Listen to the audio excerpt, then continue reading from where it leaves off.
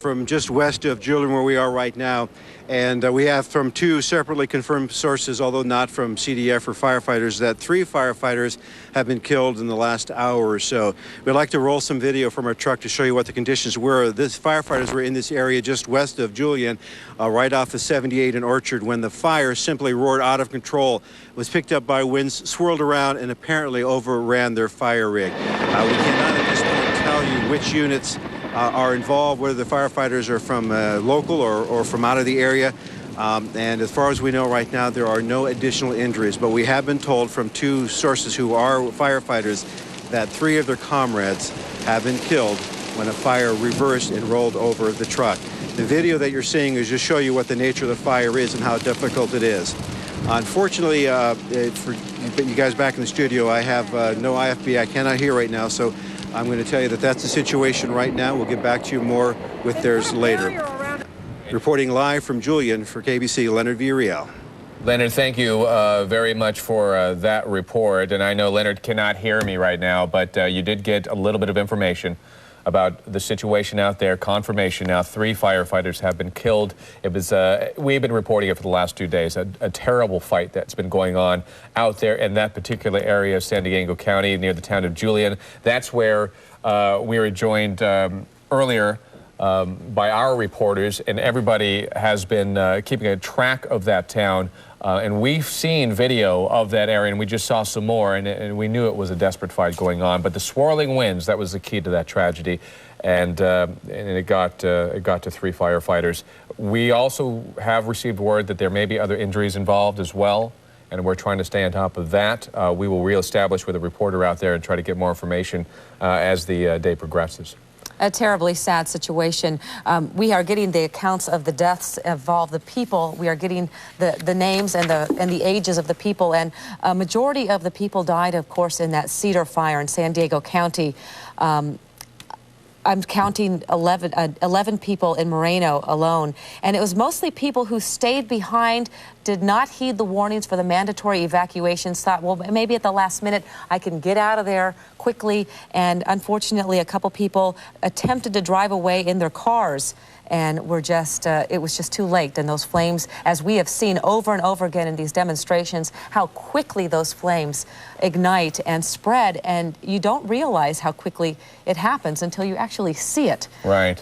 It is. The stories are incredible, and we're going to rehash some of that in just a second. But first, we want to give you the latest information when it comes to this series of firestorms going on throughout Southern California. The latest we have right now is about 950 square miles have burned. That's square miles. Think of 1,000 square miles, just a square of it. It's larger than the state of Rhode Island. And as big as Orange County. The death toll, confirmation-wise, is 17, but that does not include the 3 firefighters that we are getting information on right now, so we could see that death toll go up to 20 as soon as that is confirmed. 2,000 homes around there have been destroyed, but keep in mind, when it comes to the homes being destroyed, there are a lot of areas that we cannot get to, that officials can't get to because the fire is moving too hot and too quickly, so they can't give you a specific tally just yet. That's an estimation. It could be much, much worse. And 11,000 firefighters are on the front lines, and they're California firefighters, they're firefighters from Nevada and Arizona as well. We're trying to get as many resources as we can on these fires. And what's terrible is that these firefighters are exhausted. They are stretched beyond the limits because this has been going on for days now. We are looking at a live picture right now from Air 7 over the Stevenson Ranch area. That has been a touch-and-go situation. We saw Michael Ullman 2 hours ago. He almost said he cursed it. He said, well, you know, the winds are calm, things look pretty good. Next thing you know, the wind shifts positions, and he has to race out of there. Yeah, with he had to his run out of there while he was on camera. It was an incredible situation to see, and the flames. There you see a shot of the traffic throughout the area. Keep in mind, because of that flare-up that we saw on camera, they had to close the 5 freeway, and as a result, it is a mess, and it's going nowhere right now. They're rerouting traffic. If you're 5 southbound, you can go to the 126, then to the 23 southbound, and eventually to the 118 eastbound. It's a complicated system, but that's the way you can do it right now. If you're heading 5 northbound, you can get on the 14 northbound to the 138 westbound. You could join the I-5, but all the way in Palmdale. So it's complicated. If you don't have to drive in that area, absolutely do not. Definitely stay away from there. But Michael Ullman has been there all day long. We saw the flames earlier, his incredible video. And Michael, what's the situation there right now? Well, we're watching this canyon here, and the flames are sort of making their way down. Not as intensified as we might have expected at this point, but there's still a whole lot of fuel down in this canyon, and that's where we see it really, really intense when you have the winds, and then you have these deep canyons full of this dry brush. I've got Battalion Chief Bob Franco with me with LA City Fire up here sort of watching this thing. You anticipated it coming this way. What can you tell me about the efforts to fight it? Are you hitting it from the air? I've seen the choppers, maybe a scout chopper, was that? That's right. We do have the Air Force from the LA County and Ventura County Fire Departments up and flying. They're doing a tremendous job of assisting us ground crews. Right now we're dealing with some very erratic winds, so it's making it very difficult to get a handle on this fire.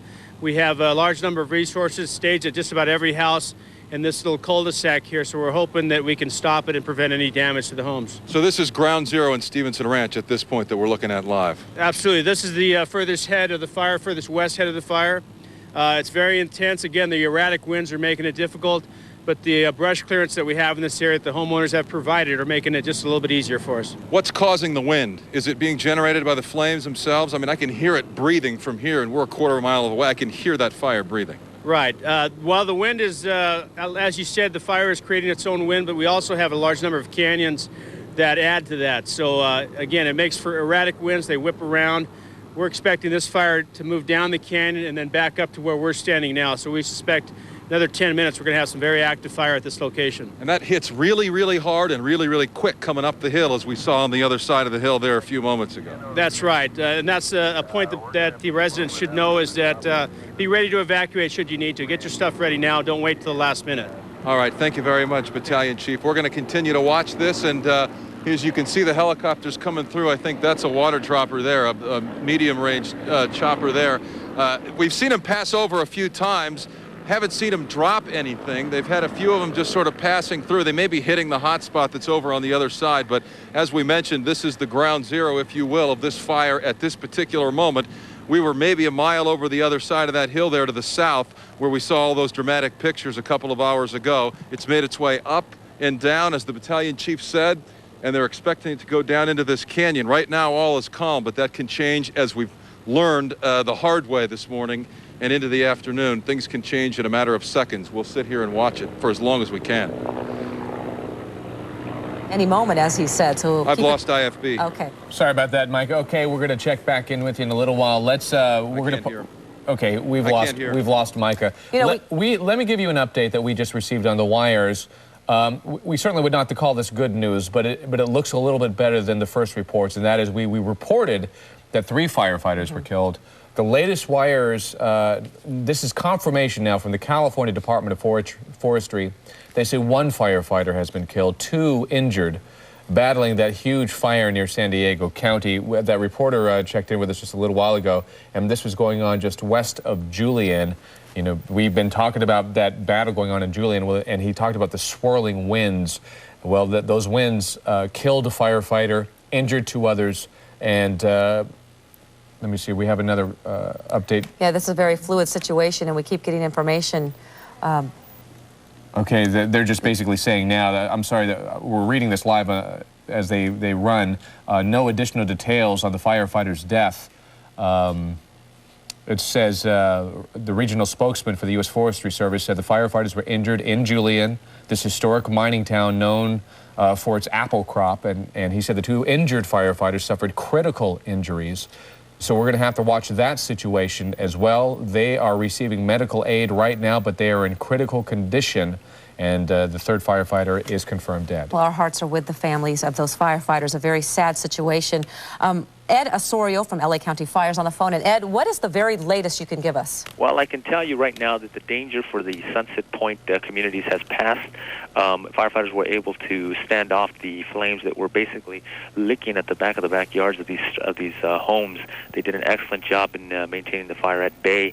Right now, we're working several spot fires that have occurred on the west side of the 5 freeway. Firefighters are conducting backfire operations to remove some of that fuel. Right now, we have a predominant wind blowing towards the north, and we're trying to take advantage of that. What is the course of action now? If these winds do pick up, as sometimes they do towards sunset, what is your biggest fear? Well, our biggest fear, obviously, is that the winds could pick up and actually fan the flames and cause maybe some embers to fly across the 5 freeway. We're doing everything we can to prevent that. We're going to keep all the resources that we have on scene should that need arise for structure protection in the Santa Claritas area. In addition to that, we have several other resources still coming our way. Helicopters will be held, probably like we did last night, staged nearby so that they can perform night operations if needed. All right, your confidence level, we asked you that earlier about the Stevenson Ranch area. How is it right now? Well, excuse me, we're very confident. Most of these homes are newer construction homes with stucco walls and tile roofs, and that are actually built to withstand this type of environment. So a lot of these homes have adequate barriers and landscaping that help our firefighters to make a stand and actually protect them. Ed, it looks like you've had a little bit of a smoke inhalation yourself. I know this has been a long, hard day for you. Ed Osorio from LA County Fire, we thank you so much for your information. Yeah, okay, it's good to hear him say some positive things, that he still feels really confident. Let's turn attention now to Tom Krutschke from Ventura Fire. He joins us via the telephone. I think he's there. Tom, are you there? Yes, I am. Very good. How about your vantage point on what, you obviously, you're working on the Simi fire as well. Correct. Okay, what can you tell us? Right now, things are looking very good on our end. We've had very favorable weather conditions change for us. We had lower temperatures, humidity and fuel moistures are coming up, the winds are dying down, and we're hoping for even cooler temperatures in the future. So right now, things at our end of this incident are looking very good. All right, that's certainly good news, but there has been a lot of talk today about those winds, and even though they are cooler and there's a little bit more humidity, they're enough to still be a concern for you as well. Oh yes, until we really get a significant weather change with rain in acceptable amounts, not too heavy, not too hard at any one time, we're still not out of it yet, but things are a lot better than they have been in the last few days. All right, and the other end, Ventura County, the northeast area, the Piru fire. What's the latest with that? I know that at one point Fillmore was threatened. They were worried about that fire. Right now the fire is moving north into the wilderness area and the Condor refuge up there because of the lack of resources on all the other major incidents we're having. They just can't get too much done on that fire other than structure protection and the safety of the firefighters and the people in the area. I understand there's a lot of rugged terrain as it goes north into those hillsides. Exactly. That's a very, very steep, rugged area. It's a wilderness area, and it's preserved in that condition. Okay. What about your resources? I know across the line throughout the state, firefighters are becoming exhausted. Do you have enough personnel? The system has been sorely taxed on this incident, all these incidents here. It would be nice to have a lot more resources, but we have to deal with the situation we're in right now. What happens when you get a handle on the situation? Because certainly, if you had to weigh the various fires, it seems like the Simi fire right now is the least dangerous. If you do get this fire under control, then do you guys have to move to the next one? Exactly. Our system is set up not just on any local one area. It's set up statewide and even nationwide. They do the prioritizing and moving resources around as they need to. It's a large chessboard. You have a lot of listeners right now, and is there anything that you would like to tell the folks at home, perhaps what they could do to help in the firefighting efforts, anything you would like to get out? Just that right now we're thankful for the public's help, for everything they've done. We appreciate their cooperation at times when we need them to evacuate or whatever requests are made of them at that time. We'd appreciate their cooperation. Well, okay, very good. Thank you very much, Mr. Tom Krutschke. I hope I'm saying your name right. Probably not, from Ventura County Fire. Good luck to you, and perhaps we'll talk to you again a little bit later on today, but we're happy that you're able to bring us some positive news when it comes to the Simi fire, at least, and in your situation out there. However, in the San Bernardino County, it is not such a positive situation there as those winds creep up, they change directions, and we've seen it burning east and west of Highway 330, and it's running along south of Running Springs, along the highway, threatening homes there. We saw a few structures going up. However, it is too difficult to tell exactly how many homes have been lost in that area, but I know that the folks are very concerned in that particular area. This is, in regards to the winds, while you watch the winds fan the flames over there in Stevenson Ranch, which we are keeping a close eye on, I have to tell you, though, in San Bernardino County Mountains and Riverside County right now, a red flag warning has just gone out, meaning the winds are going to kick up and they're going to be dangerous. This is downwind of wildfires this evening through Thursday. So the red flag warning is up. Of course, we'll have Dallas Rains and Johnny Mountain joining us in a little while to talk about that. But that is a dire situation for firefighters. It's certainly something that they do not want to have to deal with. And we've said this before, and we'll say it again.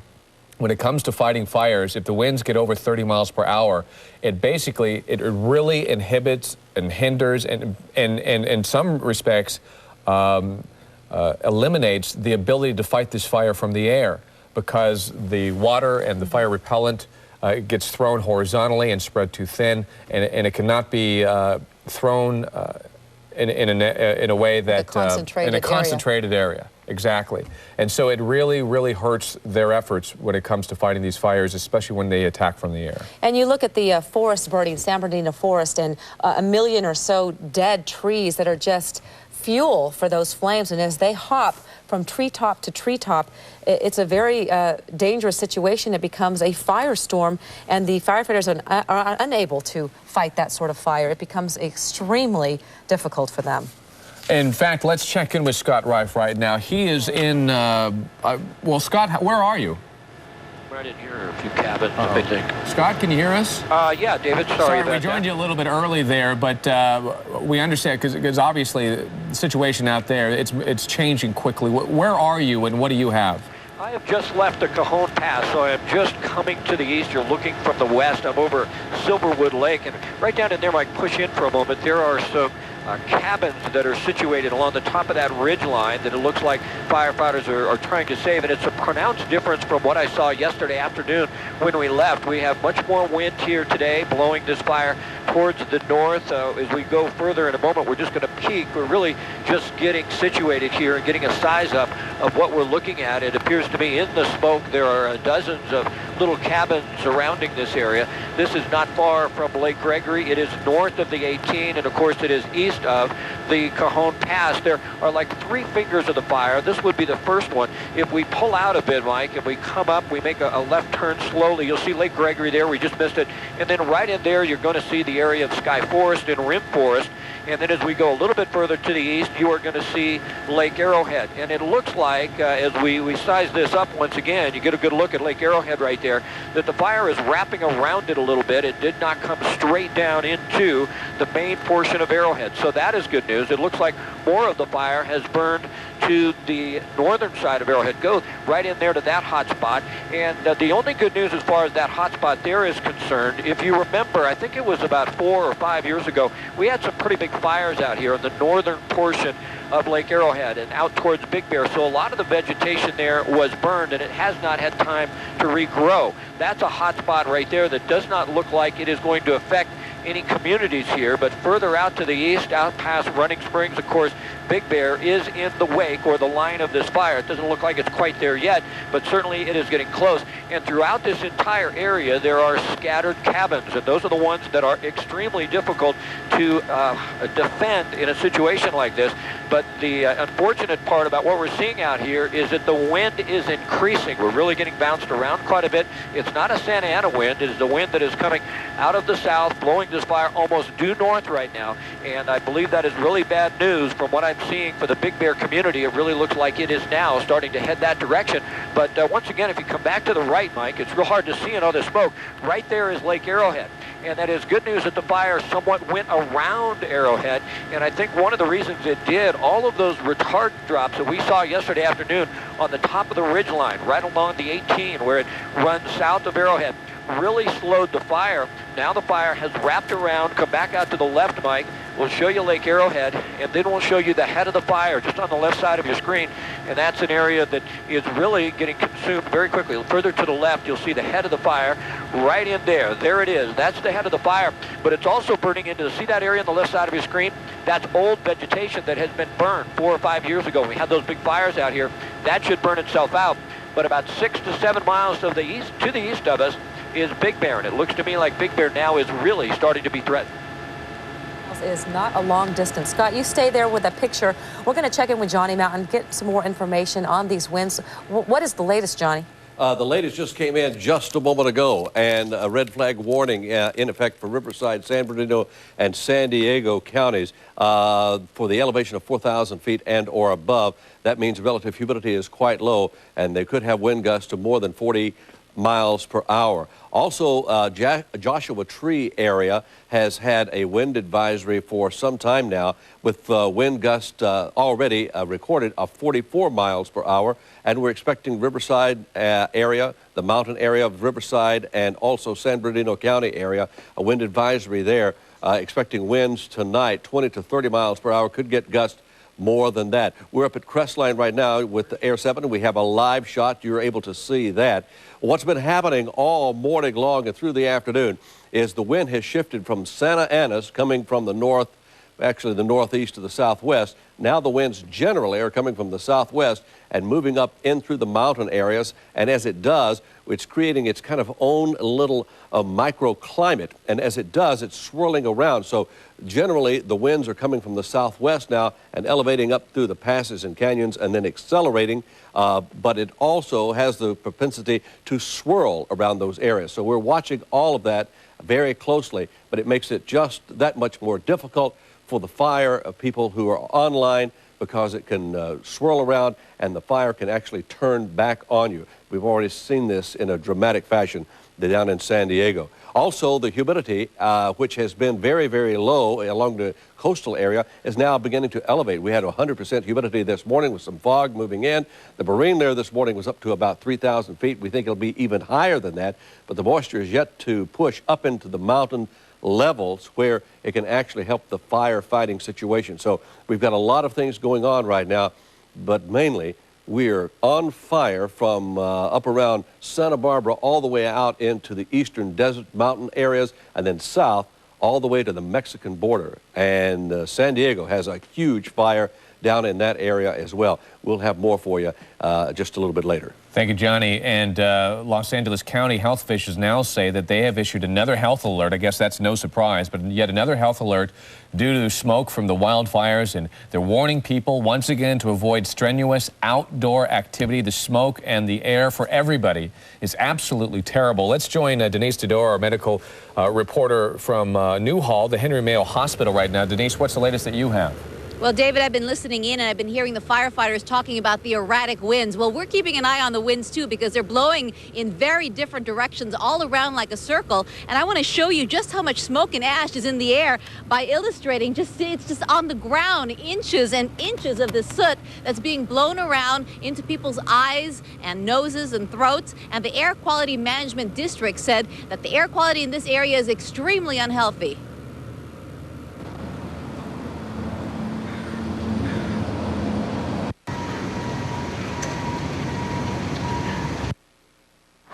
The ash and soot is falling so fast it's piling up in the streets and in the eyes, throats, and noses of residents. The ash is like in our eyes and it's all over us and it's hard to breathe. It's really thick outside. The longer you're out here, the harder it is to breathe.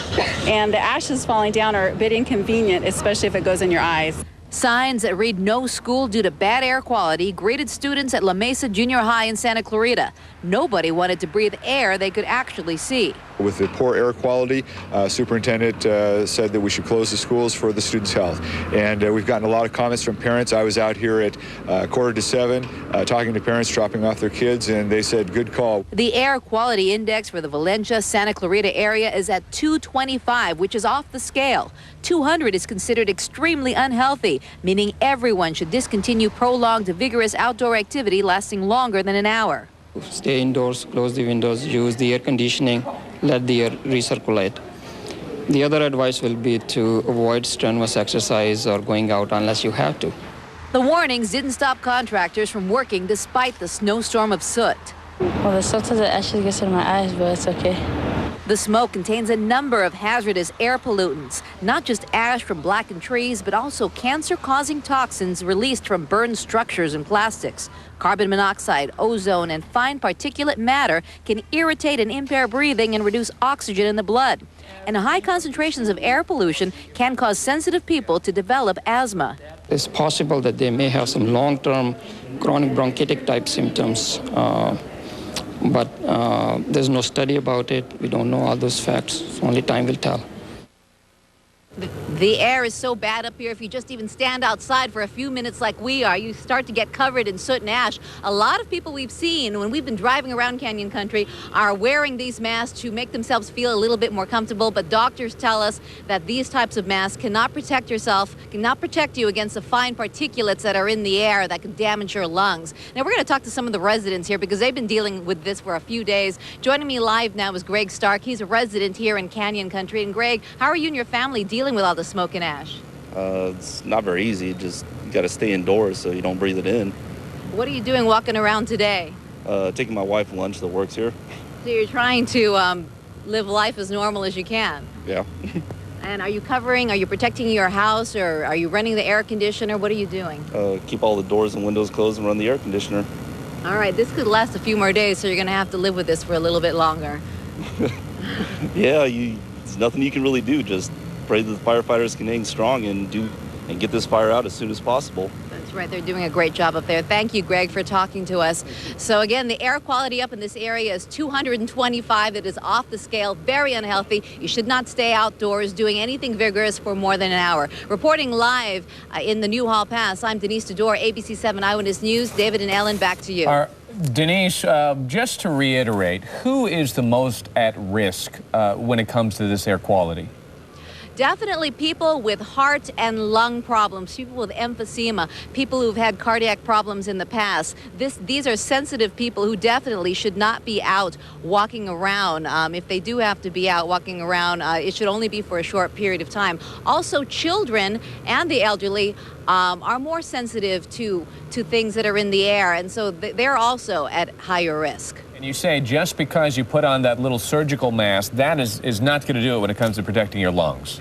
Basically, the only thing that can protect your lungs in conditions like this is a gas mask. People are just wearing this for comfort.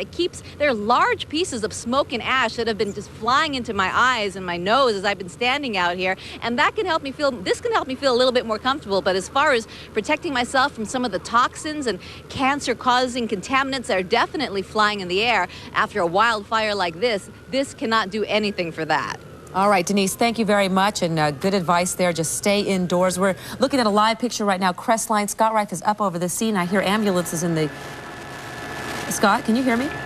Yeah, we're losing you just a bit, Ellen, but what we're looking at burning here is just east of Lake Arrowhead. It's actually quite a bit north of Crestline, and we have a helicopter working this area pretty diligently, but we have some spot fires moving up a ridge line in which there are dozens, if not hundreds, of cabins. Now, if you're watching and you live in Lake Arrowhead, this is just east of the eastern border. Pull out for just a moment, Mike, and see if we can't show where Lake Arrowhead is, actually, the eastern side of it right there. Just to the left side, you're going to start to see the lake there for a moment. There it is.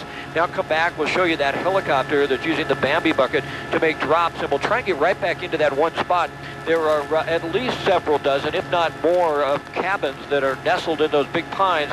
Moments ago, we had high flames moving towards at least 3 of them, but there are several others that we can't see through the smoke. But certainly, I would say that if you have a cabin on the far eastern edge of Lake Arrowhead, those are the ones right now that are threatened the most. That appears to be the area that they're working as diligently as they can with the helicopters trying to save. But as we have mentioned, the way the cabins are nestled up amongst these pines, some of the pines of which are dead, as we've talked about, because of the beetle infestation, it's nearly impossible to save them all. And it appears to me that they are going to lose quite a few of these cabins from what we're seeing with the winds that have increased, the low humidity, and the temperatures that appear to be rising just a bit. This fire has really taken a turn for the worse just within the last half hour or so. As far as the wind speed and direction is concerned, it's moving east of Lake Arrowhead, but all of those cabins on the eastern border of the Lake Arrowhead area are right now all in jeopardy.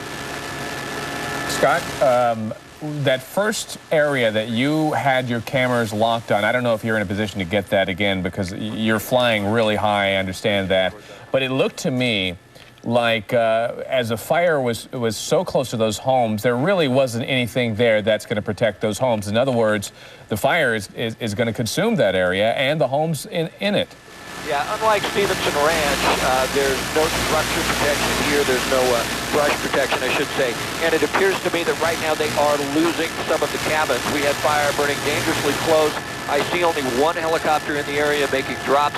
We had the cabins a moment ago. We've now lost the cabin because of the thick, dense smoke that is pouring over the area. But just on the eastern edge of Lake Arrowhead, there are quite a few cabins up on that eastern edge. And those are the ones that are... All right, we're losing Scott's signal there a little bit, but you've been looking at Lake Arrowhead, the eastern side now threatened there from the fire. And you could tell from those pictures how hard the wind was blowing. Absolutely clear on one side, and the smoke almost horizontal to the ground.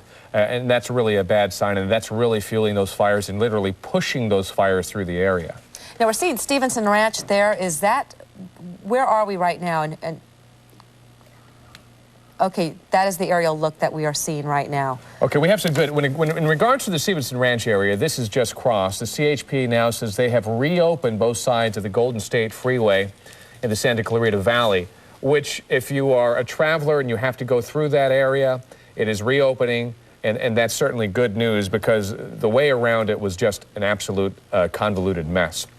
And we've been watching these fires as they burn 622,000 acres across California, 950 square miles wiped out by these brush fires, and our coverage continues, rather. Yeah, I'm David Nolan along with Ellen Label. We're going to sign out for a second and turn it over to Mark Brown and Michelle Towsley, who are just itching to get on the air right now. Well, you know, it's thank you very much, you two. It's been an amazing day, and it's incredible to watch all this stuff take place in an area the size of Rhode Island that is now either on fire or having burned. It is astounding to watch. And this is Mark Brown along with Michelle Towsley. We want to go to Eileen Frere. She is in the Arrowhead area where it sounds like, according to Scott Reif, there's some good news to be had, that at least the fire, although there are two fingers of it kind of moving, they're on either side of Lake Arrowhead. Is that correct, Eileen? That is correct. We have been watching the fire grow. It did start behind us here. It moved behind the ridge here where you see the smoke. But the good news is we are seeing a lot of smoke, white smoke over there. We wanted to get a better vantage point of what exactly was behind there. So we went up on the hilltop. I don't know if you can see the house up there, but that is Mammoth Drive here in Lake Arrowhead. And we took some pictures up there. Hopefully we can show you that tape of what we were looking down on from that vantage point. The fire was burning in the, that's actually the San Bernardino National Forest. Moving quickly, though, because of all of the dead trees, the trees that are infested with the beetle, as well as just suffering from drought. Moving quickly there, but it was a really strong assault from the air, dropping water as well as retardant on that fire, trying to get it out and trying to keep it from reaching the houses there. We did notice a number of fire engines also up in the neighborhood there, providing protection to homes.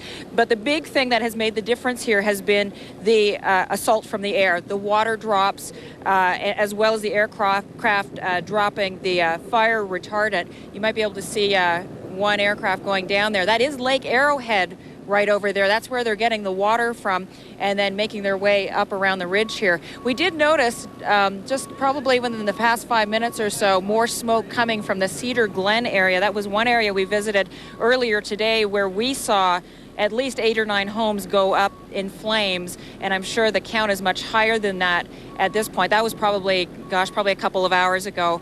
The flames just moving really quickly, mainly because of the dead trees here. The one house that we saw, the fire started in the treetop and then quickly raced down the dead tree and then onto the roof of the house, and then the house just ended up being flattened, leveled within probably 10, 15 minutes. It did not take long for that house to be fully engulfed in flames. We saw again 8 or 9 in Cedar, Glen, and it was shortly after that that we saw the fire spreading over here to Lake Arrowhead. That was earlier this afternoon.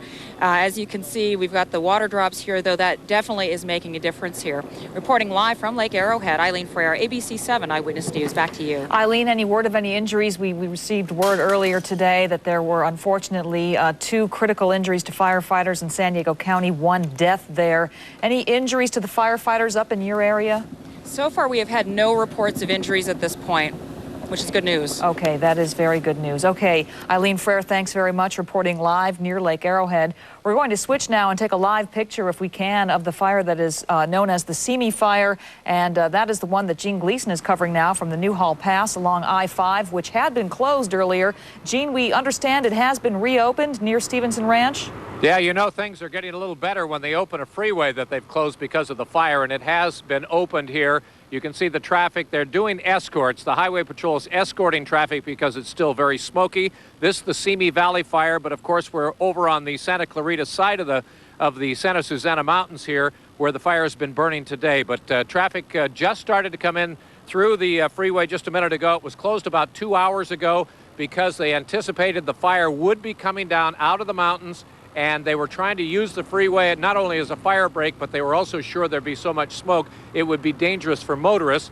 And both of those things happened. They used the freeway as a fire break. They staged huge numbers of fire apparatus around here. They probably had 50 fire trucks, and I think we have some videotape of that, 50 fire trucks that were out here. And when the flames got down to the road, they call it the Old Road, which is really the frontage for the I-5 freeway just on the west side, here between the Newhall Pass and Lyons Road. When the flames got down there, they managed to stop them before they crossed over to the other side. They'd have major problems if the fire had gotten across the freeway. And the smoke has cleared up enough. The fire has sort of retreated back into the mountains here, and so the freeway is open. Many of these fire trucks that were staged along the Old Road are now gone. And where they have gone is not far, to a place that's called Towsley Canyon. And with me is Mike Davidson, who's from the California Department of Forestry. Mike, tell us what your strategy is here, because you still have fire here in Towsley Canyon. And as I point past Towsley Canyon, we've got a couple of other canyons, and then the Newhall Pass, and then the residential areas of Los Angeles. Yeah, that's right. Our plan right now, we've got that fire backing down into Towsley Canyon. It's going to run up the other side, going to back down into the next canyon, East Canyon. We've done a lot of work in East Canyon. We've got bulldozer lines built in there. We've been dropping airdrops in there with the airplanes, preparing to hold this fire in that East Canyon. Our plan is to hold it in East Canyon, tie it in up to the Oak Ridge, and hopefully surround this end of the fire. East Canyon is aptly named because it's sort of the eastern edge just before it starts to descend. I'm talking about the Santa Susana Mountains, and the ridges there starts to descend into the Newhall Pass and then into the flat portions of Granada Hills and the other residential neighborhoods of LA. What happens if you couldn't hold it at East Canyon? Well, if we don't hold it at East Canyon, we're probably going to have to take it all the way down to the 14. We don't want to do that. There's a dump, and there's some items in that area that we're really wanting to keep that fire out of. We're feeling pretty confident if we keep the weather as we have it right now, that we'll hopefully be able to hold it in East Canyon. It is kind of amazing being in the Newhall Pass here, in the Newhall Pass area, because the winds have been blowing rather erratically. I mean, we were expecting sort of west winds. We've been getting sort of southeast winds and even east winds in here. They're cool and I assume moist, but how does that affect your firefighters? You know, this wind has been very difficult for us. You know, we're setting up our strategy, hoping this wind will carry it back into the fire. As soon as we get things rolling, of course, the wind says, nah, I'm not going to do this, and then it's wanting to take things across the highway, just making us work really hard. We've done a lot of prep, though. We have engines on the other side of the highway. We have helicopters up flying that are loaded and prepared just in case we get anything hot on the other side of the highway. We'll jump on it as quick as we can. So some of your helicopters are not dropping, they're just staying in the air, they're orbiting, and they're waiting for anything that hops the freeway, because you want to be able to get to it faster than you would be with a ground crew. That is correct. They're in a real defensive mode. We really want to keep this fire on the west side of the I-5. Okay, Mike Davidson, California Department of Forestry, thank you very much for your expertise. Mike just down from Visalia up in the Central Valley, been here 4 days. A lot of these crews, we've seen fire trucks from Lake Tahoe area, from Jackson, California. Where's Jackson, California? Can you? out of Sacramento. So from a long way away, I thought I knew every town in California, but Jackson was a new one for me. But they're all here, all lined up in the Towsley Canyon area along here, and many more over as we go north along the I-5 up into the residential communities like Stevenson Ranch, where Mike Ullman was just earlier. All of them staging here, prepared for anything that happens. In the meantime, not waiting benignly for something to happen. They're doing dozer lines and everything up there in that East Canyon, and we've been watching the National Guard C-130s make drop after drop as they paint the brush with the fire retardant Phos-Chek so it'll slow down and cool off when the flames finally reach it. But that's the situation right now. So far, things going according to plan. If the wind stays as it is and not so erratic, they think that they have a pretty good handle on this part. Live in Newhall Pass, Gene Gleason, ABC 7 Eyewitness News, back to you. All right, Gene, thank you very much. Some good news there along the I-5. So many people, tens of thousands of people across California have been displaced by all these fires. One of the locations where people are going to is in Hesperia. We have our Bob Banfield at Hesperia High School down there, where people are basically waiting to go back home and wondering if they have homes to go to. Bob? I think it's a very interesting point that you make there. You know, we talk in terms of thousands of acres that have been blackened. Those fires, those acres have been blackened before down through history, and that's no great problem. Everything will come back fine. But the real problems with this thing are the homes that are lost and the people that are displaced. And as you mentioned before, we are here at Hesperia High School. This is one of 4 evacuation centers here in Hesperia that they've opened up because of the need, because of the great need. Cheryl DeShane is with the American Red Cross here. How many people are here, Cheryl? We have approximately 900 people in the past 24 hours who have sought shelter through the Red Cross shelters. We have 4 locations. And where are they, other than here? There are 2 in Hesperia, Hesperia High School, where we are at, and Sultana High School, Apple Valley High School, and the gymnasium at Victor Valley College in Victorville. This has been home for several people for several days. Yes, we opened our first shelter on Saturday. And you're taking care of all of their needs? They're coming and going as they please? Yes, absolutely. Medical too? We have nurses in the shelters who identify any needs, and we refer them to the appropriate places. Let me talk to 2 of your guests here. I know these people are come down from Hesperia, as are many of the folks here. First of all, your name? I'm Nick Immer. Nick Immer? My name's Heather Kozicki. Okay. Nick, your situation. When did you come off the hill? We came down Saturday evening, down from Crestline. We came down 138. It was just a mess coming down. Okay. Now, you're staying here? You're sleeping here? Yeah, we're staying here in Hesperia, the evacuation center. Okay. You get your meals here, and then you spend some time out, whatever you need. Yeah, we'll get out and about, help these people out here if they need anything. Okay. We're all just sticking together. Okay. So. And what is the, I walk through the center and I see a whole gymnasium floor filled with cots, filled with blankets, and people trying to get some rest. And at night, you got whole families together. They're watching television. The one thing, and you mentioned this, was the fact that the greatest problem that they have is not knowing what they're going to return to. Even with all the reports on television, you're wondering, is my home one of those that have been destroyed? Is that right? Exactly. I believe with as bad as it is, and being that we do live there and we know how severe the situation is, it's really, there's no idea what we're going to be returning to, and I don't think they can get an accurate portrayal of exactly the extent of the damage. Would it be difficult to find any way to even pay for the kind of help that you're getting from the folks here? Absolutely not. I think that just people have been so great. The American Red Cross, the hotels that we stayed in, they have just treated us so nicely, and it's just so nice to know that there's people there for us in this time of need. And someday you'll be able to return that? Absolutely, if there's anything I could possibly do. Okay, I'm sure that you will, and hope everything is okay up in Crestline. I hope so too, and thank you. There's a lot of people here that are concerned in this area because the winds have been blowing so high in Hesperia. We have some tape that we'd like to show you. This was taken near Hesperia Lake. Now, anybody that lives here know that, but you can see that the fire is quite a ways from Hesperia Lake. It has quite a few ridges to come over before it would be a problem here. But of course, the winds are so strong and so erratic that it wouldn't take long should it should it blow in that particular area. There have been a lot of mandatory evacuations. Many people are taking advantage of the shelters here. The latest one that they opened was at Victor Valley College, and that's on Bear Valley Road. I'm Bob Banfield, reporting live from Hesperia. Okay, Bob, thanks very much. Yes, we're keeping a close eye on those winds. I recall Dallas Raines telling us yesterday when we were on the air that he expects the winds to pick up in the mountain areas. I think he was talking about tomorrow, those winds picking up. We're going to check in with Dallas in just a few minutes to get the latest on the winds. But first, we want to go to Garth Kemp. He's live at Staples Center, where there is a big fundraiser underway for the fire victims. Garth?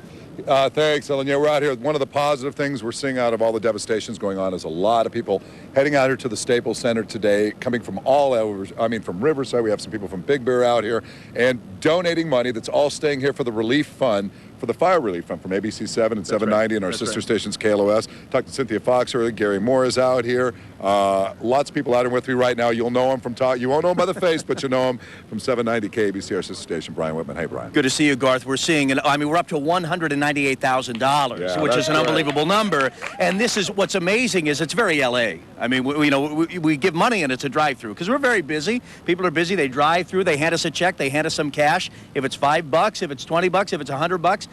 We'll take it, and we're up to $198,000, and this is very, very encouraging. You're getting some great response on 790 KBC too. Your listeners, how are they feeling about it? I mean, it's really an amazing thing to see it's touched so many people down That's right. Obviously, it's very emotional, too, because, I mean, you can hear in the voices of the callers at KABC, you can hear the emotion. We're talking to people who have recently evacuated their homes. We're talking to people who have just gathered up mementos, the wedding dress, and pictures, and they've headed out with 20 minutes to pack up what they think is most important to them. So obviously it's very personal, it's very emotional, but those who feel as if they want to do something, Garth, they want to help out, they don't want to feel helpless watching this on television. What can I do? They can come on down, they can give us a couple of bucks, and we're raising money. It's a great cause, and it's a way for people to be proactive and help out. Yeah, it's a collective effort. You don't have to give a lot. I mean, we'd appreciate it if you do, but if we just get the volume of people in behind us, right now it's a little quiet, but we've been seeing people, a constant stream of people rolling through in their cars, just driving it off, people with their children just happy to come on down and do things, and most of the people are simply just trying to do it and getting out of everybody's way and going back to what they're doing. So it doesn't take much effort.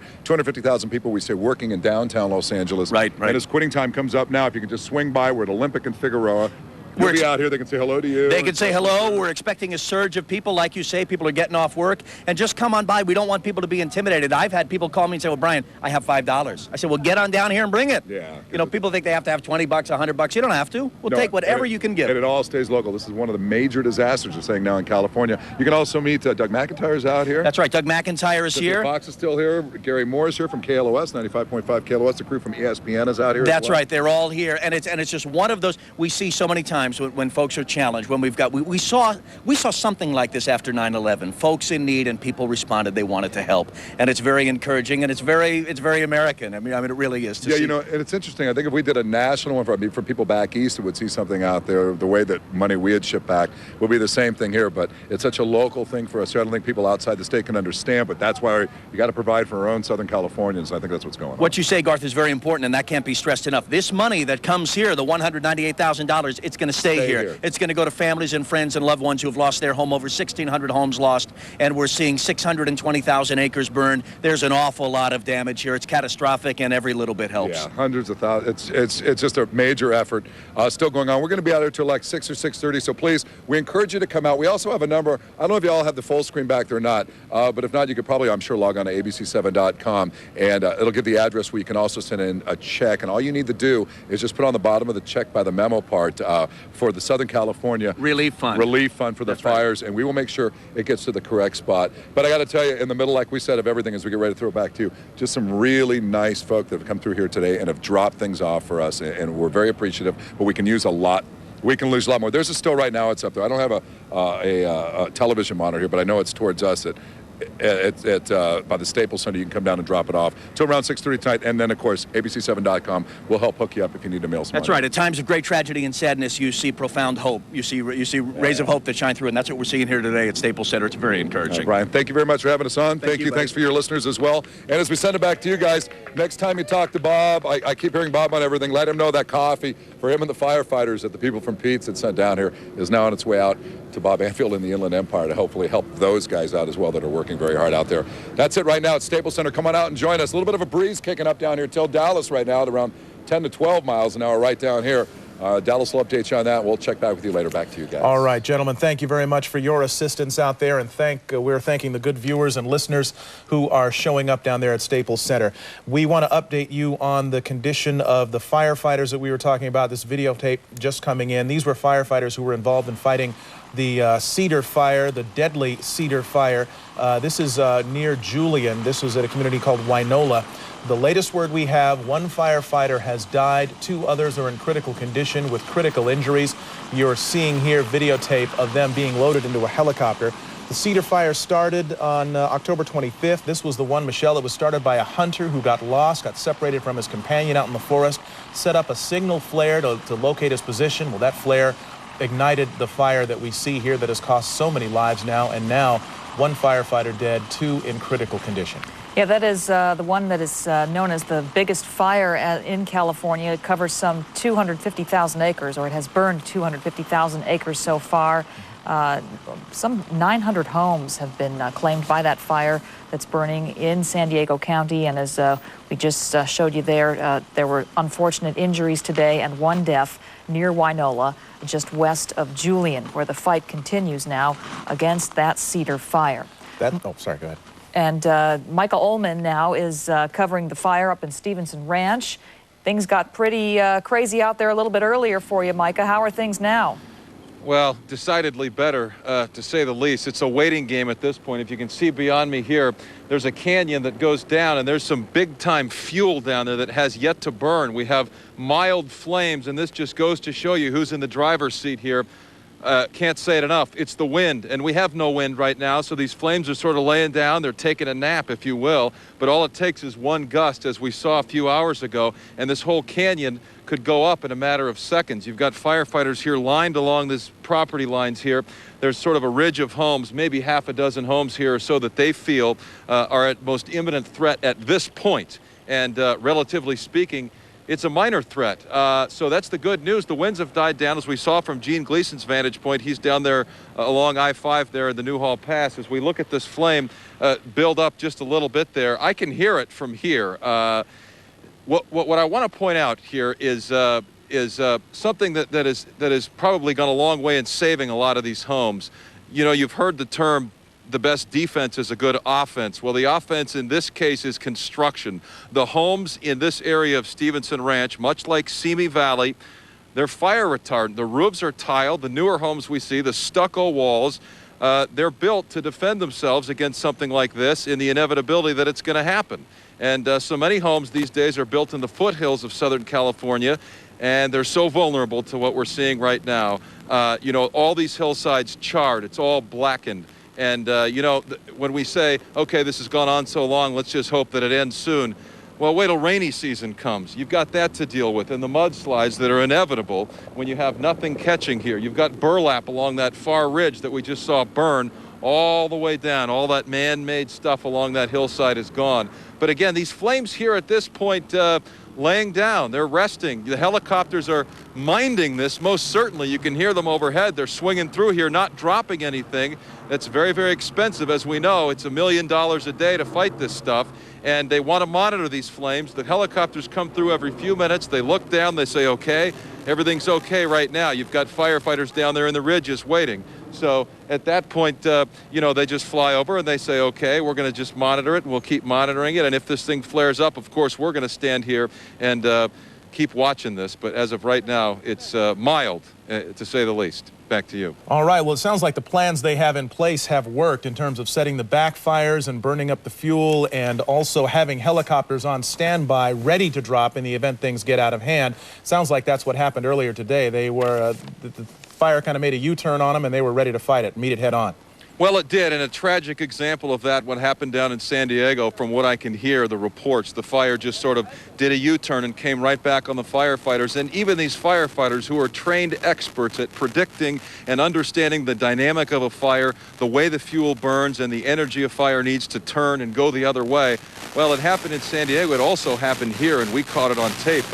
just about a mile over the ridge here, the Sunset Point area of Stevenson Ranch, just to the south of us, everything was okay. There were residents walking in the streets, talking with each other, saying, okay, it looks like it might be okay now. Firefighters were saying it's going to be a couple hours before we see any flames here, so you might want to move over there if you want to catch flames on videotape. So we sat there, we went on the air and told the viewers that everything looks to be okay. It's status quo, ho-hum, as you will. Firefighters bracing themselves, but nothing severe at that point. In a matter of 5 seconds, the whole thing turned around.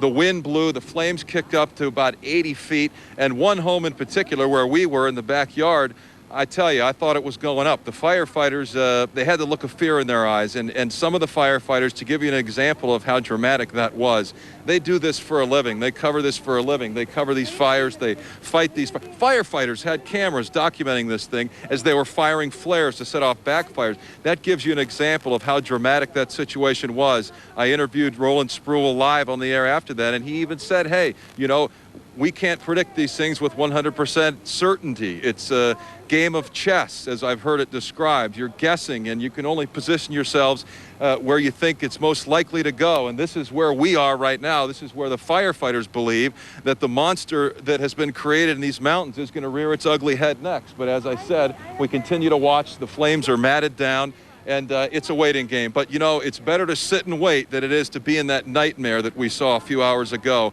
We'll have it on the air throughout the afternoon as a dramatic, clean example of the unpredictability of these fires. Okay, and Micah, for the folks who are living in Santa Clarita and Valencia and those other areas on the other side of the freeway who may be concerned about the direction of this fire, give us an idea of where it is burning right now. Is it still burning south of Pico Canyon? And then would it be burning west of Stevenson Ranch as well?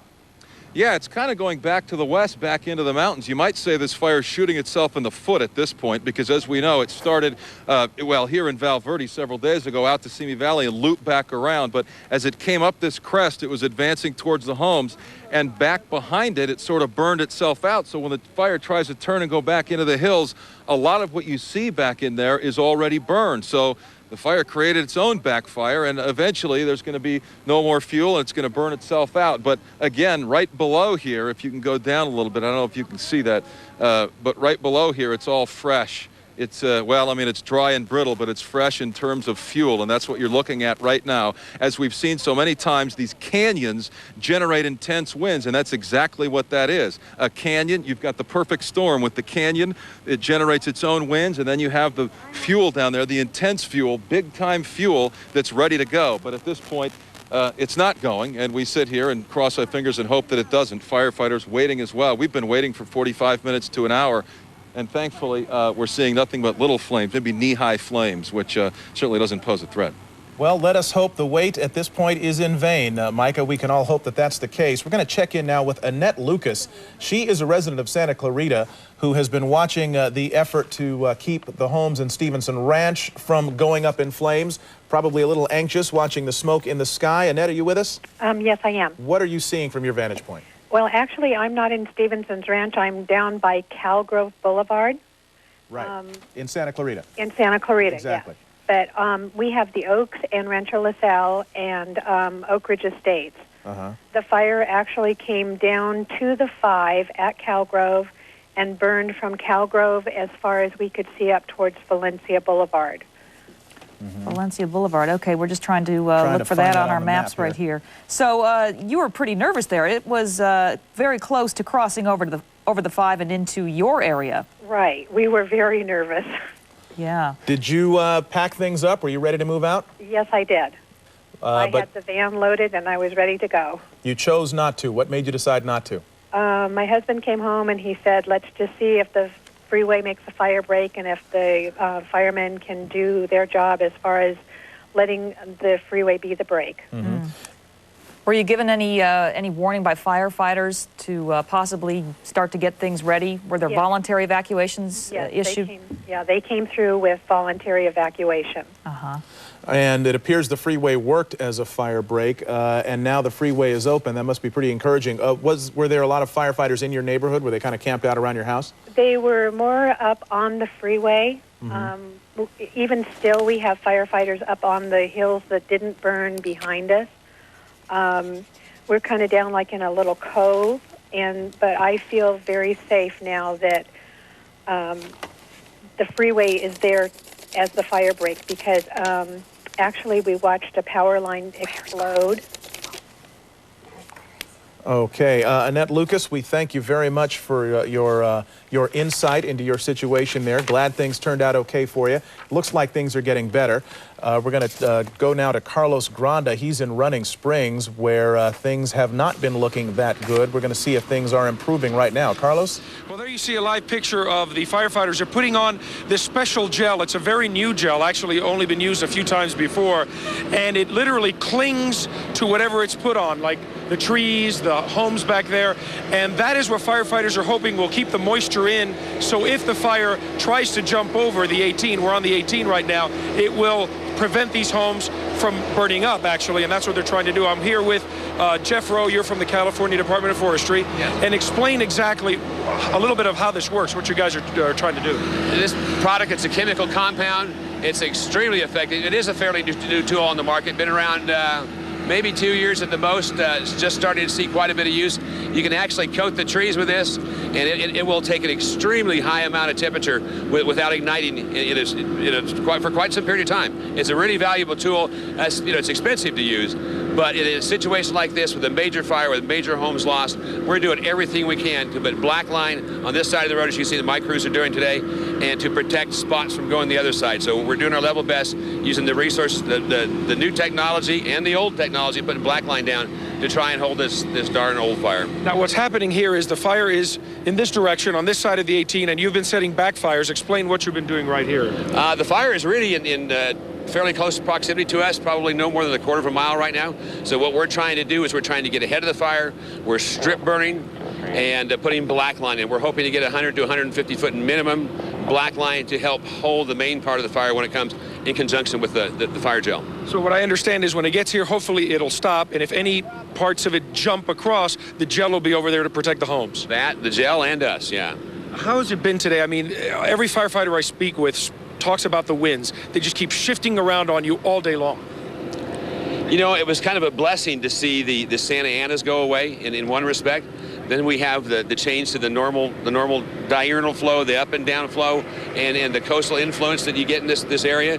And so that's actually a hindrance to us, because the areas that burnt before going towards the valley or lower areas are switching around and burning back the other way. So yeah, it is a real problem for us.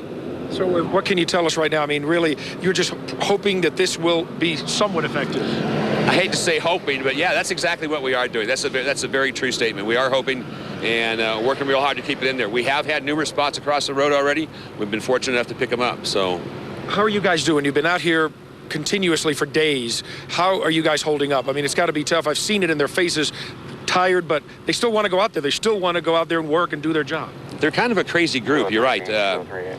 All firefighters, I got to say, really do like to work, and they'll work endless hours.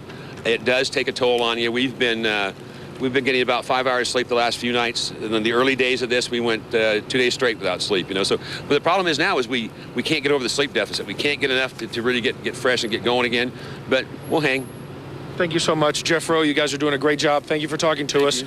You'll talk to this guy. And we're on the 18 right now, and I can tell you this is what they've been doing. They've been spraying the gel all on these areas. Carlos? These are all the homes up here that they're trying to protect, and this special gel clings to the trees, clings to the homes, and they're hoping that will keep in the moisture, enough moisture that if the fire does get here, and if by any chance it tries to jump the 18, it will not go across, and it will not keep going into people's homes, because that's what's on the other side of the road, all the people's homes. Over here, the fire, as he said, is about a quarter mile in that direction, heading over here, and they've been setting all the backfires here, trying to burn up some of this fuel. You can see it all down here. It's just dead brush just from years of growth, and there have been no fires here in such a long time. It's all just ready to go up, so they're trying to burn up this fuel before the fire gets here, so when the fire does get here, hopefully it will basically just put itself out because it has no more fuel to burn.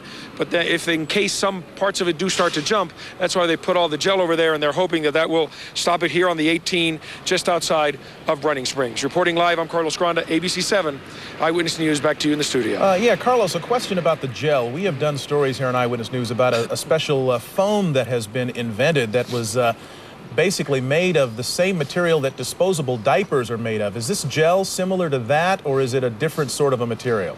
Well, I'm not sure if it's similar to that, but what they describe this gel, they say basically it's like Jell-O. It's sticky Jell-O substance that when you spray it on, it just sticks onto the trees. You might be able to even see there the dirt right here in the bottom.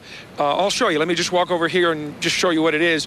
They've been throwing it over here, and you can see it's been sticking here to this dirt. And this is what it is right here. You can see underneath where it's dry, and on top there's that layer of gel that they sprayed on, and it basically sticks into place. And one firefighter told me that the good thing about this gel, even if it dries out a bit, all they have to do is spray water on it, and then all the properties of the gel come back. It basically, even if it dries out a bit, you just re-moisten it, and it comes back, and it stays there. And hopefully this will keep the moisture in, will keep any fire from, burning up any of this dead grass that you see right here all along the side of this hill, and not go into those homes over there, because that certainly would be the biggest problem. They don't want that to happen. Well, and I would imagine, Carlos, there's only so much of that gel to go around. Do they spray it with a pumper truck, or do they spray it from above?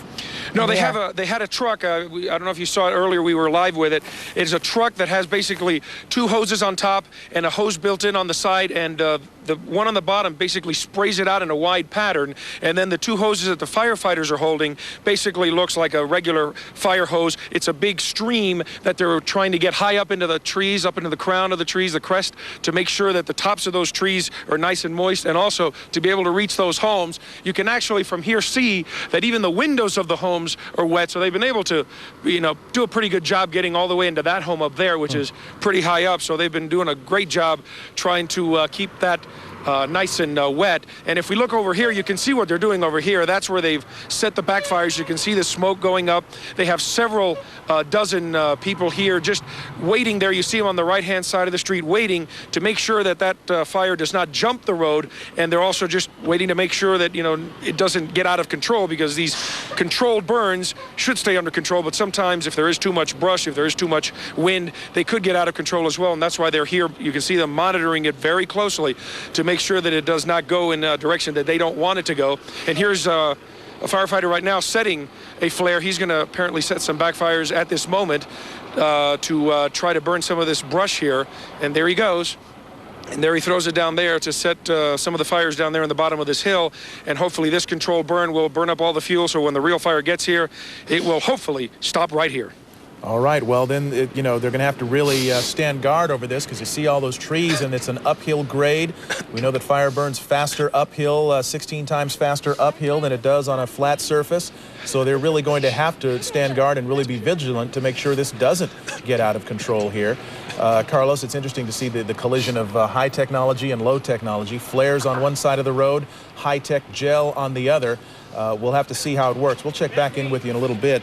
Right now, we have Scott Reif in Air 7 over Cedar Glen, where the battle is still going on there. Scott, what can you tell us? Well, Mark, sadly, it appears that the area of Cedar Glen is just getting inundated with smoke and flame, and it would be a miracle if they could save all of those homes in that area. We got here about 45 minutes ago, and the fire has moved right over top of Cedar Glen. There are several flare-ups. I've been overhearing the helicopters in the area. They're trying to make the drops in the best spots, but the smoke is stopping them. So there are there are probably hundreds of those homes, those cabin-style homes in the Cedar Glen area that are now just overcome with a wall of flame and smoke. Now, what you're looking at on the left side of your screen is Papoose Lake. We'll clear this signal up in a moment as we go through the ball, as we call it there. But Papoose Lake is on the far east side of Lake Arrowhead Lake, and it's right along the 173 now that we can no longer see there as it runs north-south on the eastern border where the fire has really flared up. Mike, if you could just come out for a moment and we'll show you the whole ridge line and where it is burning all the way along the eastern flank. Keep going to the left and we'll show you a large head of this fire right there. But as you get a good look, if you can see it, north of that point, the forest has already burned a couple years ago, so it's going to burn out right there. But once again, as we come back out to the right, folks, I want to show you the relationship from Lake Arrowhead, Papoose Lake, the 173, and the area of Cedar Glen. The battle line has been drawn there. They're doing everything that they can do, but sadly it appears to me that right now they are losing cabins in that area. I believe it'd be a miracle if they're able to save them all, looking at the size of this wall of flame and smoke that is heading through that area. So right now, once again, unfortunately, it is Cedar Glen that is getting hit extremely hard with 2 months of this. into that area. We will check back with you in a moment, but right now we have on the phone with us Kim Summers. She is the Public Information Officer with the City of Hesperia, and Hesperia is a place where many people from the mountains have evacuated to. And Kim, perhaps you can tell us what things are like now in your city. You've had this great influx of people from up in the mountains. Well, it was pretty difficult for us this morning. We've had the influx over the last few days, really beginning Sunday. But part of the problem was we had mandatory evacuations in our town this morning. So we had to displace a number of our residents into shelters also. What sort of assistance? We know the Red Cross, of course, is there. What other entities or agencies, businesses, for example, are helping out as well? The list is just too long. The residents have really stepped up, the business owners. We've had numerous phone calls of people offering shelter and food for pets and clothing, just all kinds of equipment. Anything that you could think of, we've had people offering to the evacuees. Are there many hotel, motel rooms in Hesperia? And if so, I would imagine that most, if not all, are booked at this point? Yes, they're all booked. What's kind of nice is we have 2 relatively brand new hotels in the city, and they've cut the rates for the evacuees, and they're also breaking their own rules about allowing pets.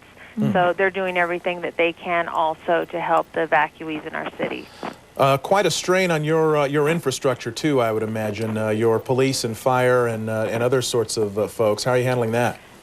It's really been surprisingly peaceful. Everyone has worked so hard together, and we've had neighbor helping neighbor. And, you know, I know it sounds kind of trite, but everyone has just really pulled together and shouldered the burden, and it really hasn't been that bad. You know what? It doesn't sound trite at all, actually, to me. I think we've seen this time and time again when disaster strikes in California. People do tend to pull together, whether it was the earthquake in '94 or the various fire emergencies we've had or the riots. People do tend to come together in the face of a larger enemy like this, that, of course, being the fire. So it is certainly good to see and very heartening to see that that's happening, Kim Summers. Yes, it is. We thank you for joining us. Kim Summers, a Public Information Officer for the City of Hesperia. Good luck as this thing continues, and hopefully it will straighten itself out very shortly. Thank you. Thank you, Kim, very much. We're looking live now from Air 7, which is flying, we believe, east of Lake Arrowhead. And if we can reestablish our signal with Scott Reif, I'd like to ask Scott about the Mountains Community Hospital, which is up there above Lake Papoose, as we're seeing on our map. Scott, I know that hospital was evacuated, and the last of the few remaining doctors who were there today have pulled out. But obviously, it is a big concern to lose a hospital. Do you have any word about the area above Lake Papoose? Is that on fire? Well, that's the area you're looking at right there, and it's a good thing they evacuated because, you know, really the only way out is the 173 over to Couple Canyon Road, and then to the 18, and that is completely engulfed with smoke and flame there, as you can see. So it's the area just from Lake Papoose, if you're looking on the map, just to the east. That's Cedar, Glen, completely covered with that smoke, and that's not white smoke. That's some pretty thick, heavy black smoke on the bottom of that plume, and that just means it is moving very, very quickly. There are hundreds of cabins in there, cabin-style homes, I should say, and they are no longer visible to us. I can overhear the helicopters, and they're doing everything that they can do, but that gives you an idea, looking at the flame and then looking at that cabin, just how close some of the flame is to these cabins. And then with the ones we can't see, it will be a miracle if they were able to save them all. And it really is our view here from Air 7 that they are probably losing some now. Just looking at the size of the fire that they're dealing with, the winds that have kicked up basically right out of the south to the north, and right over that area just east of Papoose Lake, which is Cedar, Glen, and right next to the hospital. The 173 is no longer visible to us, that major thoroughfare through Lake Arrowhead back towards the 18. So they really have their hands full now, and it is the Cedar, Glen area that for the moment is getting hit the hardest. Scott, we're going to keep your picture up in one part of our screen. Eileen Frere is live now, and she has some more information for us from Arrowhead as they watch the 2 fingers of the fire basically kind of hopefully bypassing that community at least. Eileen, what do you have? Well, we are seeing on the ground here growing smoke right behind us in the area of Cedar, Glen. And for more information, we have Captain Dennis Cross here with the LA County Fire Department. And tell me about your concern with this. Well, our concern, as you can see in the background, is the fire that's well established here on the northeast side of Lake Arrowhead, right above the community of Cedar Glen. Helitankers are hitting it real hard. There are homes spread throughout the hillsides.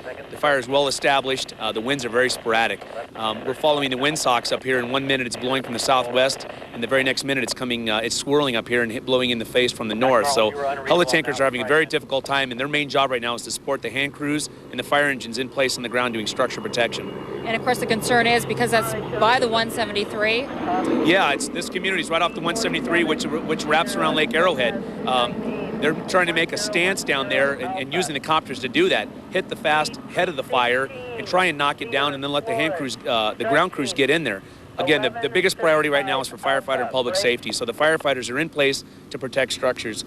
This is a timber and a wildland fire. If this thing gets well established like it is, these guys get out to a safety zone, it blows through, they go back in and try and knock down what fire's left. And this is also, the 173 is also the route out of here. Yes, it is. It's the route that'll take us back around the lake to Highway 18.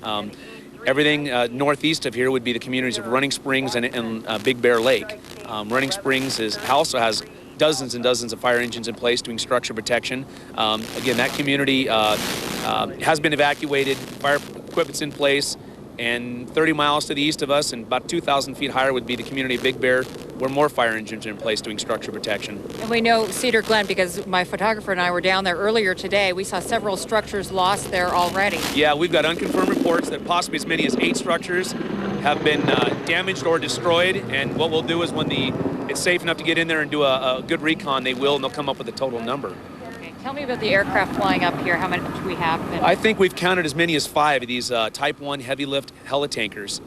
They're dropping between 2,000 gallons and some of this stuff is carrying 4,000 gallons of water or retardant. They're vital to the success on the ground of the firefighters because what they're doing is getting some of the houses that lie right in the path of the fire. They're painting lines in front, behind, and even in some cases right on top of the roof if it's burning. It's clear enough for them to operate safely. This morning it wasn't, and that's a vital resource that we need to continue in the air to be successful. Thank you very much for speaking with us and giving us the new information there. Reporting live from Lake Arrowhead, Eileen Frere, ABC7 Eyewitness News. Back to you. Okay, Eileen, thanks very much. And as we continue to take a live picture now at the area of Cedar Glen, this is a small community that is just east of Lake Arrowhead, and there's a lot of fire burning there now. This is between Lake Arrowhead and Big Bear. Big Bear, another area of concern, a huge tourist area. And on the phone with us right now is Paul Romero. He's a Big Bear resident. And we're told that, Paul, you're not evacuating? That is right. We're sitting put. There's 4 of us here. We're homeowners. We just bought 3 homes side by side up here. And we're in the foothills right outside the village of Big Bear, and we're hanging tough for the moment. We're not being dumb about it, I don't think. We got the cars packed, kind of look like the Beverly Hillbillies actually, and got our shoes on, and we're kind of ready to go. But just don't want to go too early and not be able to come back for several days if nothing happens here. And so we're staying in touch with everything. We got the internet going here, about 5 different websites, 3 different news channels, the radio. We sort of know what's going on, but hanging loose. You're aware, I guess, that this fire can move quickly, and it is fairly unpredictable. What made you decide to take that risk? Well, sort of knowing the valley as we do, the fire's coming from the west. The highway is wide open heading to the east. We're about 400 yards from the highway. We just hop on the highway and head east down to the desert, and it's sort of just an easy escape out from here. And so we don't think it's foolish. We know we're not alone up here either, but it's hard. We're brand new homeowners, and it's hard to leave your hard-earned camp here. But we commend the firefighters and everyone from CDF and U.S. Forest Service for kicking butt and keeping a close eye on our nice little paradise up here. Have you been out at all, or are you pretty much staying in your home? Because we're understanding there's really nothing open in Big Bear. All the grocery stores and businesses are shut down, and I would imagine that you have a lot of provisions. Yeah, we did. The girls stocked up pretty well, so we're sitting okay. We've been eating well. We even had a few cocktails last night, and so we're doing okay. But we're not going in town. Some friends of mine went into town last night and sort of got a hand put on the shoulder by the local sheriffs and asked to leave, and so we didn't want that to happen to us. So we are staying put. We're walking up and down the street just to get a sense of what the smoke is like, and so we think we're doing it all right. You got your escape route planned out? Oh yeah. We got 2 escape routes. We're good. All right. Well, you know, we wish you luck. How many? You said there are 4 people up there. Are they all adults? Give me some sense of who's there. Right. That's right. We got 3 of us that live here at the homes, and we have a friend visiting from Brazil that's hanging out with us here. Mm-hmm. And well, she thinks this whole thing's absolutely nuts. They don't deal with anything like this down there. So, yeah, 4 adults, and I know of another neighbor a couple blocks away that's hanging out up here also. Okay, Paul. Well, we wish you the best, and we thank you for joining us on the phone today. Paul Romero, a Big Bear resident who has 3 homes, he says, side by side, and he says they're going to try to stick it out as long as they can. He said he's not going to evacuate. All right, we are continuing to monitor the fire that is burning burning in the San Bernardino Mountains, rather, and a big concern right now is Cedar Glen, and that is the area where Scott Reif is above. And Scott, can you give us an idea now of the direction in which this fire is moving? Well, the fire, Michelle, is moving due north. The wind right here is out of the south, moving it due north on the eastern edge of Lake Arrowhead. And that's where Cedar Glen is. Pull out for a minute. There you go. That's Papoose Lake. And that is Lake Arrowhead there. Then that little dammed lake they call Papoose Lake. And then just to the east side of that is the Cedar Glen area. When we got here about an hour ago, we could see most of Cedar Glen. Now we cannot see any of it. The fire is burning right along the 173. And it looks like all the homes along Hook Creek Road are the ones that are really getting hit the hardest right now. Now, when talking to the helitankers, they're doing everything they can do to support the ground crews and to make those drops in those areas that are strategic to save the cabins. But in some of those areas, they just can't get into because of the thick smoke that this fire has produced. The winds are continuing to blow out of the south to the north once again.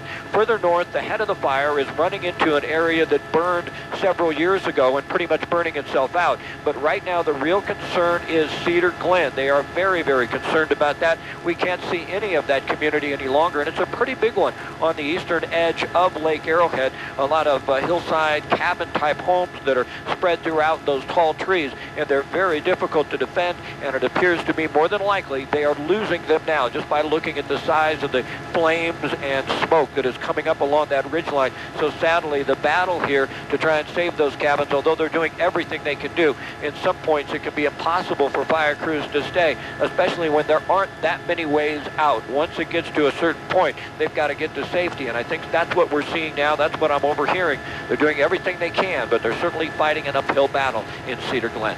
They certainly are. It's an uphill battle in so many parts of Southern California. Scott, we thank you. We're going to leave your picture up.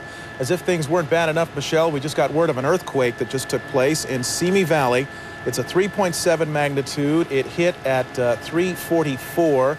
No reports of any damage associated with the earthquake there in Simi Valley. And if memory serves, there was one last night at about 9:30 or so. There was about a 3.1 that also struck. So people getting rattled all kinds of different ways with the fire and with the shaking ground up there in Simi Valley. Yeah, it's the last thing people need to be feeling right now in any part of Southern California, especially Simi Valley, where that fire had been really threatening the other night. I think it was Monday night when things were pretty tense in Simi Valley. And then that fire started to push more north towards Stevenson Ranch. Still a big concern out there, but the last time we checked in with Michael Ullman, things were looking better than they had been a short time ago. In fact, we have Michael Ullman with us right now, and he can give us an update on the progression of that fire. Micah, our homes, what's the situation with the homes there and the level of the threat? Well, the level of the threat, relatively speaking, would be about a 1 on the scale of 10. As we know, the fire's still burning, yes, but I hear Mark talking about people being rattled in so many different ways. Well, this might be the tonic that some of the residents in here need to sort of have an even keel. We've been watching this little canyon here, and the fire's just sort of trickling down the edge of it, and that's only because there's no wind. You can hear the choppers in the air, perhaps. They're coming and going. They're circling the area. And they're ready to drop if they need to. They've got their medium-range Bell helicopters that hold 360 gallons, and they've been dumping left and right, up and down, all over these canyons throughout the day when the wind picks up and it gets really, really nasty in the snap of a finger. But right now, things seem to be calm. You can see that smoke sort of going straight up, and that's the indication that we like to see. That means no wind, very little wind, if any.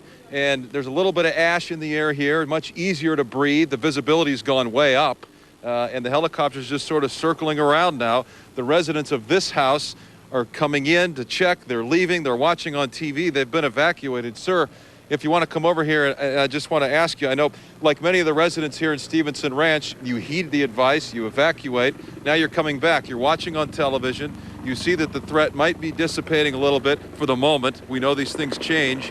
What's going through your mind now as you see this trickle down the canyon, the view that you've come to love? Yeah, it's beautiful, but waiting for the fire. I guess firefighters are waiting for the fire to reach the bottom, and then they're going to get rid of it. When did you leave? Did you leave last night or this morning? No, we left this morning, and my wife called me. I went to work, and I came back. And watching on Channel 7, and came here to see what's going on. When you saw it on television, you saw the flames on the hill. I know we were standing here a couple hours ago, and the flames were really high up there on that ridge. Did you think you were going to find something different when you came here? Yeah, it looks on TV a lot scarier than what it is. It's not that bad. Well, I'll tell you, it can be, and it can turn on you. I mean, right now it's not bad, but you know, the pulse of this thing, you can't measure the pulse of a fire like this, and it can turn on any minute. You've got your stuff evacuated, so you just came back to do a double check, if you will. Yep. Yes. Okay. All right. Best of luck to you. Thank you. Okay. That's it. Touch and go. The livelihoods around here, touch and go at this point. Not something that you can ever get used to.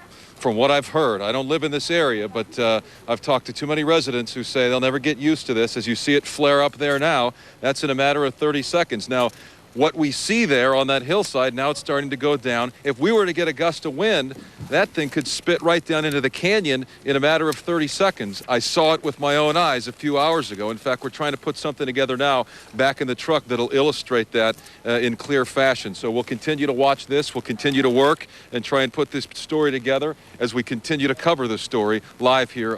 ABC7 Michael Ullman reporting in Stevenson Ranch. Great. Micah, thanks. We'll let you get to work on that package. We'll be along with you in a little bit.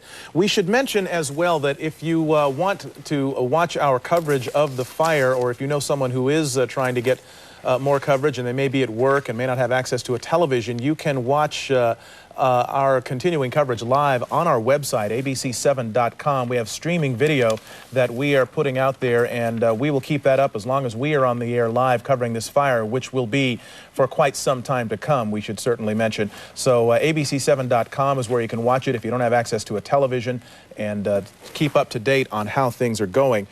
We have had some good news this afternoon. That is that Interstate 5 through the Newhall Pass is open, or has been reopened.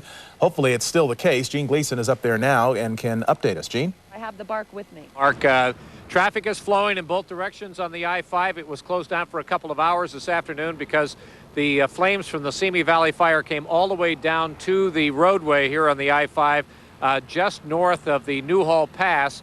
And we have a real tactical situation going on right now in the hills above us. These are the Santa Susana Mountains, probably the most rugged and the most sort of wilderness. Some of these 100-foot dry ponderosa trees, and it can spot a half mile ahead of itself.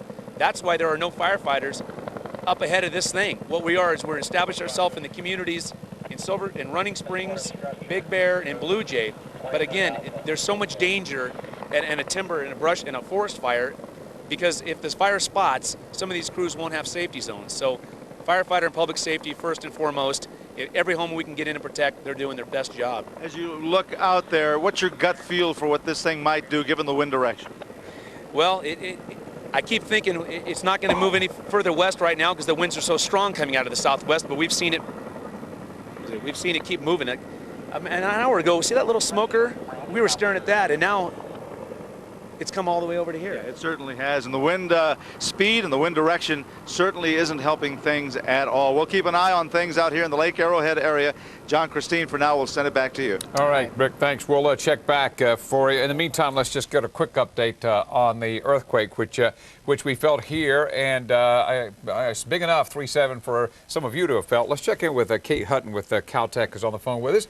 Dr. Hutton, thank you. What do we know so far? Well, as you said, the quake was the 3.7, and it was located in the Simi Valley area, and it happened at 3:44 p.m. I'm sure it was felt fairly widely because of the magnitude, but we don't have a list of towns yet at this point. Is this on a specific fault line that you can identify? Well, we can almost never assign faults early on for small earthquakes because there are so many choices. So we don't even try. You know, I know that there's no real, well, there probably is a geological rhythm that I don't understand, but it seems like it's been quite a while since we had anything even big enough to feel. Now, I know we have, obviously, dozens every day we don't feel. Is there any kind of pattern at all? Well, the main pattern is that when we have a very large quake, like the Northridge quake or the Landers quake, we have aftershocks at an ever-decreasing rate for 5 years, 10 years, whatever, and we are actually... we got used to that high level of aftershocks, and now that we're not having them anymore, we feel like we're missing out on the earthquakes. Let me, while we have Dr. Hutton, and we'll let you go, but we just want to shoot down one thing. I've had people say in the last couple of days with the Santa Anas and the heat and the fires that it was earthquake weather. No such thing, right? Well, considering that Alaska's got a much higher seismic activity than we do, I don't think heat is the stimulus, no. Excellent point. Dr. Kay Hutton, thank you for joining us. You're welcome. All right, we've been covering fires in Southern California. There are fires elsewhere in the West. This is Denver, Colorado. Actually, there have been evacuations here as well. Thousands of homes south of Denver. This one fueled by strong winds as well. 100-acre fire so far, chewing through the hills. Right now, scattered pine and what you're looking at right here. But again, there have been the evacuations affecting about 3,000 homes and businesses. And we'll keep an eye on this one, too. Obviously, not the kind of threat that we have here in Southern California, and hopefully it won't be. Let's go back to Hal Eisner in Stevenson Ranch for an update from that situation. It's been pretty fluid all day. Hal, what's going on now? All right, I'm just getting off the phone with a friend of mine from Simi Valley just to check on what's going on back there in my neck of the woods. I live out that way. He says that they did feel it. We didn't feel it over here in Stevenson Ranch, which is really not that far from Simi Valley, you know, as a crow flies, but he said it felt like a snap, sort of a quick snap with a roll, and didn't experience any damage, but certainly felt it and certainly knew there was something going on. Didn't get over this way, but it certainly got over that way. Over this way, once again, just to remind you of what's going on here, the freeway is open, the 5 both northbound and southbound. I don't know if they're still escorting. I doubt it at this point. That's how they started getting people on the freeway. It is subject to closure again should flames get back down toward the freeway. That doesn't look like it's going to be the case anytime soon, but certainly that is good news that we see those cars moving north and south on the freeway. And back here in the Sunset Point area of Stevenson Ranch, everything seems to be smooth sailing right now, but the winds continue to blow over here, and they come in gusts. Settle down, come and gust again. That's sort of the situation right now. All right, a bad situation to report in Lake Arrowhead. We're going to go there and take a look at a fire that has been burning and destroying a home. We know that there have been several structures lost in the southern part of Lake Arrowhead. This afternoon, we got that information. You can see the home there to the top left of your screen, the fire burning right below it.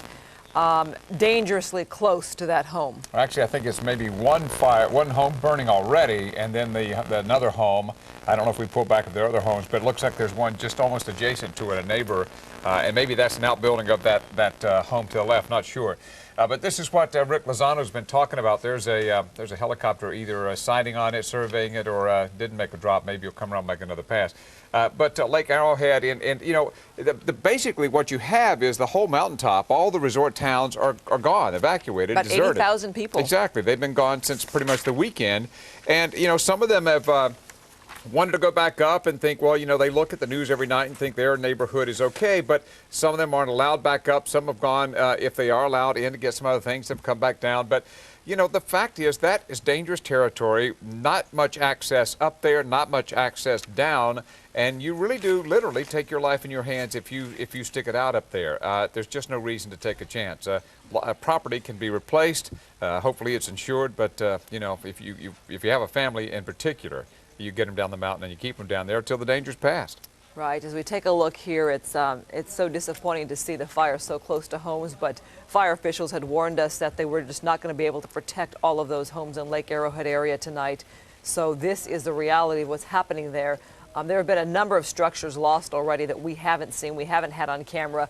You're looking at what the real-life situation is there on the ground. Interesting. Looks like that fire is fairly isolated now. It's probably not that far from the other fire, but you know, when you get those flames going, those embers can be transported for miles. It doesn't take much. It's hot, it's dry, it's breezy up there along the mountainside, and obviously the weather is a little bit better. It's more humid than it was. There's a water drop right close to that house, and that might be enough to save it, but obviously they do have resources, and they're going to keep coming back as much as they can. And, you know, you can't get fire crews. They're spread so thin, first of all, and access to some of these areas is so sparse, and it's dangerous to get them in there. They can get blocked in and not be able to get out and put their lives. We've already lost a firefighter today down in San Diego County, and 2 others badly hurt fighting that Cedar fire down near the Julian area. Well, you heard Captain Dennis Cross talking with our Rick Lozano, who's not really in the Lake Arrowhead area, but more towards the Cedar Glen area, saying that they have in that area 5 choppers that can carry about 2,000 gallons of water, and they're dropping every 5 minutes. And he said, still, that's not enough. You need more than 5 choppers. Not nearly enough, and that's the thing. You have to prioritize. I mean, there's a hospital there, the hospital, Lake Hospital, that they are trying to defend now. Has been evacuated. The patients are gone, and obviously that's a precious resource to the community. So that has to be a priority, a defensible target. There's another building or home or a cabin that is either burning or has a tree burning right next to it. Hard to tell from that angle, and there's another water drop trying to save the one that's not burning. And so, you know, how do you pick and choose? It's a tough decision. And again, you see the vegetation there, the fuel. There's so much fuel for that fire. We've talked about this yesterday, and you have also the problem of the bark beetle that destroyed a lot of the pine trees there. So you have a lot of dead trees there. Millions of dollars went into clearing some of these trees, but you just can't do it all. Yeah, nothing new about the bark beetle. That's been around forever. But the drought, you know, the drought of the last few years made the trees vulnerable to the bark beetle. And many of those trees, it's hard to tell if some of these trees have been killed by fire, been killed by the bark beetle. But when you see a healthy stand of trees with no fire around it, and the number of trees, and sometimes you see about half the trees that are dead or look like they are brown and dead, that's the damage from the bark beetle and the drought put together. And it literally is like just a big fuse in with the green forest. Fire can just rip through there. Crews did try to set some backfires in the Sky Forest area. That is below Lake Arrowhead. They said the winds, though, were just pushing the flames. They were just too much for them to cover. It's just a lot of terrain out there. Well, it's a frustrating thing, and you know, if you try and get the scope of it, and we talked about that, you know, there's a finite number of helicopters and fixed-wing aircraft there, and you can't be every place all the time. You know, the firefighters are spread so thin, some of these things will burn before they're even aware there's a fire there, and the fire can spread just that quickly. Look like they're making, well, look like that drop made a little bit of progress on that one spot there on the left. Looks like they're committed to saving the house on the left, and I don't know if they'll be able to save this one or not. That doesn't look like the house itself. It looks like a building or an outbuilding or a tree in front of it. We'll see if they can come back and save that one as well. Of course, the lake is nearby, so it doesn't take them long to go over there and reload and come back. It's going to be several days before we really know the outcome here in the Lake Arrowhead area, where, you know, they can go in and take a look and survey and see the damage that's been done, but it could be tremendous here. Well, you know, the first fire, actually there are several of the fires that are actually contained, but they're smaller fires and they've never been, you know, a substantial threat. I mean, for instance, the Otay fire, 100% contained, and the Roblar fire, 100% contained, and the Mountain fire, 75% contained. But the big ones and the dangerous ones and the ones that are causing threatening situations to property and lives in some cases are nowhere near contained. The closest one would be the Simi Valley fire, which is about 25% contained now, and they're projecting a date on that of November 4th, next week. It's going to be well into next week and maybe several weeks before the fires out in the San Bernardino forest and the other wide open areas can be contained. And as long as they're not threatening property, they'll be fought on with a lower priority, because the first thing you have to do is protect property wherever they can. Well, they talked about the fire line being miles long. And you asked too, why do people live in neighborhoods like this or communities like this or rural areas like this where there is always the fire danger, there is always a threat, and they say, I want to get away from the city. We had people talking the other day saying they like the fresh air, they like being away from city traffic and all the population. but this is a result during fire season.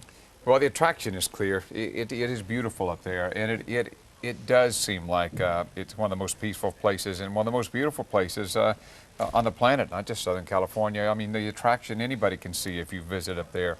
It's just, it looks like the Sierra. It's just a gorgeous area up there. But this is a risk. It's a risk in most of Southern California, but it's always been higher in the mountains because of the fuel and the terrain. And firefighters have been warning for a couple of years now that it's rarely been as dangerous as it is now. Keeping a watch here. Again, there are just 5 choppers in this whole area. This Lake Arrowhead, Cedar, Glen. You know, it's 4 o'clock right now. There's still daylight out there to be able to fly those choppers, but when it hits night, you may not see this anymore. No, and you know, this, we see a fraction of what's going on. Most of it is obscured by smoke, and we couldn't see it if we wanted to. I mean, you just can't see what's going on, and neither can the firefighters, obviously. But even the ones that are out in the open, we can only see a fraction of the homes that are burned. And many of these homes, every night we lose homes, every day we lose homes. And, you know, to the right, under that big canopy of smoke, there's no way to know what's going on until the wind moves the other way, or in some cases until the next day. If you want to help out the people who have lost homes, St. Vincent de Paul is accepting financial aid and material donations. You can write checks out to their fire relief fund. Monetary donations, if you donate money, they're going to try to use that for temporary lodging. They are also accepting clothing, blankets, flashlights, batteries, non-perishable food, and bottled water. They have a location that you can drop off Monday through Friday. It's the Society of St. Vincent de Paul. They have a main office, and the location, if you can get this down, I'm sure they're in the phone book as well. You can call information, is 210 North Avenue 21. As we watch this big Sikorsky try and make those water drops in and near those homes in Lake Arrowhead, let's go back to Stevenson Ranch and Hal Eisner for an update from there. Hal. You know, Christine was talking about helping victims of the fire. There are people who have been helping the firefighters. Just a little human interest note here, if you will. Tina Tomlinson, somebody who has certainly been unnerved by all of this, is a fair statement? Absolutely, yes. Her home is right over here on Foxtail Court, not very far from where the flames were, and very well could have become a victim of this thing. But since this started over here, you have done what? Well, as of last night, we had a fire truck parked right over here on the corner, and it was so nice to have them here. It was reassuring that everything's going to be okay. But after the time went by, I thought they must be getting hungry. They wanted some coffee, so I made them some coffee, I made them some sandwiches. And now, wait a minute, hold on. That sounds nice, right? But listen to this. Then you did what?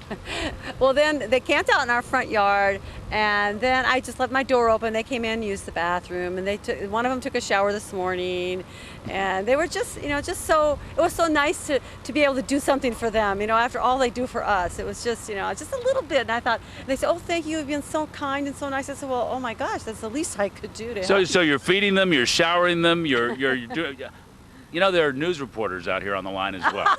Okay, what would you like? Okay. All right, Tina Tomlinson, one of the people trying to do good things out here. Also, I should tell you, these winds are sustained now. They're coming out of the southwest, blowing to the north at about 15 miles an hour, and we are getting gusts up to 25 miles an hour. So far, so good on the fire line, although we just heard about a flare-up in Pico Canyon. That's manageable, I'm told, by firefighters, and the freeway is still moving the 5 northbound and southbound. All right, joining us by phone from the fire department is Ed Osorio. Ed, can you tell me what your concern is right now? We just heard right there from Hal, Pico Canyon. Yes. Well, what's going on right now is the winds are kind of shifting on us.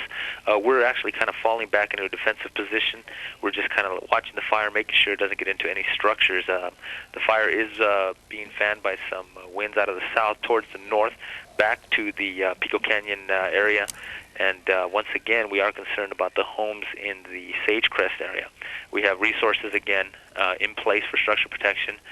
So we're just kind of watching it at this point, kind of waiting to see what the wind does exactly. Going into the night, Inspector, what are your biggest concerns in the county? Well, obviously, our biggest concern would be that the winds shift on us again, and the biggest worry would be that the winds start to blowing towards the east. If the winds are strong enough and they start blowing embers across the 5 freeway, then obviously the fire could burn to east of Santa Clarita and get into the Angeles National Forest. Well, you know, obviously the winds are helping in that it's a little bit cooler and it's a little bit more humid. But even with that humidity, as dry as that brush is, I know you get a little bit of dew and everything overnight, but it would take days of that to make much of a difference, wouldn't it? Yeah, most definitely. Right now, it does help to slow the fire down somewhat, and we try to take advantage of that, especially during the nighttime hours. Crews will be working again 24 hours a day, trying to make advances on this fire. But most definitely, as the temperatures cool and the humidity increases, we'll be able to make better progress. Unfortunately, from what I'm told, some of the terrain that the firefighters are working in is extremely steep and very difficult, so construction of fire line is very slow. You mentioned Sagecrest, that is in Stevenson Ranch area. Look like things are pretty good there right now, but you say there's still concern. Well, obviously, again, the fire is blowing north back towards that area. Luckily, the firefighters did some firing out operations earlier, so we've removed a large amount of fuel between the homes and the unburned. So we're not really fearing that we're going to lose any structures, but again, we never can tell what these fires are going to do, just how violently they're going to react. So we're prepared with adequate manpower in those areas. LA County Manpower, how is their schedule in this situation versus their normal situation when you're fighting a fire? Well, right now we've got adequate manpower. We are working together under unified command with Ventura County, CDF, and LA City. So between all of these agencies, we have adequate manpower at this time to combat this blaze and to have to deal with any situation that may arise. You don't have any evacuations at all right now in Stevenson Ranch, correct? Well, we still have the voluntary evacuations that were in place earlier, yes. Okay, so keep a watch on that one. Most definitely. All right, Inspector Ed Osorio, thank you very much for your time. You're very welcome. And that is hopeful for the people in the Stevenson Ranch, Valencia, Newhall area, Santa Clarita. Much better than it was this time yesterday, actually much better than it was 6 hours ago. We'll take a break and be back with more coverage in just a moment. The spirit you need is one spot fire, and it multiplies very quickly. And as you're flying over the area, Justin, you can look down here and you can see all the fuel for this. There are so many trees that are brown and dead looking from the sky. You have to imagine that's one ember can take that in just moments. That's true, Colleen. Some of these houses are completely surrounded by those dead trees. We saw yesterday, if you remember our coverage, a lumber yard of those dead trees. They were specifically trying to clear them just for an event like this. And as soon as the fire touched that lumber yard, it literally blew up in flame. Now, we're hoping that the same situation doesn't happen here with these homes. But again, those spot fires can touch off these trees at any time. You know, just to put this in the bigger context, this started as the old fire down around Del Rosa, down in San Bernardino in the lowlands, and it crept its way up the 18, if you've driven up that way past Crestline, and it just kept inching and inching and inching, and we thought it might involve Arrowhead, and we were hoping it wouldn't involve Arrowhead or Big Bear, but now it certainly has, at least Lake Arrowhead, and they're trying to fight this thing with the resources that are stretched very, very thin. They've lost probably maybe 4 or 5 houses in the Crestline area. Colleen, we were talking about the Valley of the Enchantment and Cedar Pines Park. We heard reports that the fire was going past Crestline and down the backside toward Hesperia. This is far, far, obviously far from over. And you would think, Justin, and we hope that they'll get some strike teams or ground forces in there before, as Colleen said, they got to stop flying in what, about an hour? That's correct. At some time right now, with the wind blowing the smoke away from the ocean, there is a little bit more visibility. So hopefully they get a little bit more time. We haven't heard anything from AirTac at this point when they're going to have to put the air resources down. It's been as early as 5 o'clock. It's been as late as 5:45. So hopefully they'll be able to stay around a little bit longer. You can see in this area, this is southeast of Papoose Lake, of Lake Arrowhead, and we talked about the fire not having a real body. It's starting to spark up in a large larger area, those little fires are starting to create a line of its own in this, sure, in this just place. in the short amount of time that we have seen you, there are so many more spot fires. You see them start small, and then as you widen out in your picture, there's so many more. You know, we're going to stay with your picture real quick here. Let's go through some of the evacuation that we're talking about. Paul mentioned that this really started over the weekend as part of the old fire. More evacuations were ordered today in the old fire in the San Bernardino area. Mandatory evacuations include southern Hesperia, which is, as Paul said, where the fire is moving, just south of Ranchero, Oak Hills, Summit Valley, Telephone Canyon, and the Las Flores area. All the mountain communities, including Arrowhead and, of course, Big Bear. No one ever dreamed. I mean, they said in the beginning it could go this far, but no one ever dreamed that it might get into Lake Arrowhead and, in fact, burn homes, and that's exactly what it's doing. Yeah, now. you know, it's and I mentioned this before. This is Southern California's playground. Back in the 30s and 40s, you know, the well-to-do had places up there, and that all began to change, and then everybody began to enjoy this wonderful, most beautiful spot, one of the most beautiful spots in this country, and it's on fire, and it's so hard for all of us, especially those of us, well, not really, those of us who have been here all our lives, and even people who have moved here recently. This is one great spot that is just under attack. Also under mandatory evacuations from the old fire are the communities of Twin Peaks, DeVore, Rim Forest. A beautiful spot, Green Valley Lake, sometimes forgotten, but it's just as pretty as Lake Arrowhead, albeit smaller. North of San Bernardino, Forest Falls, Mountain Home Village, and Running Springs. Also, there are mandatory evacuation orders in the area of the Grand Prix and the Padua fires. They include Glen Helen on the north side of the I-15, Cajon Canyon towards Blue Cut, Mount Baldy Village.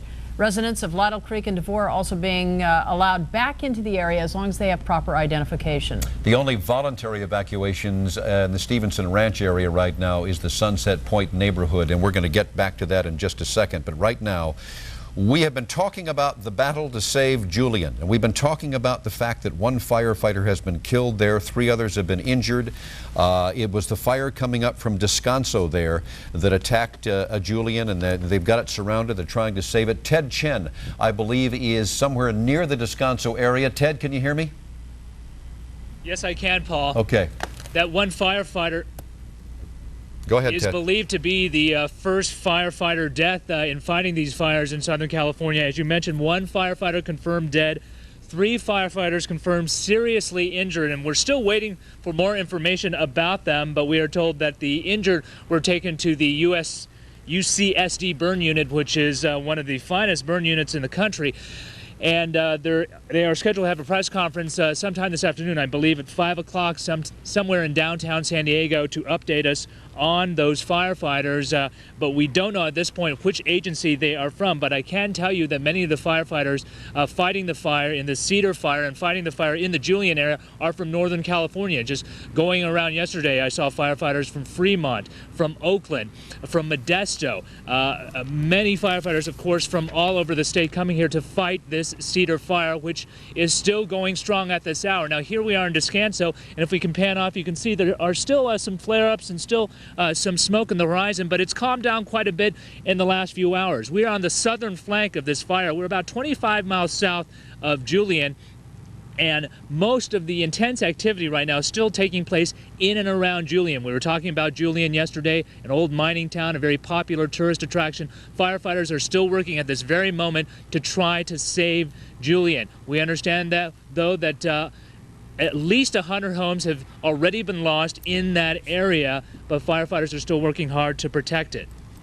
You know, you talk about all those homes, and then you've got the other town of Cuyamaca, which lost 90% of its homes yesterday. Do we know anything more about the firefighters? I know you don't know the agencies they are with, but what about the circumstances, Ted?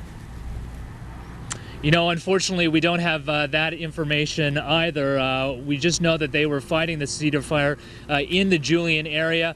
And we know that the fire got more intense and was burning kind of northeast away from Julian at this point. So we can only imagine that it might have happened in that particular area where they were fighting this fire. But at this point, we don't know what they were doing. And in just watching these firefighters last night, I mean, there was so much activity. There were a lot of backfires being lit to meet that fire, and those backfires would get really intense sometimes. So firefighters in that area are just in harm's way all of the time, as we've seen yesterday in what happened with Chuck and Christopher Lee. I mean, it's just a very dangerous situation, but we don't know at this point what happened to those firefighters and what they got caught up in. Ted, you used to live in the area. Can you describe what Julian is like? Is it rural? Are there major thoroughfares in and out of there? Are there two-lane highways? Can you explain it to us? Julian is just a beautiful town.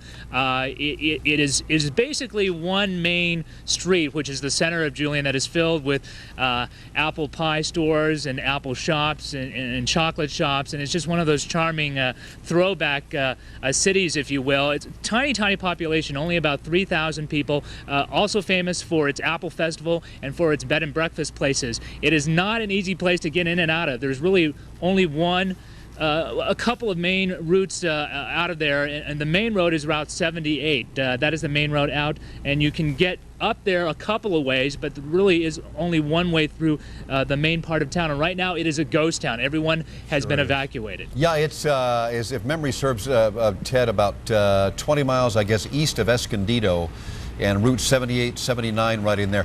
What about, and we've heard a lot about we've heard a lot about the post office in Julian. Is there some real significance to that? They were really worried about the post office. Yeah, at this point, they were very concerned about the post office, and I wish I could tell you more about it at this point, but we've been trying to get information out of Julian as well, and we were actually trying to get up there this morning, and we were heading out Route 79, us and an NBC network crew. But we were turned back just a few miles from Julian because some fire was coming our way. And we actually had firefighters come down and say, turn back, you can't go to Julian. We don't want anything to happen to you. They had heard what had happened to Chuck yesterday, and they basically said to us, we don't want the same thing to happen to you guys. You better turn back. I can tell you this, James Wright from CDF, California Division of Forestry, and this quote really caught my eye, quote, "We are experiencing a history-altering event in San Diego." And I mean, that really brings it home. And Ted, they had 25 strike teams in there around that little town last night and this morning. That is 125 engines to try to save that town. And we understand now, I think you told us, Ted, didn't you, that some homes have already burned there? Yeah, absolutely right, and you hit it right on the head, Paul. As a historic event, this is now the biggest wildfire in the history of California, surpassing the wildfire in Ventura County in 1932. You have to go that far back to find a wildfire as big as this one. We are now over 233,000 acres, and that's a total. That's the latest total. That's a total that goes back to last night. So we got to be well over that amount, I can imagine, at this point, and we're still only about 15% contained of this fire. And as Colleen mentioned, the town of Cuyamaca, 90% wiped out. Just a tiny little town up State Route 79 where we are at. We are at 79 and 8, and that town is gone. And we were trying to get there as well to try to see what it was like, but again, we were turned back. All right, Ted Chen, thank you for your reports. We'll get back to you as soon as that press conference comes up on the firefighter who was killed in the firestorm down there in San Diego and the other firefighters who were hurt. He's talking about the largest wildfire since 1932. In 80 years, think of the population change and think of the dense population and how many more people are affected now than were then. Well, you know, that's one of the things that they've been talking about, too, that one of the problems in this fire emergency we've got is all the growth and all the development that's happened all over Southern California. And certainly not to blame, you know, anybody for that. It's just a fact of life. But you've got houses all over the place in these foothills and these mountains, and people want to live there because it's so gorgeous. This is the price we pay. It certainly is. We've been talking about the wind situation all day. Our Fritz Coleman is standing by. We're not talking about Santa Ana's this afternoon, are we, Fritz? But we are talking about gusty winds nevertheless.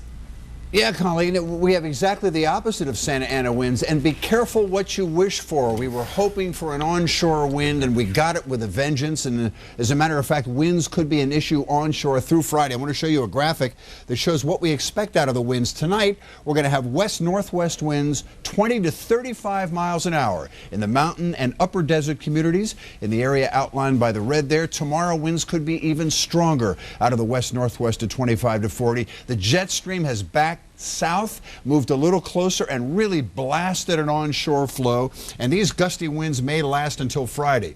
Now, I want to show you something else we're working on here. We have a coastal eddy, the surface low pressure area right off our coastline, which is causing a real strong marine layer and a real strong onshore flow. So Thursday and Friday, we're looking at little clearing, and we're looking both tomorrow morning and the next morning at a drizzle possibility. And then Friday night into Saturday morning, maybe a measurable rain possibility. Maybe because of cold mountain temperatures, we're looking at snow flurries. This is Friday night into Saturday morning down to the 5,000-foot level. Would this be a little help too late? I don't know. This is a marginal forecast at the moment. We're going to have drizzle possible. And Paul, I would offer this question to you as a pilot. Yes, we're going to have a marine layer tomorrow morning anywhere from 3,000 to 4,000 feet thick, which takes the base of the clouds up to about the Santa Clarita Valley area, just at the Stevenson Ranch level.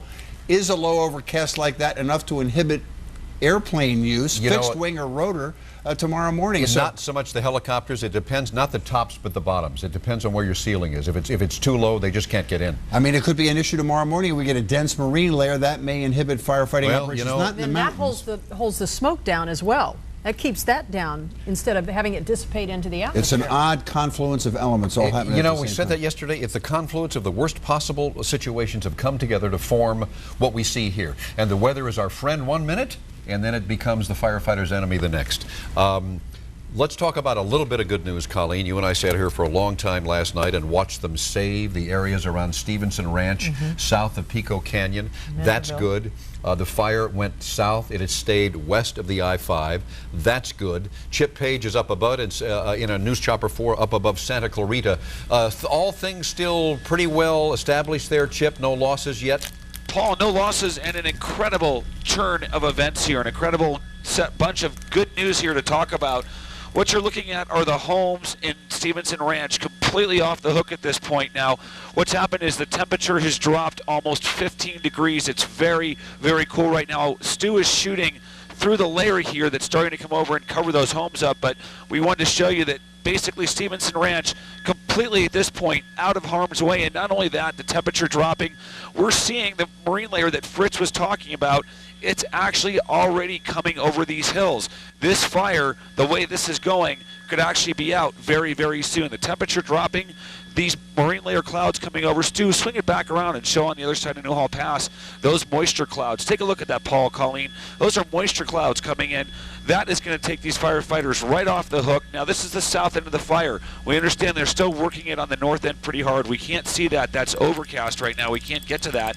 But on the south end of the fire here, on the west side of Newhall Pass, things are looking really, really good, Paul. Normally you would look at this and say those are fingers of fog from the marine layer coming in, but you factor in the smog and the smoke out here, the smoke and ash, and it's really hard to tell where one ends and the other one begins. What is the wind situation out where you are now, Chip? Because as we saw at about noon today, the winds really kicked up out there and turned the flames back on some of those houses. It's very cool out right now, and the winds are very light. As a matter of fact, they're almost starting to come back out of the south again, pushing things north, and that, I think, is what's pushing those moisture clouds over. But you're right, Colleen. Those are fingers of the marine layer. That marine layer is already here. It's coming over the mountains of Chatsworth. It's coming into the Santa Clarita Valley, and you can see it's almost starting to come over those hills. These homes here, certainly out of danger at the moment. Now, of course, we know how quickly this can change. Yeah, we do. Paul, if they can take advantage of this lull, if they can work this cool weather, this moisture coming in, I think this thing will be out possibly maybe by tomorrow over here. Now, let me just get you to repeat that so we can all hear this and celebrate at the same time. You are saying that this fire, this Stevenson Ranch, this part of the fire could be out soon? It looks really, really good right now, Paul. Now, unless there's a massive change in the weather, unless something really dramatically changes, and now what got us here was a dramatic change in the weather. It was very hot earlier today. It was very windy. There was no help from the weather, but all of a sudden it started to cool down. The winds are getting lighter, and the most important part here is this moisture coming over these mountains. That moisture is going to put that fire right out. Can I ask Fritz Coleman to saddle up with a microphone? Please. Okay, stay with us, Chip. Please, absolutely. This moisture, the moisture clouds that we're seeing and he's talking about, Fritz, might they possibly, maybe head toward the mountains and help that situation out? Well, you got to remember, I don't know if you can hear me, the fire that they're working on at Lake Arrowhead's at 6,000 feet. The marine layer never gets that deep. The deepest marine layer we'll see here, as Chip will tell you, 4,000 or 5,000 feet. It can get up to the upper desert floor, but very seldom would it ever get up to the mountain ranges. But as I told you, Friday night to Saturday morning, because of a low pressure area, we could see some rain or even snow down to 5,000 feet, which would be magic, I hope, in time. What about the snowmaking machines? We spoke with someone yesterday from the ski resorts up there, and they had planned to turn on the water to sort of wet down the slope at the ski resorts there. What if it's cold enough? Is it going to be cold enough in the next day or two instead of Friday that they could make snow up there? That was the Bear Mountain ski resort, and they have those snow-making machines up there. You know what? It has to be cold for a certain length of time and at a certain temperature for those snow-making machines even to operate. I don't know what the threshold temperature is for that, but if it's going to be in the 40s or upper 30s or mid-30s and it's cold enough to snow flurry at 5,000 feet, that's got to really be beneficial to firefighters. Boy, I'll tell you what, let's hope so. Back to Chip Page, can you hear us? Yes, Paul, I can. Chip, you say that part of the fire could be out. Can you give us any perspective about, that fire started in Val Verde and went all the way to Simi Valley and back. What about the Simi Valley front? What's going on there? Boy, Paul, we can't see anything right now from the part we're at, and we went over and tried to take a look, but the smoke, of course, not moving because of the cool wind, would not let us look in there. But this is going to be a huge assistance to those firefighters. If the moisture comes over here, they can start the mop-up process. That will release a lot of resources, a lot of firefighters to start to work that Val Verde end of it. But take a look at this. I mean, just in the last 15 minutes, I'm starting to wonder if I'm going to be able to make it back to Van Nuys, because this layer has completely come over the mountains of Chatsworth and down into the Santa Cruz Valley, and those moisture clouds are meeting with the smoke of the fire. That means that there's a lot of things getting wet down there. It's going to be some really good news here, Paul. Very good news. And when pilots use the term socked in, that's exactly what they're talking about there. All right, we're going to leave you for just a few minutes, Chip Page. We're going to go back to Justin Yeager, who is over a situation that is that's gone from bad to worse. This is the Lake Arrowhead area. That's right, correct, Justin? Colleen. This is northeast of Lake Arrowhead. This is about 1.5 miles north of that Cedar Glen area, the community that we were talking about. And I don't mean to contrast that last report, but we've got a really disconcerting development out here. You remember when they were fighting the old fire here before, as it was working its way up to Lake Arrowhead, we had that Santa Ana wind that was blowing it over the top, and then the fire had that natural inclination to come up the mountain. Well, now we're on the other side. We're on the north side of the San Bernardino Mountains, and it's burning. We've found now a flank of this fire that's burning down the mountain due to this onshore flow. You can see the winds blowing the smoke down into the high desert, and then you still have that natural inclination of the fire to work its way back up the mountain towards Cedar Glen and Lake Arrowhead. This is a worst case scenario for firefighters out here. We've got a large wall of flame working its way to the north on the east side of Lake Arrowhead, and now we still have that western front too, where it's going into Valley of Enchantment and Silverwood Lake. We talked about the old fire, when it met up with the Grand Prix fire, made a large fire, was a terrible problem for firefighters. Well, now we have a new challenge. It's split. It's got two fronts. We're working two sides of this fire, and they're going to have to work both on the east and the west trying to knock this fire down. So what you're talking about, Justin, is if it's on the backside going down to the high desert, to the west of you is Hesperia, and I think if you go straight down to where you're talking about, it's Apple Valley, is it not? That's correct, Paul. It's going directly into Apple Valley, working its way north, and then it's working its way back up the mountain towards Cedar Glen. And these flames, we talked about just the random spot fires that were up by Lake Arrowhead.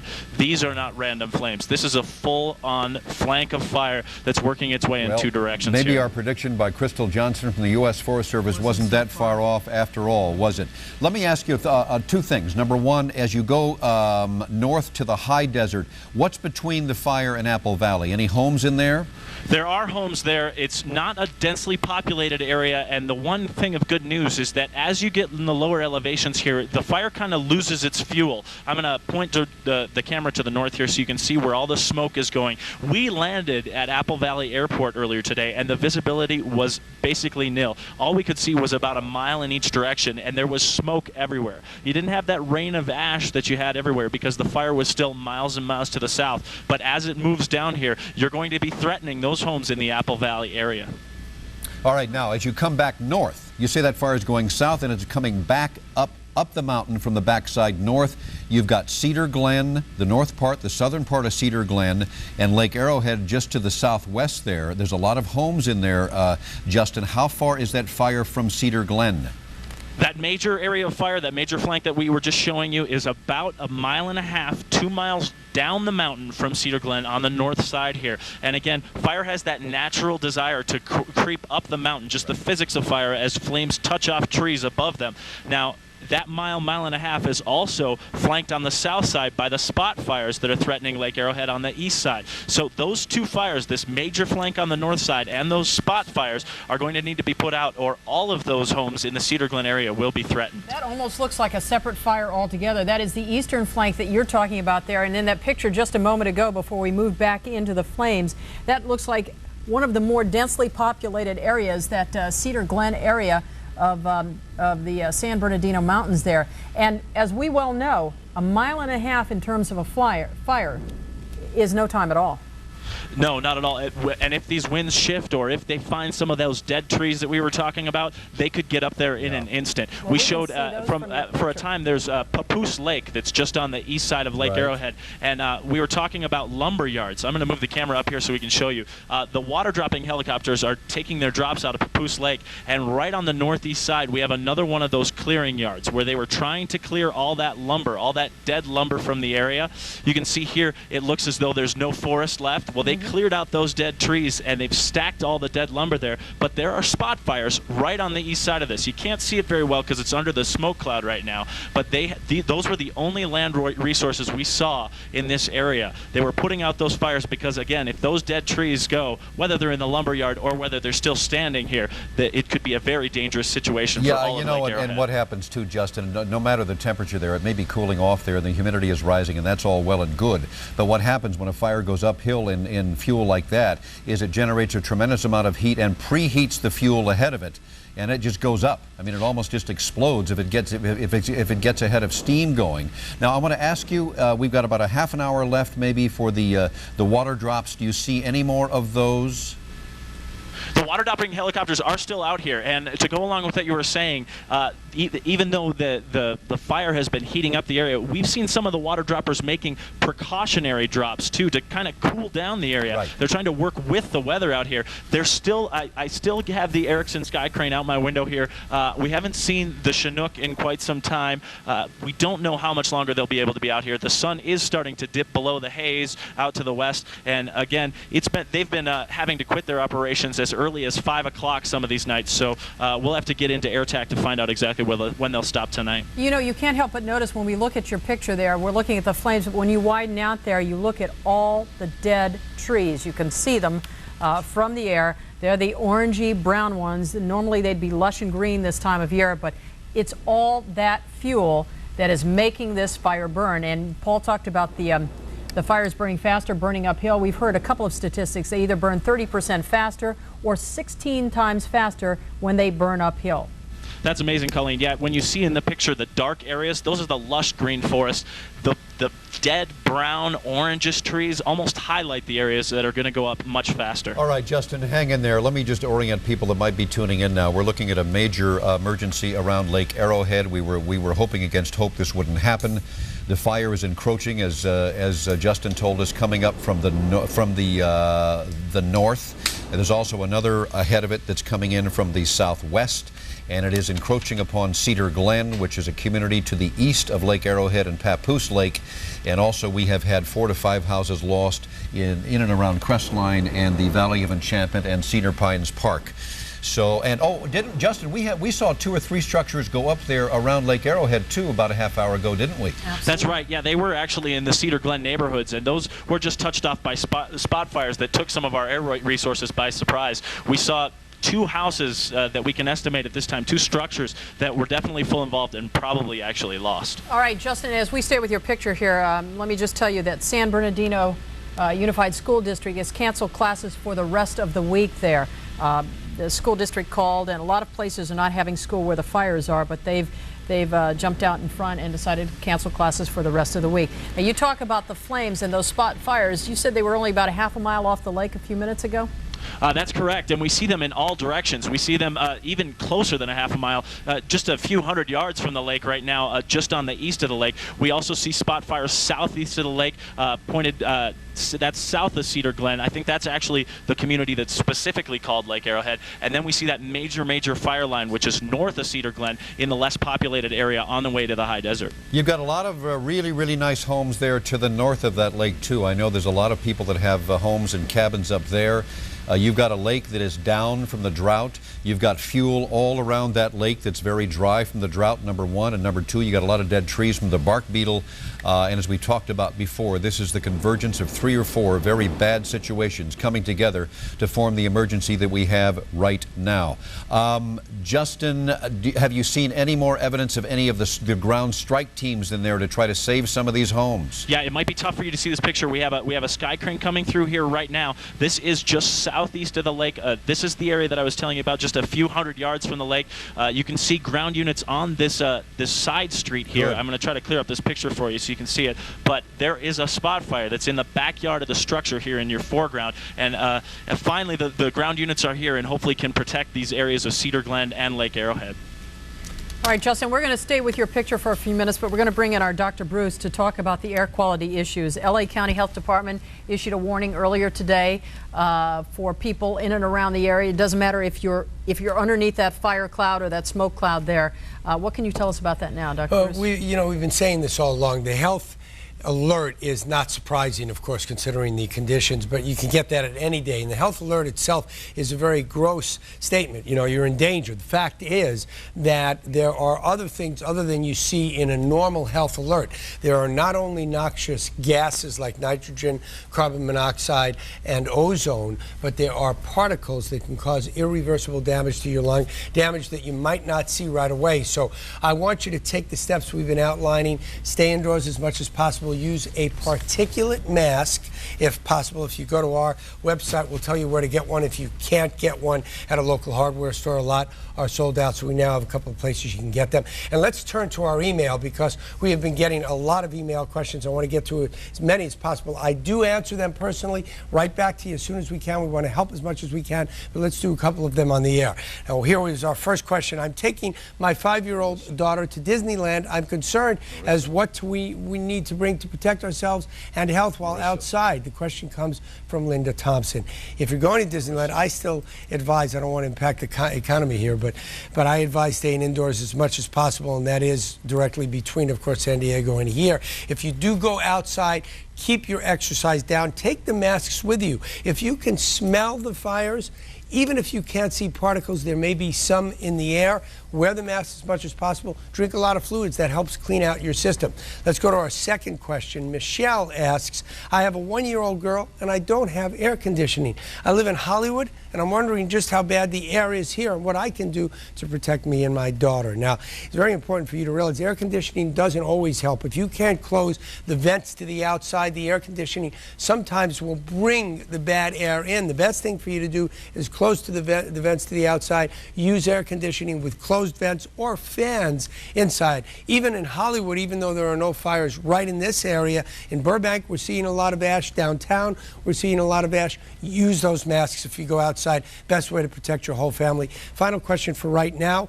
We were evacuated during the middle of the night. Our 9-year-old daughter seemed to handle it well at the time, but she's frightened now as bedtime approaches. I'm sure this was written last night. Could you please mention ways to help our children cope emotionally? This is from Debbie Powell. Very important for everybody to cope emotionally, but kids can't protect themselves. Talk about it. Tell her you're frightened too. Tell her you understand, but that everything is going to be all right. And make sure that she communicates. If you hold this stress inside, we've already had a couple of potential illnesses from stress that we read about it this morning. Please talk about it, communicate it. Keep the family together. Make sure you're talking about what's going on. Explain what's going on. Show the steps that we show on the air all the time that the firefighters are taking. And control helps reduce stress. Show your family what they can do. Get them involved. Show the kids about the masks. Talk to the kids about protecting themselves. Show them you're protecting them, and you will reduce the stress. Stress can be as much of an issue at a time like this as all the physical things that are. All right, Dr. Bruce, thanks for your kind words. You talk about stress. We got some going on right now. We've been talking to Justin Yeager about what's happening in and around Lake Arrowhead, to the east of the Lake Arrowhead area. Cedar, Glen being attacked from the north and the south by flames. 2 or 3 structures already have gone up. Our Chuck Henry has moved, I guess, west from Running Springs up into the Lake Arrowhead area. He's on the phone with us now. And Chuck, you can see structures on fire? Yes, I mean, we're standing right next to him. We're on Hook Creek Road, Western Drive and Hook Creek Road. We're just east of the dam, probably less than a quarter of a mile east, where structures are fully engulfed in flames. Right now, there's nothing that can be done to save these homes. They're large homes. All they're trying to do right now is to stop the fire from crowning. Crowning means that when the flames leap up as high as they are here, they reach the top of these trees. Sure. Once they hit the top of the trees, they can easily spread the embers all over the place. On Hook Creek Road, the fire is now on both sides of the road. It's down a draw. Are you south of the lake, Chuck? The dam, go east of the dam 1/4 mile, and that's where we are. Hook Creek Road, and a cross street would be Western Drive and Hook Creek Road. There's a little incline, and then it drops down maybe 200 feet into a little valley. Mm-hmm. Can you see the lake where you are, Chuck? Are you that far off the lake? No. Here's Hook We Creek. can't, I got it. not through the flames. No, you're close. You're east of the lake. Yeah, we're just east of the dam, Paul. East of the dam. I'm sorry. I got Hook Creek right here. 1/4 of a mile east of the dam, and you'll see where Hook Creek Road is. And you're south of Papoose Lake is where you are. I got Just you off right the 173 there. You're in Cedar Glen. This is where the dam, and this is what's interesting about this fire. This is where all the helicopters are doing their refueling. This is where all the tankers are getting their water. Right from the dams. They have a refueling station here, and as close as this is to the dam, and as many drops as the Sikorsky's have made over here. I don't know if you've seen it on the aerial shots from News Chopper 4. There's little they can do. I mean, it is a hellish inferno down there. These firefighters that are fighting this, incidentally, are from San Diego, of all things. They're from Solana Beach, the strike team that's down there right now. All right, Chuck. They're keeping a lot of the engines out because too dangerous down there. You are looking at Cedar Glen. You're looking at south of Papoose Lake there. You're seeing that there are strike teams, people on the ground trying to save these homes? Yeah. There's nothing they can do about the homes. They're just up in flames. When you say homes, how many, Chuck? I've seen 2. I know there's more down the street. I dare not go down much further. But it's the crowning effect. That's what's problem. You've got these pine trees down in a gully, so you've got pine trees that are much taller than these up at the top of the hill, at the little rise that's here. And if it gets up here, then it's terrible. These homes are very close together, especially as you come up Hook Creek Road. Yeah. So there's not much separation between the two. We were at this one house, and they just had to pull all the firefighters out of there. We're watching it now. It's amazing. Is the fire burning towards the lake or away from it? No, I would say it's burning just straight up. I don't think down in the gully, the wind is having little, if any, effect whatsoever. Now it may be higher up, but we're so down in the draw that there's no wind. Well, I know that coming in and dropping down into the gully, the wind is quite strong up here. I would say it's probably gusting around 20 miles an hour. Yeah. So if it does crown, if it gets up into these tall trees, then we've got a real problem. Well, you've got the fire coming in from the east to the west. That's one of the prongs, and the other one's coming up from the lower desert up from the north to the south. It's almost as if it's doubled back. It's doubled back on itself, Chuck. And if it starts to crown, if it gets up at the tops of those trees, good Lord, there's no telling where it's going to go from there, really. Yeah. And it's about almost 5 o'clock now. It's about 10 of, and they're going to have to stop flying about quarter after. Yes, but I would assume, because we're so close to the lake and so close to this area, that they may even fly at night here. I mean, somebody else may be able to track that down, but I can't believe that because we're so close that they wouldn't try to keep fighting this, because this is one that on the ground there's little, if anything, you can do. And just so everybody knows, we're in a safe position now. We've just come to the crown of the road. Thank you for sharing that with us, Chuck, because we did wonder about you. I can tell in your voice you're a little more excited than you normally would be. Well, I've been hunting. We're looking at pictures from News Chopper 4. Justin Yeager's over the scene, and we see all these spot fires that have just grown. It's just like a pocket here, a pocket there. The embers branch out, and then all of a sudden we see all these. We're looking at a large enough fire here, but Paul, look down underneath the trees there. You can see all these little spots of flames underneath. And as Chuck pointed out, there's not a lot they can do. This thing is coming in from 2 areas, and it's really, as Chuck said, doubled back on itself. It's attacking Cedar, Glen, and eastern Lake Arrowhead from 2 prongs. It's dry. A lot of it is dead in there. Yes, Chuck, yes. I am told, I don't know how these guys have done it, but we may be able to actually get a live picture out here. So I'm going to release this phone from now, and we'll be back on with you in just a little bit. All right, will you do me a favor and be careful, you and Lee? Okay. We're fine here. All right, bye-bye. all right, Chuck. As we were saying, and we're going to get back to Chuck immediately, we can establish that picture. We've got Justin up there, and we just talked to Chuck on the phone, Justin, and as Colleen pointed out, there's ominous tones in his voice. I think there are more than 2 or 3 structures about to go up there in Cedar Glen. What is it from where you are? What can you see? Well, this area we've been showing you is we've been trying to find exactly where Chuck is, and we believe that he's under the smoke layer here, right where all these fires are. You can see all the different fires kind of contributing to that inferno that he was talking about. One thing I want to verify for you guys is he was talking about potentially those air resources being able to fly at night. That is impossible in this area. These guys out here are hired guns. They're guys that we've brought in from Oregon, from other mutual aid resources, and they don't have the night vision goggles that LA County does to fight that fire out in Stevenson Ranch. Specifically, what we've heard is that the tankers are coming in for one more run, the fixed wings, and that the helicopters can make one more drop. But again, it does sound fairly dire, as Chuck was saying. There's not much more they can do from the air or from the ground to save these areas of Cedar Glen. Makes you wonder if LA County, if they sort of get a handle on that Stevenson Ranch fire up there, if LA County would loan out those Nighthawk choppers that fly with night vision and are able to make drops at night. If it is, because we've heard from people who call into the newsroom that many of these homes, we talk about vacation homes, but many of these homes around Lake Arrowhead in this this area that we're talking about, Cedar Glen, these are primary residents. These are not vacation homes. These are places where people live. They raise their children. They send them to school. They live there full time. I don't want to be alarmist. I don't want to be pessimistic. But all I want to do right here is just provide you with a little bit of perspective. Lake Arrowhead, for a long time, for years and years and years, has been the crown jewel up there. As I said, from the 30s and 40s, when all the showbiz people used to go up there, and then all the well-to-do people went up there and established themselves, and they used to go up there and play. Well, we all get to go up there and play now. And when you talk about Lake Arrowhead, you're talking about an area that's known all across the world. And it is being attacked from all sides now by fire. And this is really, really sad and tragic to see. And we hope they can stop these flames. We're beginning to doubt that. We just don't know. But we're talking about a major, major part of Southern California history here that's under attack.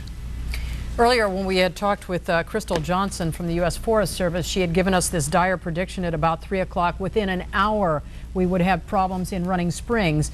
Not so much in Running Springs right now, but we're seeing the full effects in Lake Arrowhead. She had said that the hospital at that point was threatened, and we've seen these spot fires in less than 45 minutes grow to huge fires. They burned at least 2, perhaps 3 structures up here, and this is, I believe, on the east side of the lake, up near the reservoir there. That the dam, Pathurst Lake, where the helicopters are getting the water, and less than a mile off the lake. The problem is, Colleen and Justin, is, as Chuck pointed out, there's not much they can do. They haven't got a lot of people up there. They are stretched so thin. They're going to have to stop flying in about probably 15 minutes. And Chuck mentioned night flying, and Justin said they don't have the goggles to do it. And look at all that smoke. It probably would be dangerous to do it anyway.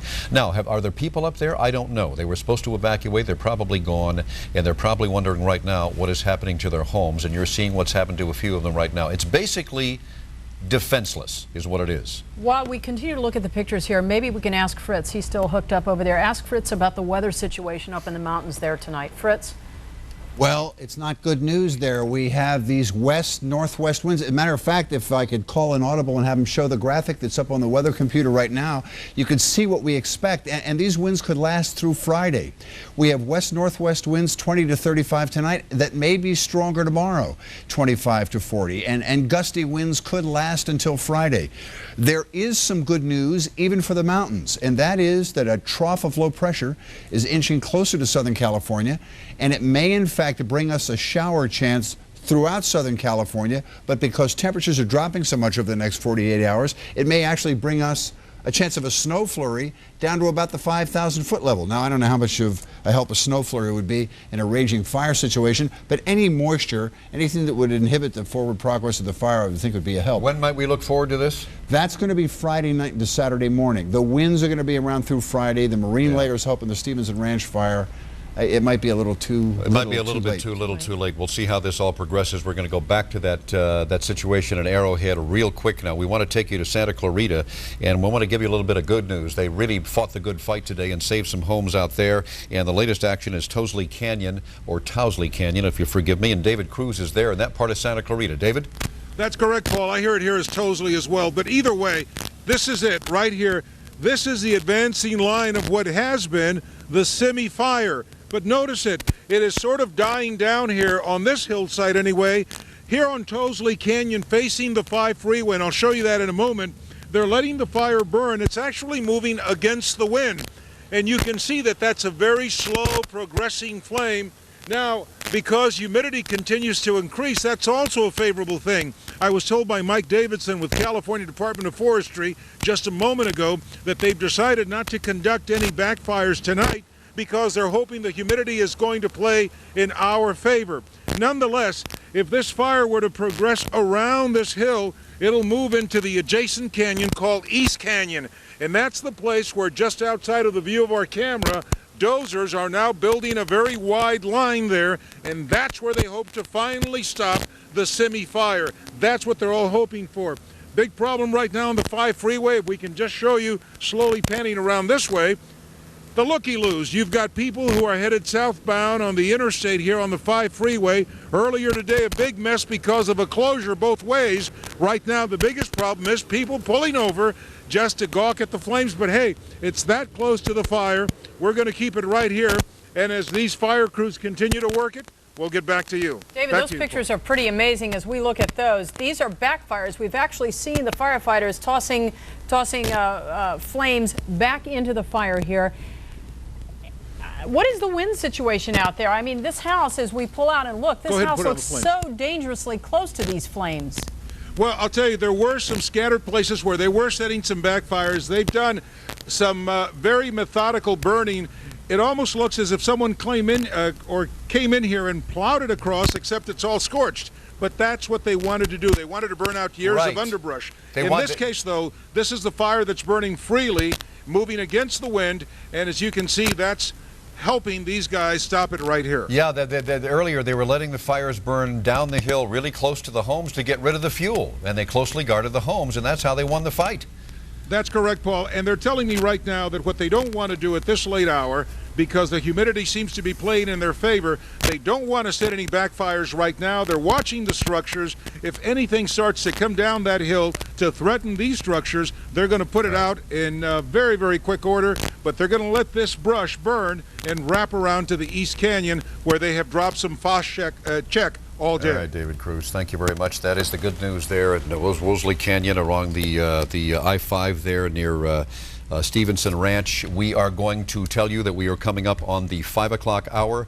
You are watching the Channel 4 News special coverage of Southern California still on fire. I'm Paul Moyer, and we are dealing with a situation now up in Lake Arrowhead, Colleen, that when we left it 5 minutes ago did not look real good. No, it didn't at all. We're looking at a live picture from Lake Arrowhead. Just a few moments ago, we had Chuck Henry on the phone describing the situation. Several structures lost, homes up there, very close to the lake. We have a live picture right now with Chuck, I believe. Chuck, can you hear me? All right, Chuck was on the phone. He was going to get in front of a camera if he could. We've got Justin up there too, but just to reiterate, if you're just joining us here at 5 o'clock, The fire has kind of doubled back on itself, and it is attacking an area east of the lake. Okay, east of the lake, the Cedar Glen area there. Homes have been burning. Chuck Henry is now before the camera. Chuck, you've made your way back from Running Springs, and you had a pretty ominous tone in your voice on the phone there. What's going on? Well, we're going to roll some tape, and you'll see what the ominous tone, but I have very, very bad news for you. Rick, tell us about this. Down in the Hook Creek area, we lost approximately 150 homes earlier today. 150 homes? That's correct. It's an inferno down there. I don't know how you guys are doing it. It's really tough down there. It's amazing. It's just it's real scary, and the fire's doing things we normally don't see a fire do. One of the bad things about this, that it's down in a draw. There's only one escape route out of there. You guys are incredible. Yeah, it's very scary down there. The fire it'll come through an area, then it lays down for about an hour or two, then it builds back up again. It's up in the tops of the trees. It's ground firing out, and then we're having flames, sometimes excess of 200 feet. We may be 500-600 yards from where the flames are. What are you anticipating for this area, which looks kind of like there's some homes up here. There's also some businesses at the top. We're at the top of Hook Creek Road and what is it, Western? Western, yeah. We're going to try to hopefully make a stand up here, protect these small businesses in here. If we're unable to do that, then we're going to evacuate down to our safe areas down by the postal area. So. Okay, and if it should get up into this area, then it's just all the way down to the lake. Yeah, unfortunately that might happen, but it's been making runs, and it'll slow down and make runs. We can't control the fire when it's this tall. When it's 100 and 200 feet in the air, we can't reach it, and it's just beyond our ability. So the operation down there is what? I mean, I'm amazed that you guys are even down there. Yeah, they're hoping to make somewhat of a stand, but they're pointing to come on out. So at any time they be coming up the road really fast. So that's one thing we have to be careful about. They're hopefully it makes a run and it slows back down, then we catch it in the ladder type of fuel. Okay, Rick was one of the guys that helped us out yesterday, and I you know how much I appreciate that. I do. Hey, Chuck, can you ask him a question for me? Sure, go ahead, Paul. Ask him, he's mentioned the fire crowning. We know it travels very quickly that way. Could this fire possibly crown all the way around that lake? Could the fire possibly crown around the lake? I really don't know. That's going to be hard to say. Now I got to get going. We got a meeting, so I got to get going. So. Okay, I know you do, and I really appreciate everything. Huh, Rick? Stay safe. Okay, we will. I'm following you, Rick. Oh, boy. That's why he looks so familiar to us, yes, Chuck. He does. We saw him. We met him yesterday. What about the lake? You're talking about the number of homes, which is astonishing. The Hook Creek area and Western. 150 homes lost there this afternoon. I can't believe it. I was down there and I saw maybe 2, 3, but it's possible. That whole place down there is an inferno. Well, one of the bad things that's happened now is the wind has picked up, and I can see the smoke, and it's coming toward the lake, so it would be coming westward. All right, let me orient people, Chuck. Thank you very much. If the people that have been up there know what I'm talking about. If you haven't, this is Cedar Glen, a very heavily populated area east of Lake Arrowhead and Papoose Lake, the little lake near the dam there, and it's Hook Creek Road where Chuck Henry was. And this fire, if it gets around the south side of Lake Arrowhead, could go all the way through possibly to Blue Jay on the other side. This is a really, really serious situation. And Justin Yeager is up overhead. Justin, there's a hospital in there that's a pretty formidable force in that community. How is that doing? We've been looking for the hospital, actually, specifically once we heard that it was threatened, and we haven't been able to find it just yet. We do have one update, and that is that all of the air resources have been ordered to the ground. There will be no more water drops for tonight, so that's unfortunate for these areas here to the east of the lake. It was tough to fight for them anyway because of all these spot fires. Colleen mentioned earlier, in one of the large areas of fire, you see a big flame, but you see it surrounded by sparks, small, tiny flames on each side. Even if they put out those large flames, those small ones can spark off these larger ones. I want to give everyone an idea of where we are. We're pointed north, north of Chuck Henry's position, north of the lake, north of Cedar Glen. What you see to the left of your screen is a line of fire that's pointed all the way down to the high desert towards the Apple Valley area. That's the way that the wind is pushing it. Now, the area that Chuck Henry is in is coming back from the east, working its way up the mountain towards Lake Arrowhead. You also have that on this side, where towards the right of your screen, that fire line is working its way back to the south, up the canyon again, back towards Cedar Glen. So you have a multiple threat for the community of Cedar Glen. You have fires from the north coming back up the hill and fires from the east coming back up the hill. This fire is schizophrenic. It's coming at them from all sides, and as you heard from that firefighter down there, they're just not sure on how they're going to be able to knock this thing down. And Justin, those pictures we're seeing, in addition to the aerial pictures we're getting from you, these pictures in the small box off to the side of the screen, these are pictures that Chuck Henry and his photographer, his photojournalist, Christopher Lee, have just shot. This area is the Hook Creek area near Western, as we just heard from firefighter Rick.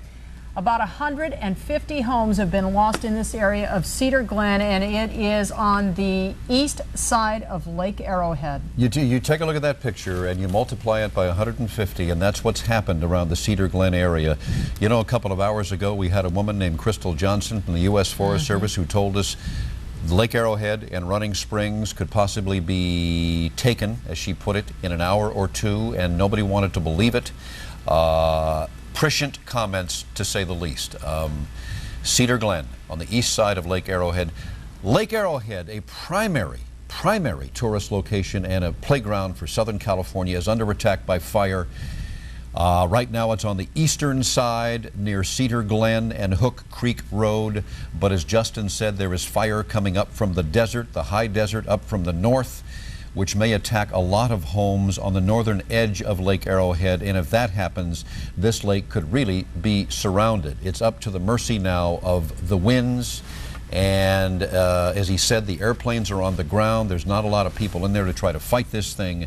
Basically, right now, it's defenseless. As you can see, all those homes, we're looking at Justin's picture there, all those homes just to the east side of the lake there. As we can see, it doesn't seem to have burned down to the lake yet, but it's precariously close. As Justin said earlier, it was within about a mile to a half mile of the lake. But the other issue is there. All right, hold it. We've got Jennifer Bjorklund right now with Governor Davis. Jennifer, can you hear me? Yes, I can. Does the governor know the dire situation up around Lake Arrowhead?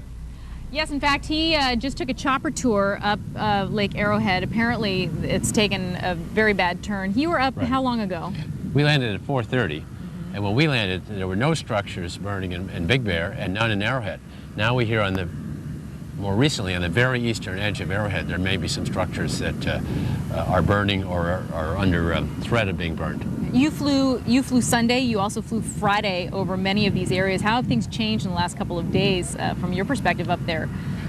Well, of course, on Sunday we didn't have the fire going over Highway 18, and the firefighters are doing a phenomenal job.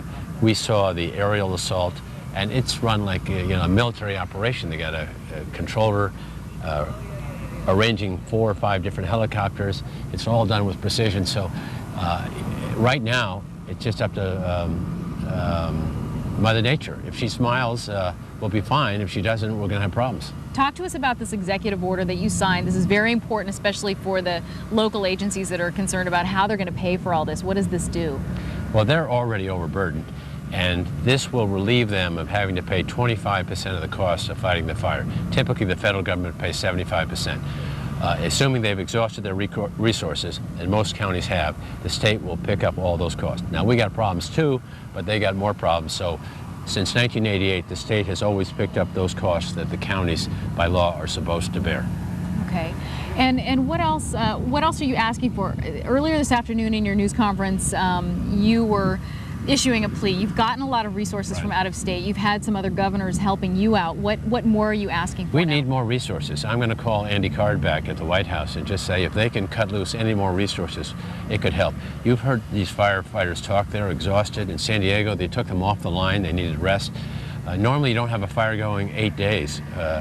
And several fires. Without having it being put out. And this fire in San Bernardino could go for days and days and days. Same with San Diego. Jennifer? So we need more resources to replace our folks who are getting real tired. Jennifer, okay, I don't mean to be rude. Please forgive me, but I don't think the governor realizes we have lost 150 homes on the eastern side of Lake Arrowhead. They're gone. 150 homes on the eastern side of Lake Arrowhead, I'm hearing now. Are you aware of the numbers that are... No, that is staggering, because we landed at 4:30, and when we flew over Arrowhead, there were no houses burning. So I heard, I was on a another briefing call, I heard from one of the incident commanders that the wind took a sharp change, and those houses must have come under attack very, very recently. What is your feeling about what more we can do up here? I mean, how can we get more resources in the state aside from issuing pleas? Now the sun is down. We can't have that air assault like we had earlier. You know, we have lots of resources, and we will get more. But we need help from Mother Nature, from God, and we need them smiling on us, because it looked like that fire was going to head right over the desert and not burn many structures. And now it's taking a turn for the worse. So we need them smiling on us and have that turn back and avoid many of those wonderful homes up there. All right, Governor Gray Davis, thanks so much for taking the time out. You've had a very busy day. I know talking to a lot of people, and a lot of times, and I know you know this too, Paul, when we're out here, we're sort of living in a vacuum. We can watch some of the news reports, but we just know what's happening in our little area. And actually, after the governor landed, we saw that fire breaking out on the hill. Just I know, it's amazing how quick things change, and that's why you have to stay on top of it moment to moment. Yeah, well, we certainly understand, Jennifer. We understand that, Jennifer. Thank We just you. wanted to make sure that the governor knew. I don't think he was aware of the tremendous loss they've suffered so far, so thanks for telling him. And just to reiterate, this is the Cedar Glen area we're talking about here, Hook Creek area and Western Hook Creek Road. It's on the really southeast side of the lake. The hospital is on the more eastern, northeastern side of the lake. Right, and we left Justin Yeager trying to figure out where the hospital is. 150 homes lost in that area. If you take 189 up toward the lake, it becomes 173 and goes around the eastern side, and that's where Cedar Glen is. Conan Nolan is west of there at Cedar Pines. Standing in front of a house Standing in front of a house lost. that looks like it may be lost near Crestline. Tremendous losses to the east of Yukon, 150 homes so far. Yeah, and Paul, Colleen, there's no question that the neighborhoods that we're seeing being lost to this inferno are very similar to the one we just returned to from Cedar Pine Park. Keep in mind that these are, many of them cabins, many of them very large homes, but they are in areas that are just absolutely inaccessible for some of these water tenders and these brush trucks. This home fully involved. The firefighters there saw enough. They had to pull out. They left. There was no way. They were not only going to they were going to be able to save this structure, but there are structures right next to it that, quite frankly, when we were there, it looks like they're going to be going too. Some of the homes here in this area, which, as you pointed out, is west of Lake Arrowhead, there's very little clearance in terms of an ability of a brush truck to turn around. So, frankly, they didn't even bother bringing one in. Of course, they have to back them in so that they make a quick getaway if things go south. And in this case, we saw at least 4 cabins, 4 homes destroyed. We understand there were at least a dozen there earlier. That is going up by every second. So we have heard, as you've been pointing out, the number of homes that have been lost in Lake Arrowhead, but there are quite a few homes in this neighborhood as well, Cedar Pine Park, that are going up. And frankly, there's not much for the firefighters to do other than use some aerial drops, which they've been doing. But I think all those resources now have been targeted towards the higher density neighborhoods, forest neighborhoods of Lake Arrowhead, and hope that somehow this very cold, whip-winding breeze somehow dies down. But you know, that hasn't happened for some time, and frankly, it's going to be a very bleak night, not just for Lake Arrowhead, but for many of the other neighborhoods in the mountain communities. Back to you. All right, Conan, we're looking at the area on the map where you are. It appears to be quite a distance from Lake Arrowhead, not much in terms of miles, fewer than 10 miles. But is this the western flank of the fire? Does this fire really go across a ridge, all across Cedar Pines Park, Twin Peaks, Lake Arrowhead, Cedar Glen? Does it stretch all across that area? I don't believe so. I think this is a western edge of the western flank. This came up from Devore. It was in Devore yesterday, and it whipped around with some high-velocity winds earlier today, and it sort of sideswiped this community before heading on towards Highway 138. I don't believe they have to I don't believe that flank is as treacherous, but there are still homes that are being burned, and the flames from those homes may be ending up, the embers flying downward, down the canyon, down the ravines to other cabins. So I'm not sure if you'd really call it a flank. It came from, again, from the western side of the San Bernardino Mountains through Devore, and sort of sideswipe that neighborhood, but it is now, parts of that neighborhood finger into the wildland area, and it's those areas, particularly those that are off the paved road, those cabins that are right now being destroyed. Well, it may have flanked some neighborhoods. It's run smack dab into Cedar Pines, and as you said, Conan, some losses there. We're getting word now that there are some new homes might have been lost in Crestline, which is to the east of where you are right now. So you add that to what's going on at Lake Arrowhead, you've got basically this long line that stretches maybe, I don't know, 4, 5, 6, 7 miles up there in the mountains where homes are being lost as we speak. We are going to, as we're looking, Conan, let's stay right here. We're looking at a home being burned now, and I believe this is probably the stuff that Chuck Henry shot a few minutes ago around Lake Arrowhead. You can't see it, can you, Conan? No, I can't. All right. Well, it's devastating to watch.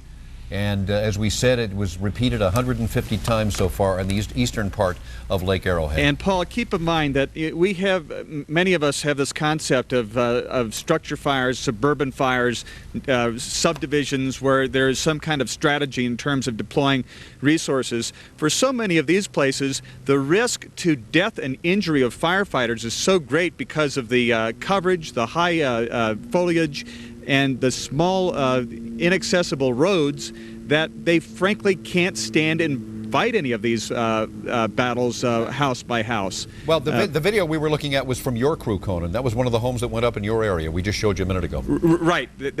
But my point is that I didn't see the video, but my guess is you didn't see anybody trying to fight that fire. No, not at all. In fact, well, yeah, there's somebody right there with a hose. That may be, I don't know if that's a citizen or a fire person, Colleen. Can you make that out? Well, I think most of the citizens would be gone. These guys look like they're wearing the uniforms or the hard hats of the firefighters. But boy, look at this ridge, Paul. We've been sitting here for a few hours this afternoon. I would say just within the past hour or so, this ridge has just lit up. I've got to tell you something, Conan. You've been around here for a long time. I have. Colleen has. Look at that fire. That's Lake Arrowhead that's going up. I mean, that's like the crown jewel up there, or one of them, that is on fire, Conan. It's really quite remarkable. The fire is a part of life in the mountains, or it's part of life of Southern California. What truly makes this remarkable, Paul and Colleen, is the fact that we've had this conflagration here and in so many different vicinities simultaneously. And this is about as worst case a scenario as you can muster, because not only do you have so many different fronts all over the region, but you cannot divert resources to fight them because they're busy in their own backyard.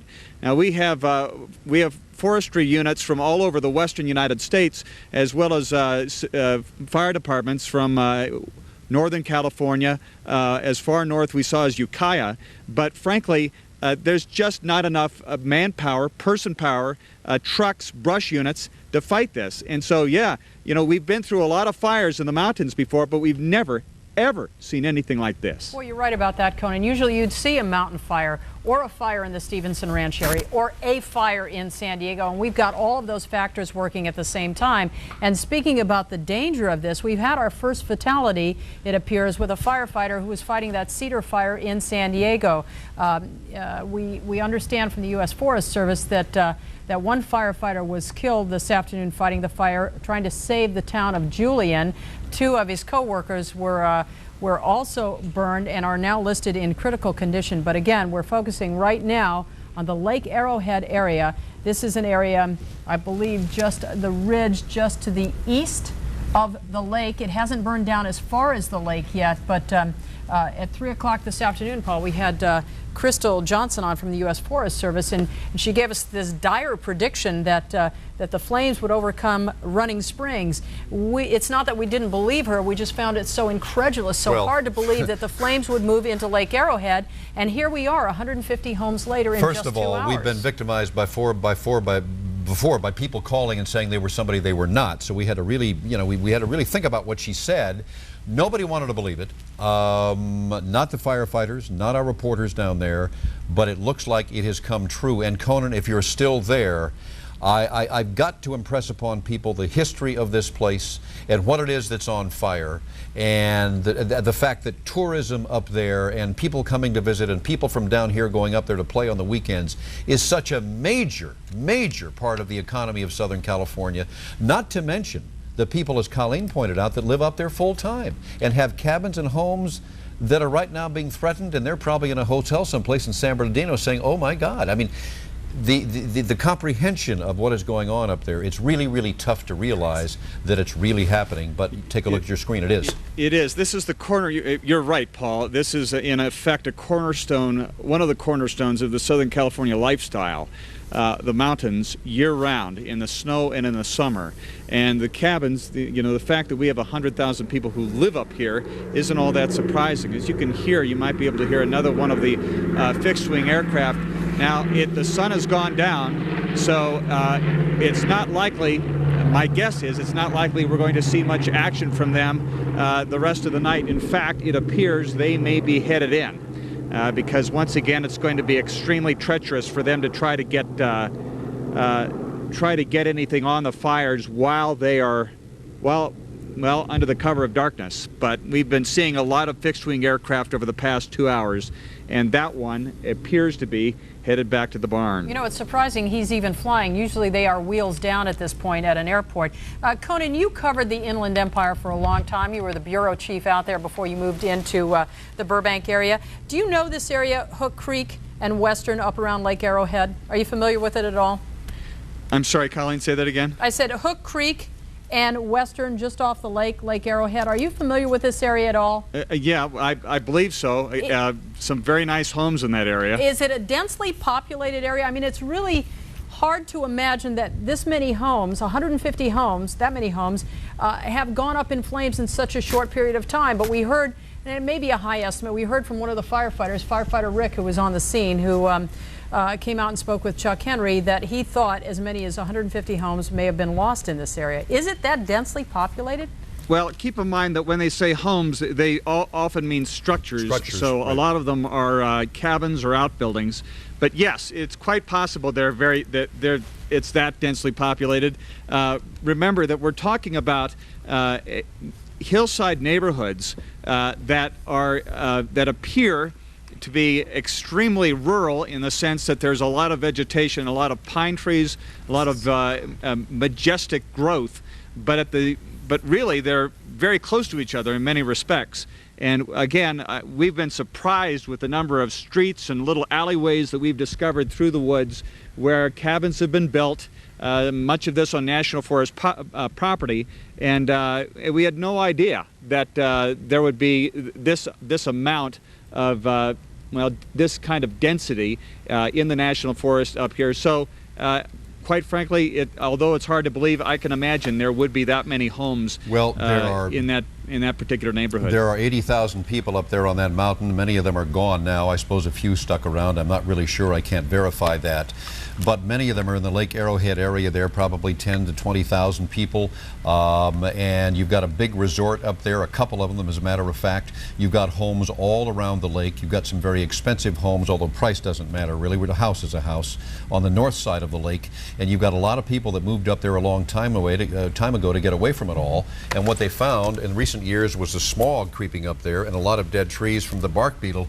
We have to go away from this for just a second. We want to bring in Gordon Tokamatsu, who's at Stevenson Ranch, where, opposed to all this bad news we've been telling you about, they fought the good fight out there, Gordon, and they won today, didn't they? Oh, they won in a big way, and no one is happier than the residents themselves.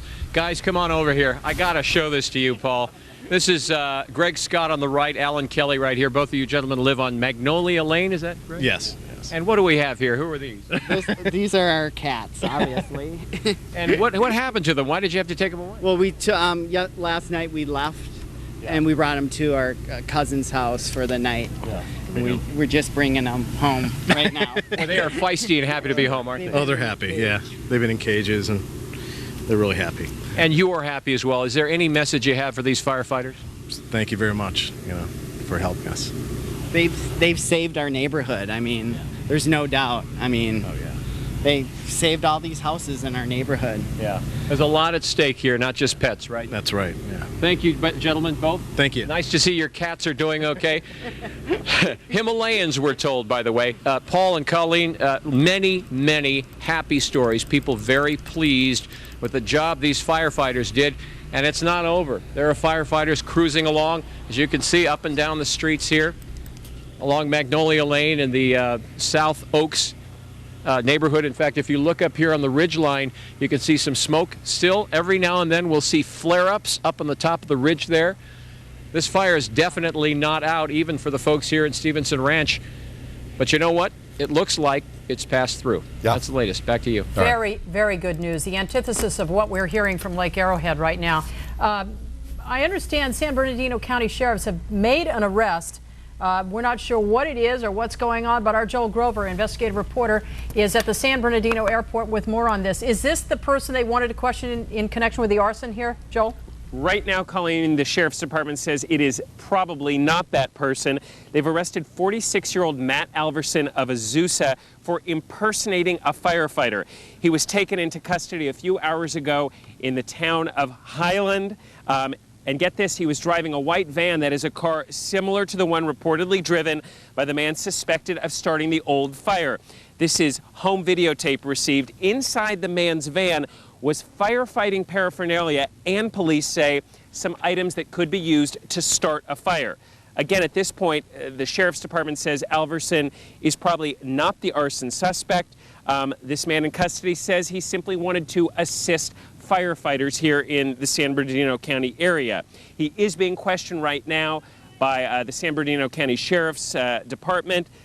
They are still asking for tips, though. They've received some 500 tips in the last 2 days. They are still looking for this man suspected of starting the old fire.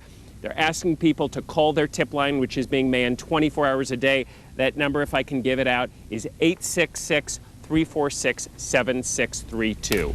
Once again, an unusual arrest, but the sheriff's department says probably not the arson suspect they've been looking for. Boy, it sure is unusual, Joel. Thank you very much. They're still looking for one, possibly two suspects who were seen there on the 18 and Old Waterman Canyon Road Saturday morning. They've got a reward out there of not 50 but 60,000 because some citizen there contributed 10, added to the 50 the supervisors put up, and now it's $60,000. Back to the good news, if we will, for a second. David Cruz, you're there in Towsley Canyon near the I-5 in Santa Clarita. How's it looking from where you are, David? Paul, our vantage point is on the shoulder of the I-5 freeway, which is southbound right here.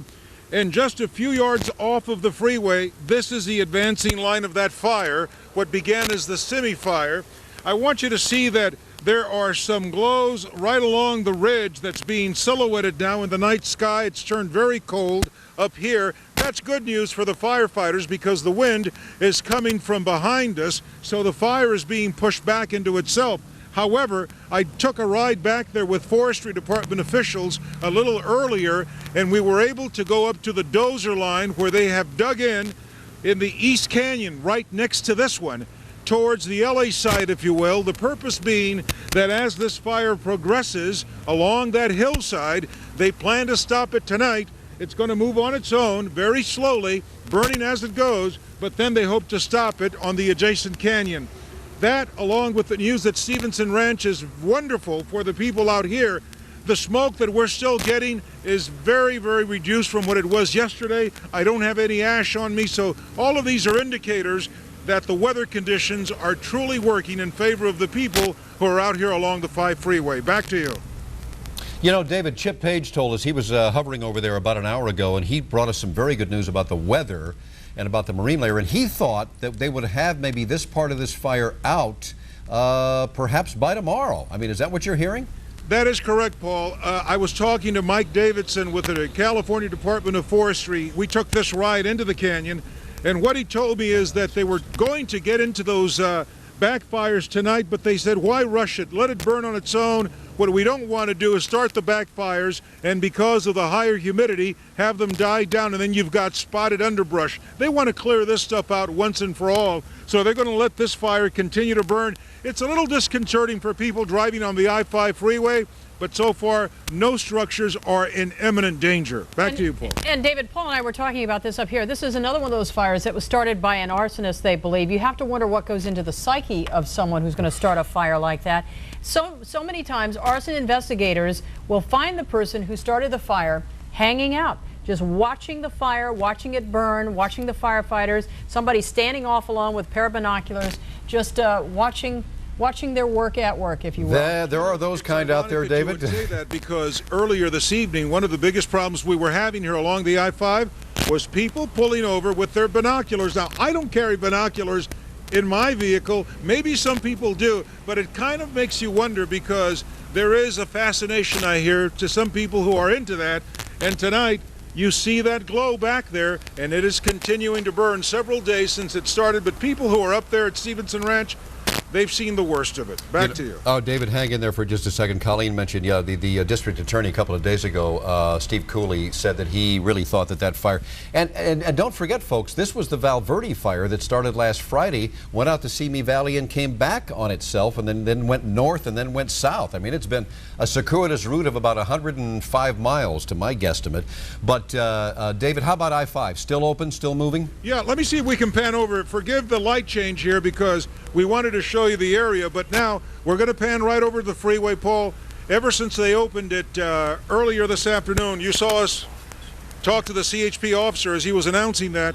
The freeway is running smoothly. There was a jackknife vehicle northbound on the 5 about an hour and a half ago, but traffic is moving very smoothly. Other than CHP did ask us to remind drivers who come through here to slow down because this continuing smoke does act something like you might deal with fog on a bad morning. So people need to slow down because there are some people who are suddenly stopping and they become the looky-loos and you can have some bad rear enders. All right, David Cruz reporting live from the Santa Clarita Stevenson Ranch area. Thank you. We're going to go to Ted Chen, who's been in San Diego covering the Cedar fires. We've been telling you this afternoon, one firefighter lost his life out there today, and I understand another firefighter is in serious condition, 2 minor injuries at UCSD. And Ted, can you shed any light on identification of these firefighters, what unit they're from, or what the circumstances were? I wish I could tell you more, Paul and Colleen, about these firefighters, but the press conference, we understand, is ongoing. It's going on right now in downtown Los Angeles, and as you mentioned, one firefighter killed, one seriously injured, 2 minor injuries. They are withholding the identities and the names of these firefighters for the time being, I am told. I'm also told they are not from this area. We have heard that reportedly they are from Northern California. We're not sure yet what agency they were part of, if they were part of the same agency, and we don't know yet at this point what the circumstances were of their firefight, but we understand it was in the Julian area. That's where the intense part of this firefight is going on at this moment, in the Julian area at the northern flank of this fire, the Cedar fire, which is now the biggest fire in state history. We are on the southern flank, about 25 miles south in Descanso. Now, some pictures we want to show you right now. We have a first look at the town of Cuyamaca, which we've been talking about over the last couple of days, which was 90% wiped out by this fire. Let's see if we can roll that videotape. This is a very popular, small little town about halfway between here and Julian, and it is virtually wiped out. It has a restaurant that is very famous. It has a beautiful lake where people like to go fishing and camping, a bait and tackle shop. About a few hundred people live in the area, and people just comment on what a beautiful area it is and how popular it is and how people love to go there, especially during the summer, to just soak it up. But it is virtually gone now. A museum that is famous for Indian artifacts, that is also gone, as well as almost the rest of the town of Cuyamaca. The one thing that did survive, we are told, is a 6th grade camp, a camp that students have gone for the better part of 3 decades now, and maybe one of the most famous parts of Cuyamaca fortunately survived. But so far, that is the only good news. We still have a lot of people waiting here, trying to get back into the area, try to get back into Descanso, wondering about their homes. We're told most of Descanso survived, but again, Cuyamaca gone. We'll try to find out more about those firefighters as news develops. Reporting live from Descanso, Ted Chen, Channel 4 News. Paul and Colleen, back to you. The loss is a astounding, Ted, the loss that's going on in Southern California, San Diego County, Los Angeles County, San Bernardino County, quaint little towns like Cuyamaca and Julian threatened, Cuyamaca gone, and homes burning in the San Bernardino National Forest, homes lost in Cedar Pines Park, Crestline, the eastern part of Lake Arrowhead. It really is quite astounding. Ted, I want to ask you one more thing about Julian, and if you said this, I'm sorry if I missed it, but I know they're surrounding it with fire engines. They've got 25 strike teams there, 125 pumpers. So far, so good. They've lost a few homes, correct? So far, so good. We understand they have lost a few homes in Julian proper. They've lost a couple hundred homes in the little towns surrounding Julian. There are a few smaller towns in the Julian area. There was one particular community, the community of Pine Hills, which has about 200 homes. Firefighters said that that area is basically indefensible. Not a lot of defensible space or clearance around those homes. So they haven't confirmed this, but they believe that the 200 or so homes in Pine Hills, they believe those homes are gone, or a lot of those may be gone. Julian itself is still standing as far as we know. Now, we were trying to get up there earlier this afternoon. We were going up there with George Lewis and a network crew. They were able to make it up. They were a little bit ahead of us, but we weren't able to make it. Some fire crews told us to come back because some fire was coming our way, and they specifically said that they heard about what had happened to Chuck Henry yesterday and Christopher Lee, and they had heard about that, and they didn't want that happening to us and our crew, so we were forced to go back. So I couldn't make it with my crew up to Julian. We have some people up there now, but as far as we know, it's still standing. Back to you guys. All right. We'll get an update from you a bit later on. Chuck Henry is back up in the Arrowhead area. You were the one who gave us that information about the Hook Creek area and Western. 150 homes lost there. Chuck, have you got any new information on this? Unfortunately, we do, and it's not good. There are homeowners down there. One just took us down. Now we're talking about over 250 homes destroyed. It was a firestorm of unbelievable proportion that ripped through that canyon. We just got back. We've shot some videotape. We'll send it back so that you can see what's happened. My heart goes out to anybody who had a home anywhere near Hook Creek Road. And I'll tell you, my heart goes out to those individuals down there who have decided, despite everything, to stay and defend their homes. There are 3 homes that are still standing on a corner block. One man, and I think he said his father, his grandfather, fought the flames off. They said the fire crew couldn't get down there, and this is no fault of the fire crew. They couldn't get through. So what you've got now in the canyon, home after home, block after block, that has been totally wiped out by this fire. And the problem now is, as you can probably tell, the wind has kicked up. They're moving engine companies around. The fire continues to move. But the damage that was done here, just on the eastern edge of Lake Arrowhead, maybe a quarter of a mile from the lake itself, is unbelievable. And to think that we're so close to water, and according to the homeowner who told me there was no water to fight the fire, it's an incredible situation. So the way we see it, Chuck, this is Cedar, Glen. It's a Hook Creek Road, as you said, near the dam there. That this thing went so quickly through there that a few firefighters tried to do what they could, but some of the homeowners stayed probably out there with garden hoses or whatever. Is everybody okay down there, Chuck? Everybody survived this? Yes. It's very hazardous to go down there. Power lines are down all over the road. Trees are still burning down there. The homes have been burnt literally to the ground. All that remains are chimneys. But the fire continues to burn, and we get more of this topping effect as it spreads from tree to tree. Now, I don't know if the camera can pick it up because it's pretty dark, but you can see this glow off in the distance, perhaps, a slight glow. This is where it's burning now. And if you follow this down a little bit over to the right, Lee, all this area down in here, that is completely destroyed. There's nothing down there. There are no homes down there whatsoever. There are fire crews that are down there right now, and all they're trying to do, unfortunately, saving these homes is going to be impossible. It was impossible. So now what they're trying to do is to make a stand as the wind continues to shift to make sure that other areas don't suffer the same fate. Hey, Chuck, where are you in relationship to the hospital there, Chuck? We see that on the map. We're trying to figure that out. I can only tell you, I have no idea where the hospital is. I can only tell you that I am very close to the dam. All right, let me ask you something. Hook Creek Road. Okay, let's pinpoint this. Hook Creek Road. Hook Creek Road is in the southern part of Cedar Glen. Now, Cedar Glen looks like it runs about 1.5 miles north-south. We're talking about the southern part, not the entire part of Cedar Glen, right? Yes, we're only talking about one. If this is part of Cedar Glen where I'm standing right now, then we're not talking about this. We're talking about only along Hook Creek Road. Well, I take that back, because as we went down Hook Creek Road, I do recall I saw some other streets that branched off of Hook Creek Road. Do you remember any of them, Lee, by any chance? I don't remember the names. You're on the lake side of it. You're talking about the lake side here. Are there, you talk about three, maybe 4 homes still standing here.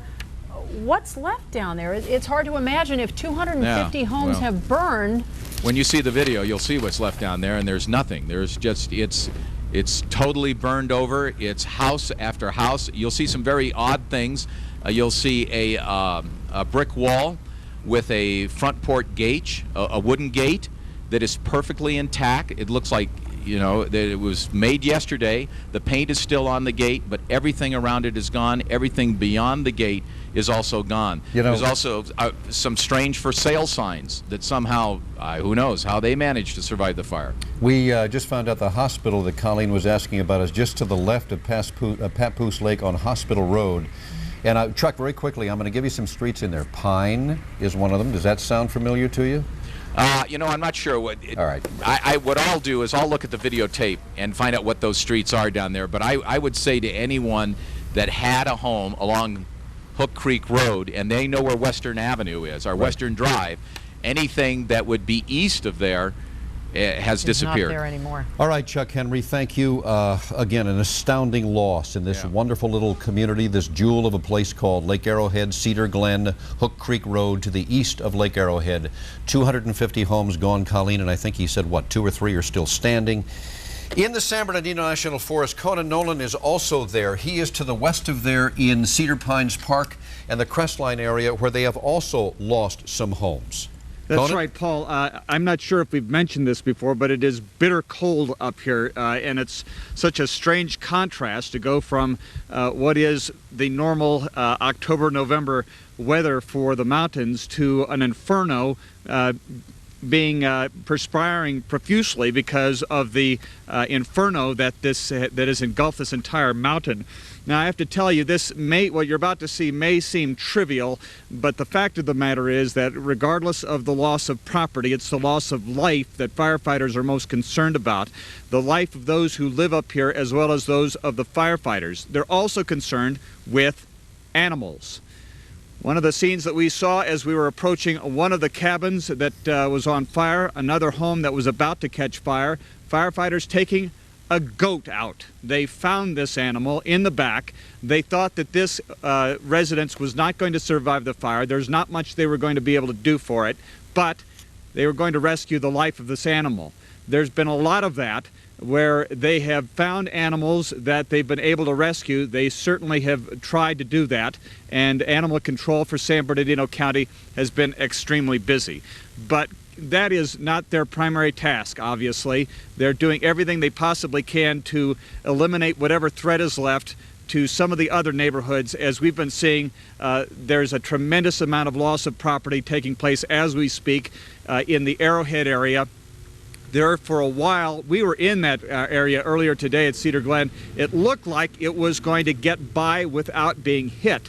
But then, of course, as soon as you start thinking that, the worst happens, and that has been the formula for this entire week. Every time we think a neighborhood's going to come out of this unscathed, something terrible happens, and that apparently has happened to at least one large neighborhood of Lake Arrowhead. Back to you. And Conan, it happened in such a short period of time. I think we spoke with the woman at the U.S. Forest Service, Crystal Johnson, at about 3 o'clock this afternoon. A couple hours ago, yeah. No flames, no fire anywhere, and within about 30-45 minutes, we saw these spot fires in and around Lake Arrowhead. And then here we are now, 2 hours after that, and we're hearing that as many as 250 homes in the Hook Creek area and Western are gone. It's just amazing because keep in mind, it's not just firefighters keep their guard on the whole time, but it's a natural inclination to feel a big sigh of relief when you start to hear the rumor mill that it's past you, it's by the neighborhood, it's on its way somewhere else, and then you start to think, well, my goodness, how fortunate, how lucky we are. And then absolutely, within an hour, within a half hour, you find out that was all wrong. Mother Nature played a game with you, and now it's back in your neighborhood in a worse scene than you could have possibly imagined. You know, we're blessed out here, Conan, with basically a lot of places to go and play. And the three main ones are the beach, the desert, and the mountains. And we are losing a good part of the third. And it really is sad to see it happen. And it's happening right now, my friend. It's going to be a huge economic blow to this region as well, as you mentioned earlier, Paul. It's going to be hard to recover from this. And keep in mind that they've been suffering in the past, not a tremendous amount of snowfall for some of the winter seasons. They were looking forward to a pretty good snowfall for the resorts, bring people back up into the mountains. It has been a little dicey for them economically the past several years. This is going to be just an absolute devastating blow to the economy here once the fire stops. And then, of course, you have the winter season and the rainy season to worry about, with all the coverage now having been removed from so much of the forest area. Sure, well, we're talking floods and mudslides and rock slides now after that. The old saw, this will pass. Yeah, it will, but it's going to take a long, long time to recover and get over this one. Fernell Chapman is live in Stevenson Ranch. Forgive us from going east to west, but there are two basic fronts going on, and Arrowhead is one where Conan and Chuck are. I'm sorry, I've been here too long. Conan and Chuck are, and Fernell Chapman is in Stevenson Ranch where the other story is going on, but this one has turned out much better. Fernell? Well, Paul and Colleen, San Diego is taking it on the chin, San Bernardino is certainly taking it on the chin, and Lake Arrowhead taking it on the chin as well. It's a very different story, however, here in the Santa Clarita Valley. There was indeed quite a firefight here earlier today, but this one, the firefighters won. Now, as you can see in this videotape shot earlier today, the flames licked up very close to homes here in Stevenson's Ranch, particularly the southern flank of Stevenson Ranch. Firefighters moved in with an aerial assault. Numerous helicopter drops were made on the area. Most people decided to get out. In fact, they were told it would be best to evacuate, and most of them did. We can see as these people were walking out that no one was excited. Everybody knew what was going on. Everyone knew they had to get out, and most people were ready. Their cars were packed with their valuables, and most just drove off. A few obviously did decide to stay behind, but they were very few and far between when you go down rows and rows of homes. But again, the firefighters made quite a defensive stand here. They succeeded. They strategically deployed themselves to the rear of homes, and they went at it. Again, the aerial assault is what really made a big difference. We talked with a firefighter and a homeowner after this assault proved successful. The actual flame, the top of the flame lengths were probably within 10-15 feet of the eaves of the home. That's pretty close. Yeah, that's getting pretty close, and that's why we're there. Most of these people have pretty good clearance behind their homes, which is what we expect from them, which gives us a chance to defend it. Without any clearance, we wouldn't be able to do it because the flame lengths were from the brush that was burning. We're getting up to 30-40 feet, and that's enough to get over their brush clearance to start impinging on the home. With such catastrophe taking place, they're very organized, extremely organized. Everybody seemed to know exactly what to do, and they were doing it. What do you want to tell those guys? My hat's off to them. Thank you very much. Thanks is not enough, but thank you very much. And that's all we've been hearing from homeowners in Stevenson's Ranch all day. Thank you, thank you, thank you to firefighters. In fact, I have a couple of them with me, one with LA City, one with LA County, who had a personal interest in what was going on here in Stevenson's Ranch because they both are homeowners here. People are simply wondering now, my goodness, you did it. We're so thankful. What do you want to tell firefighters? You were on the line here. Oh, I just can't thank them enough for the job they did. I'm an inspector with our health hazmat division with LA County Fire. And in fact, some of my neighbors saw the yellow turnout I have when I do support jobs, and they were quite concerned and asked me, and I said, when the engines come, those are the professionals. I can't say enough. There was 40-foot flames right behind my house, and when they made the water drop, unbelievable. I just have a whole new sense of admiration for them. And you are with LA City Fire? I'm with the City of Los Angeles Housing Department, and our home is right at the very bottom of this backdrop here where the flames burned up to the back fences. I was actually at work today. We were a couple of the, I guess you would say, the stay-at-homes last night. We were going to tough it out. I thought it would be safe to go to work this morning, and I started getting panic calls around lunchtime that the flames were coming in the neighborhood, and I came home here to Calgrove and saw a wall of flame everywhere, and it's just amazing. These guys did just beyond a terrific job. The flames came just so close. Firefighters are telling us somewhere between 10 and 15 feet of some. Not a single home was lost. No significant damage, just a couple of decks we're told got scorched. That says quite a bit. Oh, it sure does. I just moved into the neighborhood, just literally finished the patio last week, and they did a fantastic job. And they say it was right there, and the copter dropped in and put that out, and a fantastic job. Those helicopters were something else, weren't they? They had an assault here going on this afternoon that was just amazing. Helicopters coming in from every angle, aerial tanker planes. Just got to give these guys a tremendous amount of credit. I must get both of your names, please. You are? I'm Keith Gordon, inspector with the Los Angeles Housing Department. And you, sir? And I'm Bill Westcott, Health Hazmat Division with LA County Fire Department. Okay. Two very, very happy homeowners, just like so many others here in Stevenson's Ranch. No homes lost, a successful stand by firefighters here. Live from the Santa Clarita Valley, I'm Fernell Chapman, Channel 4 News. Fernell, everybody is talking like it's over and it's done. They're completely out of the woods there in Stevenson Ranch. Is that the case? Could it flare up again? Well, there's always the possibility, Colleen, of it flaring up again. In fact, what firefighters have been doing, they have redeployed resources. They've scurried from spot to hot spot to tackle the situation here. For now, everything does look pretty calm. There are some hot spots obviously left here in the Santa Clarita Valley, but for the most part, right now, there is not a single threat to a single home in this area. The people here have, for the most part, returned to their homes. They are very, very pleased with what firefighters were able to do here, and there is no alarm right now. They're maybe not completely out of the woods, but they are very, very comfortable tonight. Fernell Chapman, thank you for that good news, that breath of good news. We needed it, my friend. Thank you, Fernell. I was watching Fernell out there today in the midst of all that coordinated attack on those homes. You know, he's a pretty buttoned-down guy, and I've never heard him or seen him more excited in my life. But by golly, he was there, and that's a fight that we have won. And maybe the weather's going to cooperate with him out there, Fritz, and tell us what's happening there and possibly what's going to happen in the mountains. Well, I'll tell you, Paul, Mother Nature's very fickle. It helps some and hinders others. The marine layer was a very big factor in squashing down and slowing down that Stevenson's Ranch fire today. This thick blanket of marine air that rolls inland and smothers the fire to a point and cuts the wind down. However, we have very gusty winds to talk about really through possibly Friday that will just make matters worse up in the San Bernardino National Forest. I want to show you some wind advisories that we're going to post for you tonight. Not official wind advisories, but our advisory to you. Tonight, west winds, northwest 20 to 35 in the mountains and upper deserts in the areas outlined by the red.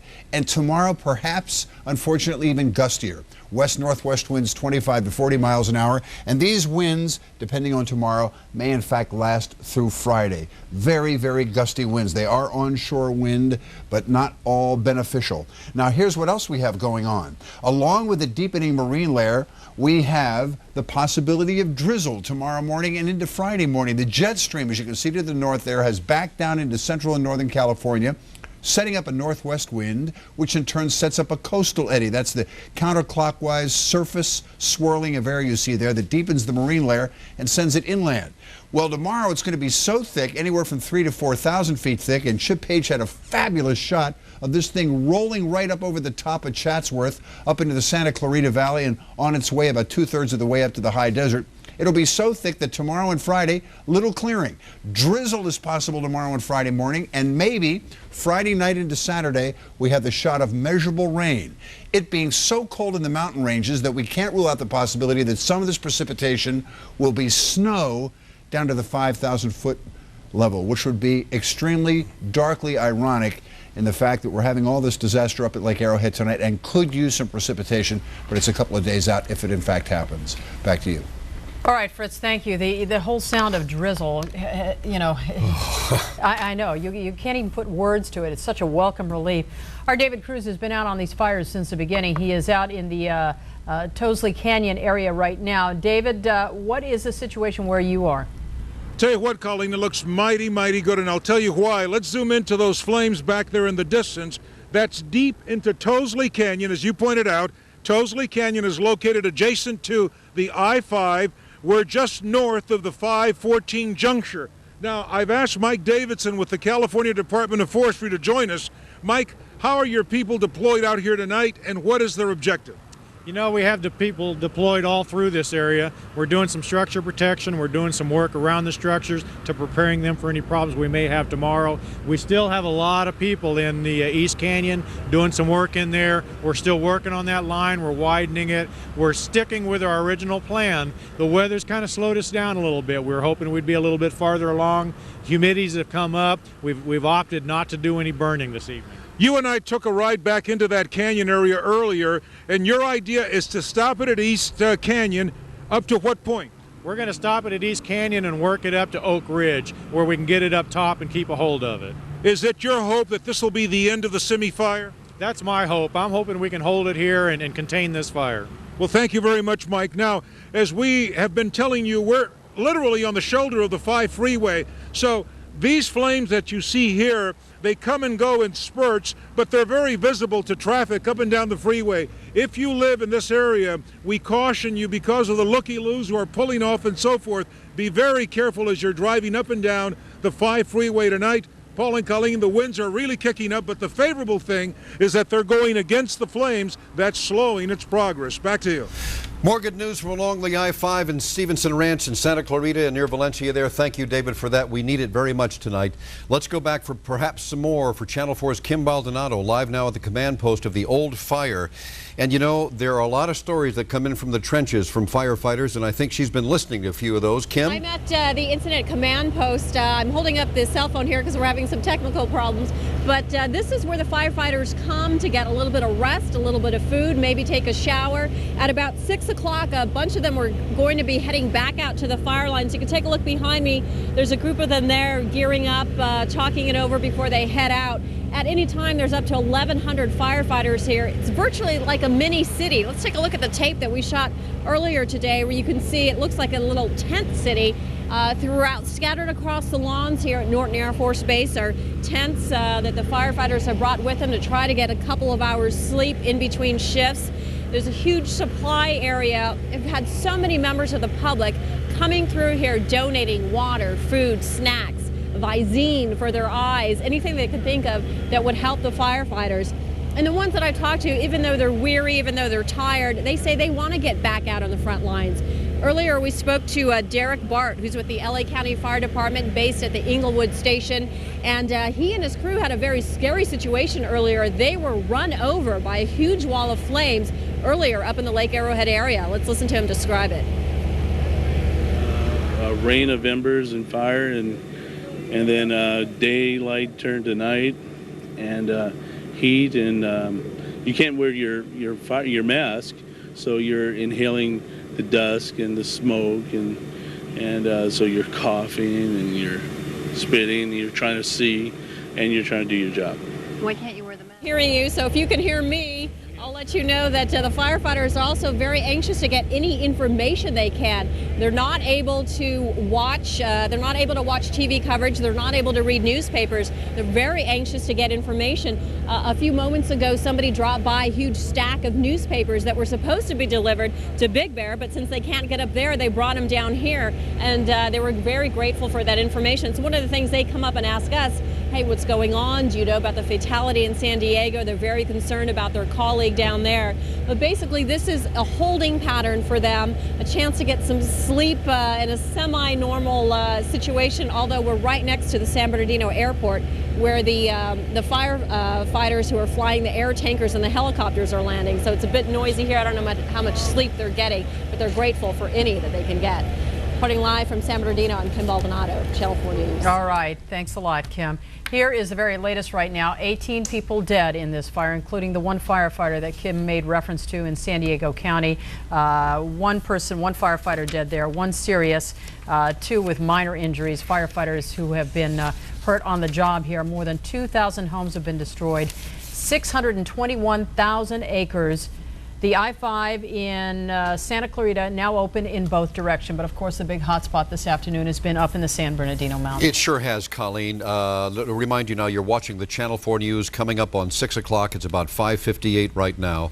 Our fire coverage continues, and you wonder if some of the firefighters that Kim Baldonado talked to today and was with there a couple of seconds ago tonight know anything about the losses, the tremendous losses up around Lake Arrowhead. You kind of hope for a minute, maybe they don't. Our news continues. Laurel Erickson live now.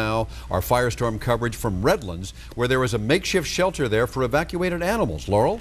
Well, around Lake Arrowhead here, this whole lake is densely populated, a lot like the Cedar Glen area. Right. And you know, I remember sitting out here at 3:30 this afternoon. It seems like so long ago, but when we first saw pictures of the lake, we were watching the water dropping choppers dip down into the lake there, pick up and move on. Then all of a sudden we started seeing little spot fires all over, and within just a few minutes the spot fires had grown, the embers were flying, and now we see this. Okay, that gives me a better idea, because where I am, obviously I can't see the lake from where I am, and I'm not up above, so I don't have that kind of perspective. But another thing about the homes that are directly along the lake, I mean, it's easy to get water for these pumper trucks, so they don't have to run these relays and bring the water up to them. So I would imagine that those that are along the lake are within a block or so of the lake would probably be less in danger. Don't hold me to it, but it would stand to reason that that might be the case. And these are very windy little roads up here. I mean, you guys have both been up here. Very windy, narrow little roads. It's kind of tricky getting in and out. So that's also a problem. Are the firefighters setting in and digging? I mean, what do you do at this point? The trees are tall there. There's certainly not enough water to stop this crowning going on. Yeah, well, when they have water, they'll attack it with the hoses. And it's this crowning effect they're trying to stop, because there's still plenty of fuel down there for the fire to burn. So if they see it, looks like it's starting to crown again, then they'll try to put a hose on it. They're not digging trenches. They're not, I didn't see any chainsaws. They're not sawing anything down. They're just trying to keep an eye on it and keep the direction. And see, once again, you probably can't tell, but the wind has really picked up, and it's swirling around, and it's kind of a little vortex here. You know, we can tell looking at your hair, Chuck. We're going to leave you for just a few moments. We're going to switch live to Ted Chen, who has been covering the Cedar fire in San Diego near Julian. Specifically, that is where one firefighter lost his life today. I believe the firefighter was from Northern California, Novato. And Ted, you have someone who's been up in that area, an NBC correspondent, Roger Downey? That's right, Colleen. We have more information first on the firefighter who was killed and the 3 firefighters injured. The 4 firefighters were from the Novato Fire Department. That's in Marin County, just north of San Francisco, and they were up fighting the fire near Julian this morning, and they were simply overrun by the flames. Now, we want to preface this by saying that, remember we told you about the kind of split caravan we tried to get up Highway 79. NBC did NBC and KNBC. Half of us made it up to Julian. The other half, including me, did not make it because a wall of flames came closing in, and firefighters told us to go back. It was simply too dangerous. Well, Roger Downey from NBC News did make it up to Julian. You did make it into town. It's a ghost town right there, but ghost town right now, but a lot of engines up there. What was the firefight? What did you see? Well, as we drove up, we were about 5 miles from Julian when we got to that point where you were turned back, but there was no one there telling us to turn back. I'm driving the car, and I'm not a risk taker, and I saw the fire kind of coming across the road and starting on the other side, and I saw a little smoke, and I was with my producer, and we decided, we'll just go forward, and if we can't go through much farther, we'll just back out and get out. Well, we went forward. It was smoky, but we got through, and then just as we're coming out of this very dense smoke, a deer runs right in front of the car. I almost hit that deer. So it was pretty scary, and the pulse was really pumping. We got up there to Julian, fire trucks everywhere. firefighters everywhere. Obviously, their role was to protect Julian, and they did a great job because the downtown historic area is there, hasn't been touched by any flames, unfortunately at a cost, that firefighter who died near Winola. Now, on your way out, you encountered that scene. You were on Highway 78, just past Winola, which is about a mile west of Julian. Tell me what you saw. Well, we saw this crime scene tape, and it seemed like it was an extra amount of crime scene tape, and we decided to stop and see what was going on there, and we saw some firefighters and asked them, and they said, well, there's the crime scene, and well, what happened? And they said, well, a firefighter. And I said, well, is this where the firefighter was killed? Because it was right next to a store. And he said, no, but there's their truck. And over behind that store was their truck. It did not look damaged in any way, so we figured the firefighters were not in their truck when they were hit by the flames. And then we saw the Novato sign on the side indicating it was from Novato. What did you see around you? Was it entirely burnt out? Was there any destruction? It really was eerie to drive through some of that forest that has been burned. It almost looks like it's been snowing. The ash is so white. And, you know, it's surreal, to put it mildly. There is no other color but gray and black, or some form of gray. It's and you see oak trees that apparently they burn on the inside and then they fall over. So they're really strange looking after they've burned. The first time I've ever seen anything like that, and certainly I don't intend to take any more risks like I took this afternoon. Well, it has to be so discouraging when a firefighter loses his life and ones get hurt. When you were talking with that firefighter who was telling you about the truck, what did you get? What kind of sense did you get from him and others? Definitely a sense of mood that, you know, they've lost one of their own, but also a sense of commitment. We're going to get to this fire. We're going to take care of it. I think more determination as a result of that, because they're not going to let him die and his comrades from Novato, you know, be injured for nothing. You were telling me about the strategy, the backfires they were setting, basically trying to divert the fire around Julian, well, and it looks like the firefighter lost his life trying to do that. Yeah, well, you know, they've known for some time that the fire was going to blow it towards Julian, so what they did, they started a fire between the oncoming fire, you know, that was a day away or so, and they started a fire there and burned up an area so that when the fire approached there, it split in two, and one half went to one side of the town, the other half went to the other side. Very successful tactic. It saved the town of Julian. Did you, when you were in the town, I mean, it must be kind of eerie just being there right now, because I was there yesterday, ghost town, nothing, no one's there. This is normally a bustling town, yes, coming into November when it's tourist season. Yes, but again, there were so many firefighters there. It wasn't like it had been deserted or anything. There were more firefighters and media up there probably on that street than there are citizens on a normal day. It was difficult to tell that it was it was a ghost town because there were so many people around, so many vehicles. How dangerous is it right now, do you think, to get in and out of there? I mean, is Julian pretty much choked off from the rest of... They would not let us come back the same way. A real estate office burned because the fire lapped over that same highway. Too dangerous. In fact, I saw a vehicle coming north, and I stopped them, and I said, can we drive down this road? It was a couple of firefighters in an SUV, and he said, we're not going that way. It's too dangerous for us. We turned back, so that's when we decided to come back 79 to the 67 to the 8. Roger Downey, correspondent with NBC, who actually made it to Julian when we did not, and was able to see, as he mentioned, the actual fire engine from the Novato Fire Department in Northern California, the engine to which those firefighters who were injured, one who perished, belonged to. Reporting live from Descanso, Ted Chen, Channel 4 News. Paul, I'm calling back to you. Okay, Ted, and you probably don't realize this, Ted, but we were also showing videotape of the one of the injured firefighters, possibly two of the injured firefighters who were injured along with that firefighter who was killed, critically injured. They are now in hospitals. I believe a total of 3 firefighters were injured. Correct. They're at UCSD. And we talk about the mutual aid. Here are the pictures again. We talk about mutual aid. That fire team actually happened to be from Novato, which is just north of San Rafael in the San Francisco Bay Area.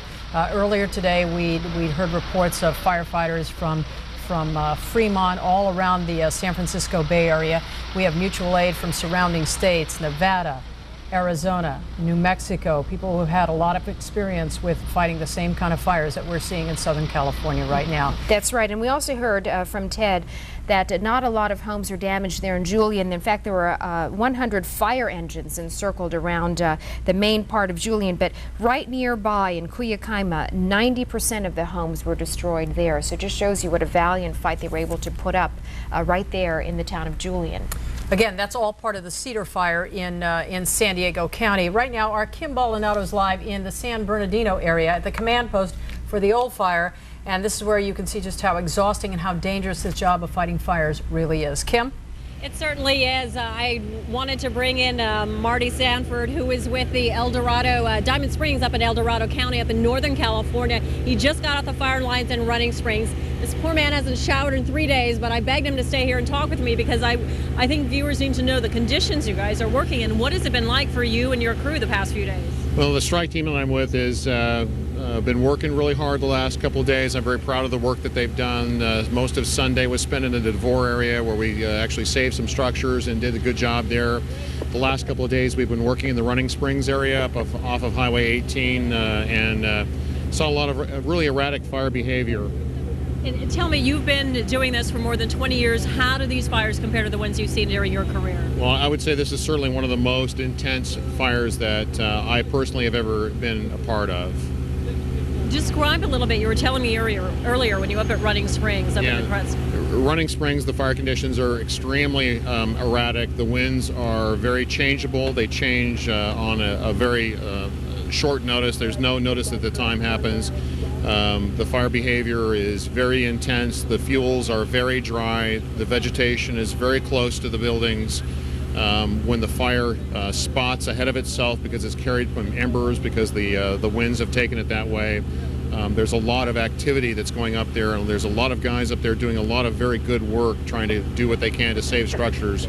It's very difficult to do that under those conditions, though. And very dangerous as well. Yes. How are you and your crew holding up with all of this? Well, I stop and with my strike team, I stop frequently and have safety briefings and make sure that they understand the fire behavior conditions. We point to the signs of what's going on there. We make sure that they have a clear understanding of what their job is, what the conditions are that would trigger a time to leave the immediate area that we're in. And I think communications with our people and making sure that we have good visual landmarks on what the fire is doing at all times and communicate with our superiors is the key to that.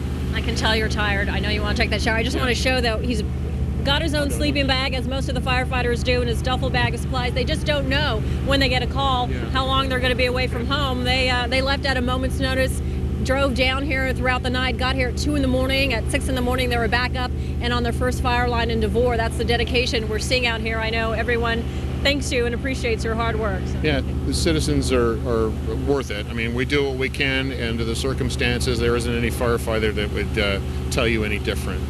Takes a special kind. Thank you very much for sticking around. I appreciate it. I just want to briefly show you what's going on back here. This is one of the many supply areas where they can come by, pick up a bag, fill it up with some fruit, some snacks that they can then take back with them on their engines when they're out in the field and aren't able to get any food. There are also huge trailers like you often see on movie sets, but these, instead of housing celebrities and stars, they are shower trailers and they're portable kitchens, and there's a medical trailer in case they need medical equipment. A lot of them desperately need the eye wash because their eyes are getting so irritated. One of them told me they can't wear the masks that are the best suited for these conditions because when they're running up and down a mountain, they can't have all that heavy equipment, the big canisters with them. So they're using bandanas and paper masks. So a lot of them need medical attention once they get here, able to get a few hours of sleep, get geared up, and get right back out on those fire lines, which is exactly where they want to be. Live from San Bernardino, I'm Kim Baldonado, Channel 4 News. Kim, you've been talking about their needs. I heard earlier today a woman who was helping the firefighters there in the Crestline area was saying that they were asking for things like chapstick. They were asking for baby powder, hand cream, just Tums. Yeah, and food. Food. There's simply not enough food for these guys out there. All right, why don't we go to our, thank you, Kim. Our Laurel Erickson continues our live Firestorm team coverage right now from Redlands, where there's a makeshift shelter for evacuated animals at this point. Laurel. Well, evacuated animals, but also for people. Colleen is at a place where there are so many people, but we're in Redlands at a parking lot, a Home Depot parking lot, where a church group set up shop to help people coming down from the mountains. They had several families here last night. They've got a barbecue if people are hungry. They've got clothes.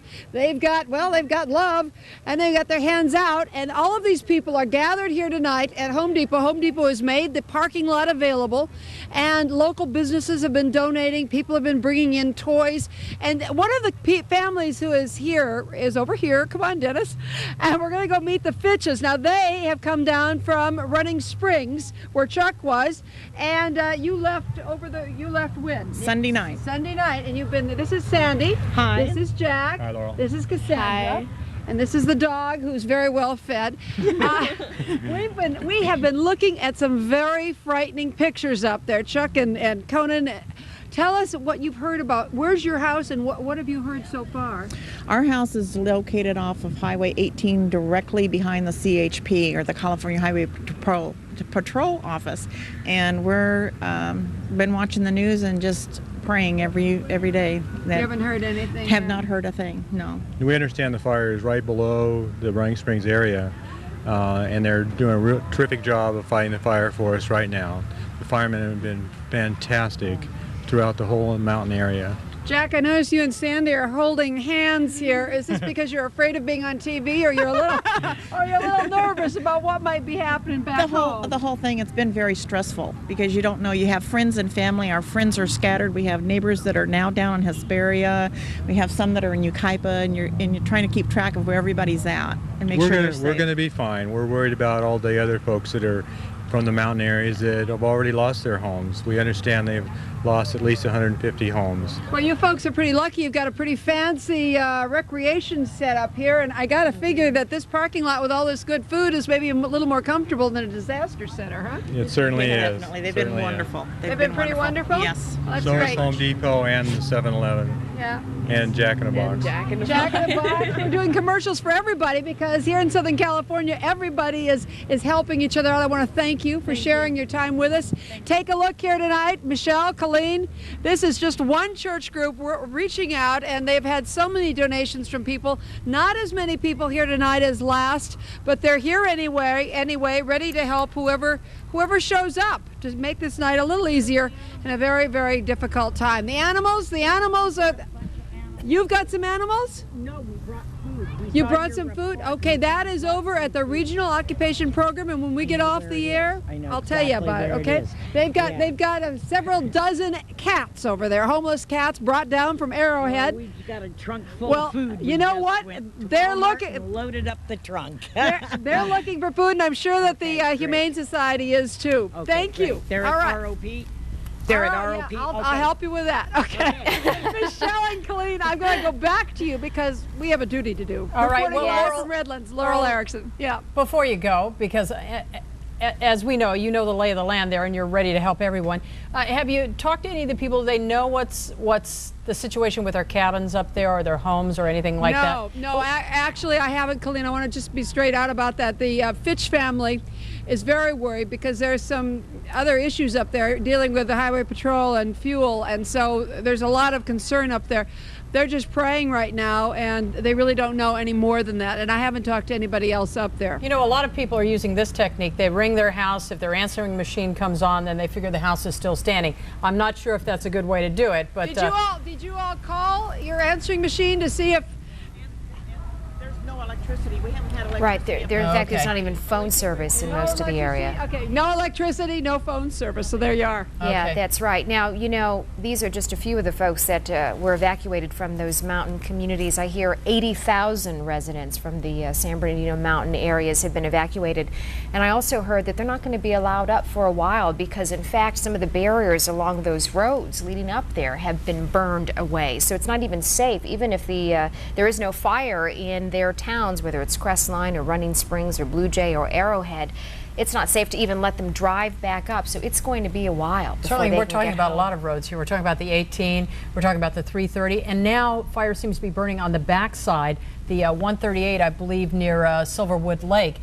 Fire had crossed the road there, and it's one of the fingers on the front of this fire, which seems to stretch all the way across the San Bernardino Mountains. David Cruz has been out in the Stevenson Ranch area along the 5 freeway today. I believe he's specifically right now in Towsley Canyon. David? We never made it out to Stevenson Ranch today because along the way, we caught these flames that were parallel to the freeway, as you pointed out, Michelle and Colleen, today.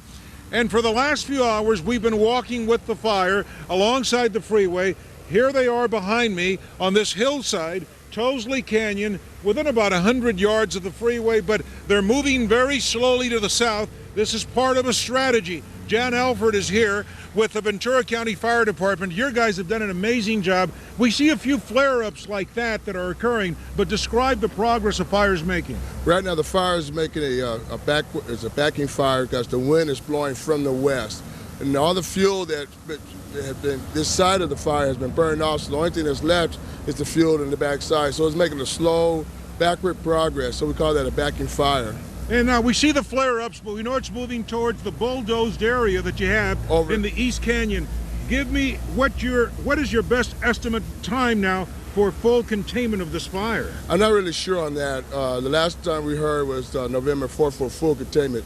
But what goes around with full containment, we get a line around the fire. Right now on the west end of the fire, it's pretty cold. What about out here? When are you going to have this one? This one here, we hopefully by tomorrow's afternoon or tomorrow evening sometime. So these were the flames, thank you very much, Captain. These were the flames that had been skirting around Stevenson Ranch, came very close to those homes today. But as the captain has just told us, let's keep our fingers crossed. It is chilly out here tonight. That's a good sign. Humidity is up. The fire is going to lay down unless we get those blustery winds back. This fire, which will whip around this face of this hillside, may very well end tomorrow night, the Simi fire, on this side anyway, in the East Canyon along the 5 freeway. I'm David Cruz reporting live. Back to you. That'll be nice to see that 100-mile-long fire that wound its way around through Simi Valley and back to Los Angeles County. Out finally, David. Hello again. It's Paul Moyer after a little sustenance. We're back, and we're going to go back up to Chuck Henry in live near Lake Arrowhead, where we have been through really something, and with all the people up there that are wondering about their homes. Chuck, I know we lost about 250 homes earlier tonight just east of Lake Arrowhead. What can you tell us now? Okay, the latest information we have now is that the other front of the fire is on Lakeview up here in Lake Arrowhead. Now, I'm not quite sure where that is from where I am. If you got a map, maybe you can tell us. The situation is, once again, the problem is the wind. The fire is still very much out of control. All the homes that were destroyed down in the little gully where we are now, we understand that they're still cresting. They're still trying to put the fire out as it leaps into the trees.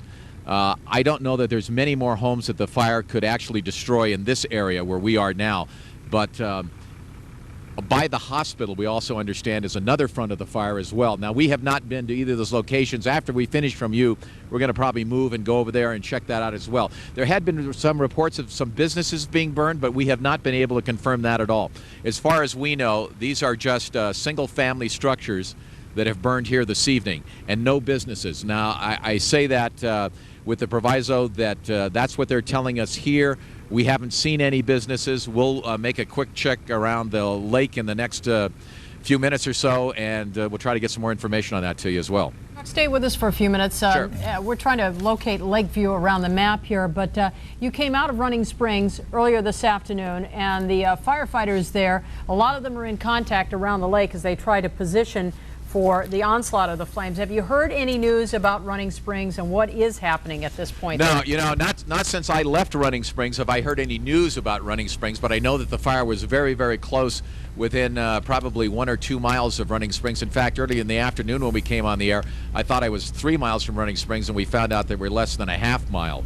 So I'm not sure what the fire is doing on that front. You know, you'd like to think that this was a fire with just one definable front that everybody could follow and you'd know right where it was going. But you can't, because it has so many different portions to this fire. That's what makes it so difficult. You'll hear about a fire over in one area and then another fire in another. It's all one big fire, but it's just hopscotching around. And now with the winds tonight, I mean, this could spawn even more fires up here. You know, Chuck, you make a good point. When you think about the disastrous fires we've had in the last 10 years, the Malibu fire, you know, in a matter of hours, from the valley to Malibu, boom, it was over. Laguna, one day it was over. Oakland Hills in 1991, one day it was over. This just goes on and on. I mean, that's the difference. The loss is tremendous, but the time is just so much longer. And if you ask these firefighters, you know, how soon, what do you think it's going to end, they won't even give you a prediction. So when they won't even give you a prediction, you know that it's a real problem. You know, we're looking at the map here, Colleen and I, and we found the hospital, of course, is north of Papoose Lake, where the helicopters were getting their water. But the other area that you mentioned, Lakeview, I hate to say it, Chuck, we can't find it. Okay. Well, do you mind if I yell here a minute? Hey, just checking. You said Lakeview, right? Okay. Now that's confirmation. Okay. Well, we figure, Colleen and I both figure it's got to be near Cedar Glen somewhere, because that's where all the losses occurred on the southern part there earlier tonight. Well, you know what? I would say probably the same thing, except for this wind is blowing so hard right now and swirling around, and I'm near the top. It's bad here, but it's really bad down below. So this thing could spot fire and jump, you know, quite a distance. Chuck, the ember situation, it has to be incredible if it's blowing that hard up there right now. I mean, this afternoon the wind wasn't kicking up at all. And we saw these embers travel for miles.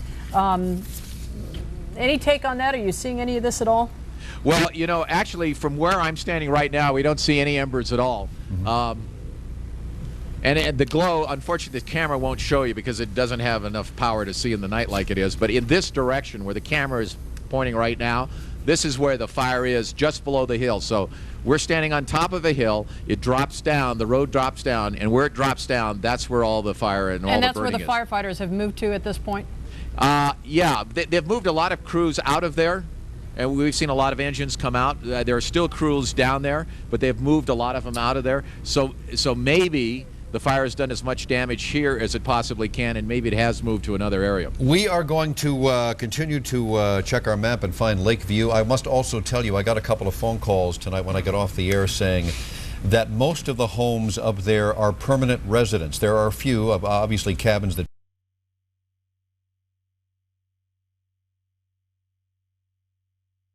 people up there because they love it up there, and those are the people that are suffering the losses. Fritz Coleman, we're talking about winds, Colleen and I and Chuck, about how the winds are swirling around up there. Can you shed any light on what's coming in our future tomorrow or maybe the next day?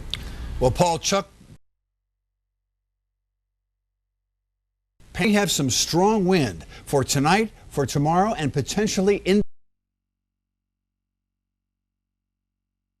has moved closer to us. This steering current, this very fast steering current of wind has moved down into central and southern California, and it really is blasting the onshore flow, and we're getting some very strong west-northwest winds. I want to show you a graphic that shows how fast we expect them to be tonight and how fast tomorrow.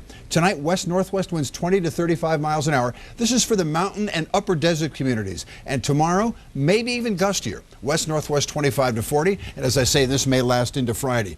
For the rest of us, we have a big change in the weather pattern. We saw today the effect of that quickly deepening marine layer. And what's deepening it is that surface low pressure area swirling counterclockwise. We call it coastal eddy. It throws a 3,000 to 4,000 foot thick bank of low clouds and fog right over into the Santa Clarita Valley, enough to squash that fire tonight. It was really great news, and it will allow for little clearing tomorrow, possibly drizzle tomorrow morning and Friday morning, and then that thick marine layer in combination with a passing front on Friday night to Saturday morning may in fact bring us some measurable rain. And because the mountains are getting so cold down into the 30s, we can't rule out the possibility that this precipitation Friday night to Saturday morning may in fact be some snow down to the 5,000 foot thick the 5,000 foot level, which sounds ludicrous at this point with the heat we've had the last couple of days, but that's the weather pattern setting up. We have gusty winds, we have the chance of some moisture, which would be greatly helpful, especially for the Stevenson Ranch fire, and perhaps if our San Bernardino County mountain situation doesn't get under control in the next couple of days, that precipitation Friday night may be of some help there too. All right, Fritz, you know, snow, just one more thing that's hard to fathom in all of this. We want to bring you up to speed on the latest numbers right here because they seem to be changing by the minute out here. 20 deaths now attributed to these fires in Southern California. 2 more bodies were found in San Diego from the fires there on an Indian reservation. 1 firefighter has been killed. He's among the dead there. He's from a group that came out of Nevada, which is just north of San Rafael in the San Francisco Bay Area.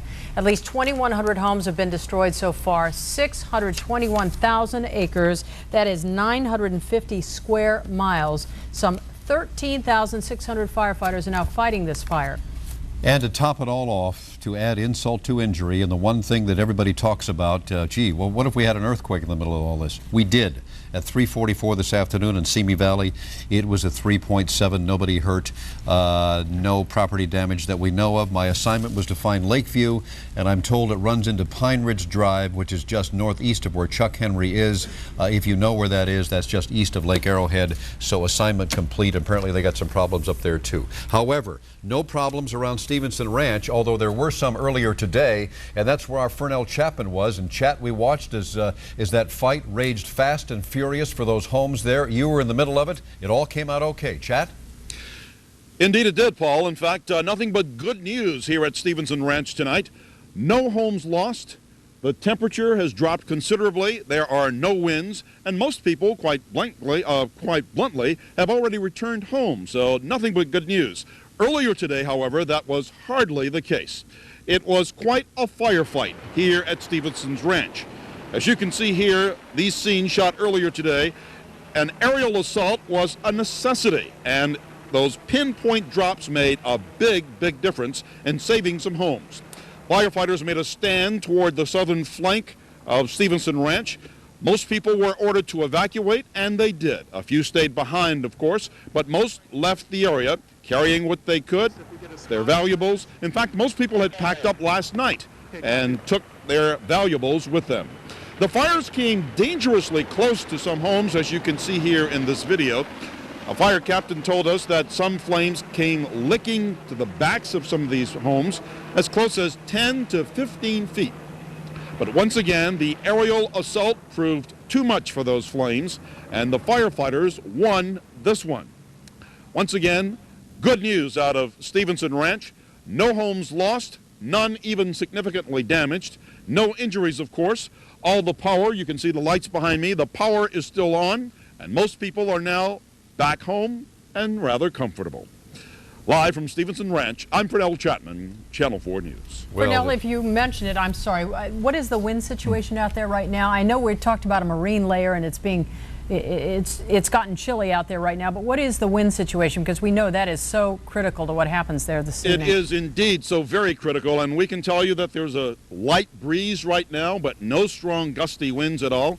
And ironically, it's pretty cool up here after being so close to those flames earlier today, nearly an inferno, very hot temperatures. It's now pretty chilly. We're atop a ridge overlooking the Santa Clarita Valley, and it's pretty chilly up here. But again, for the winds, they're relatively calm, just a light breeze here, and that's very good news for firefighters. You know, for now, one little note here that just passed along to me. I guess and I don't know whether you guys have reported this yet or not, but the UCLA football coach Durrell, I believe it's his first year. He had to evacuate Stevenson Ranch last night and took his family to a hotel in Westwood. So he's one of the people that had to get out of there last night. Fernell, have you heard that? Had not heard about him, but we did bump into a retired L.A. City Deputy Chief, Chief Callahan. His home was threatened as well, right here in Stevenson Ranch. He is obviously someone who has great experience and great knowledge about it, and he was helping direct firefighters out here, quite honestly, and telling neighbors about the movement of fire and the danger or lack thereof. And he was particularly impressed, as were most residents here, with those aerial drops. Those aerial drops really saved the day for Stevenson Ranch. So many people affected by all these fires. Of life, too. Yes. It just affects all of us. It really does. You know, a lot of people are wondering about their kids and school, and we've just found out that Saugus Union School District closed on Wednesday, closed today. We tend to forget what day it is out here, but closed today and will also be closed tomorrow. So if you have children going to school in that area, keep them home tomorrow, but you might want to check as to what the status will be later in the week. Those of us who came in here Sunday and did it all day think today's Thursday. It's a very, very strange effect that it has on you. It's like the convergence of the time zones in your brain. For federal assistance, call, and this is for people who need assistance from the federal government, FEMA. As you know, President Bush has declared 5 counties now disaster areas, including Riverside, and that means that money will be freed up. If you need some help, we advise you to call the FEMA hotline at 1-800-621-FEMA. I can also tell you that NBC4 and Telemundo have teamed up with the American Red Cross to help out our neighbors who have been devastated by these wildfires. So please join us tomorrow at the Pasadena Rose Bowl. The time is 6 a.m. to 6:30 p.m. You can drop off a check or cash, anything at all, change in your pocket. Checks, though, should be made payable to the Disaster Relief Fund Wildfires. And of course, for more information on that, simply log on to our website, NBC4.tv, click on the news links and search for the keyword Disaster Relief Fund. It's amazing what you can find on our website. You can find virtually everything, and that certainly is useful information. Now, these pictures are really interesting to look at. You've seen them if you've been watching our coverage. New pictures, Colleen, of the raging firestorm from NASA's Terra satellite as it passed over the Southland. Now, this is today. And you take a look at that, and you know, that's us underneath there, folks, and those are all those homes going up in smoke and all those people's lives being affected. But what a picture from up there on that satellite. It is amazing.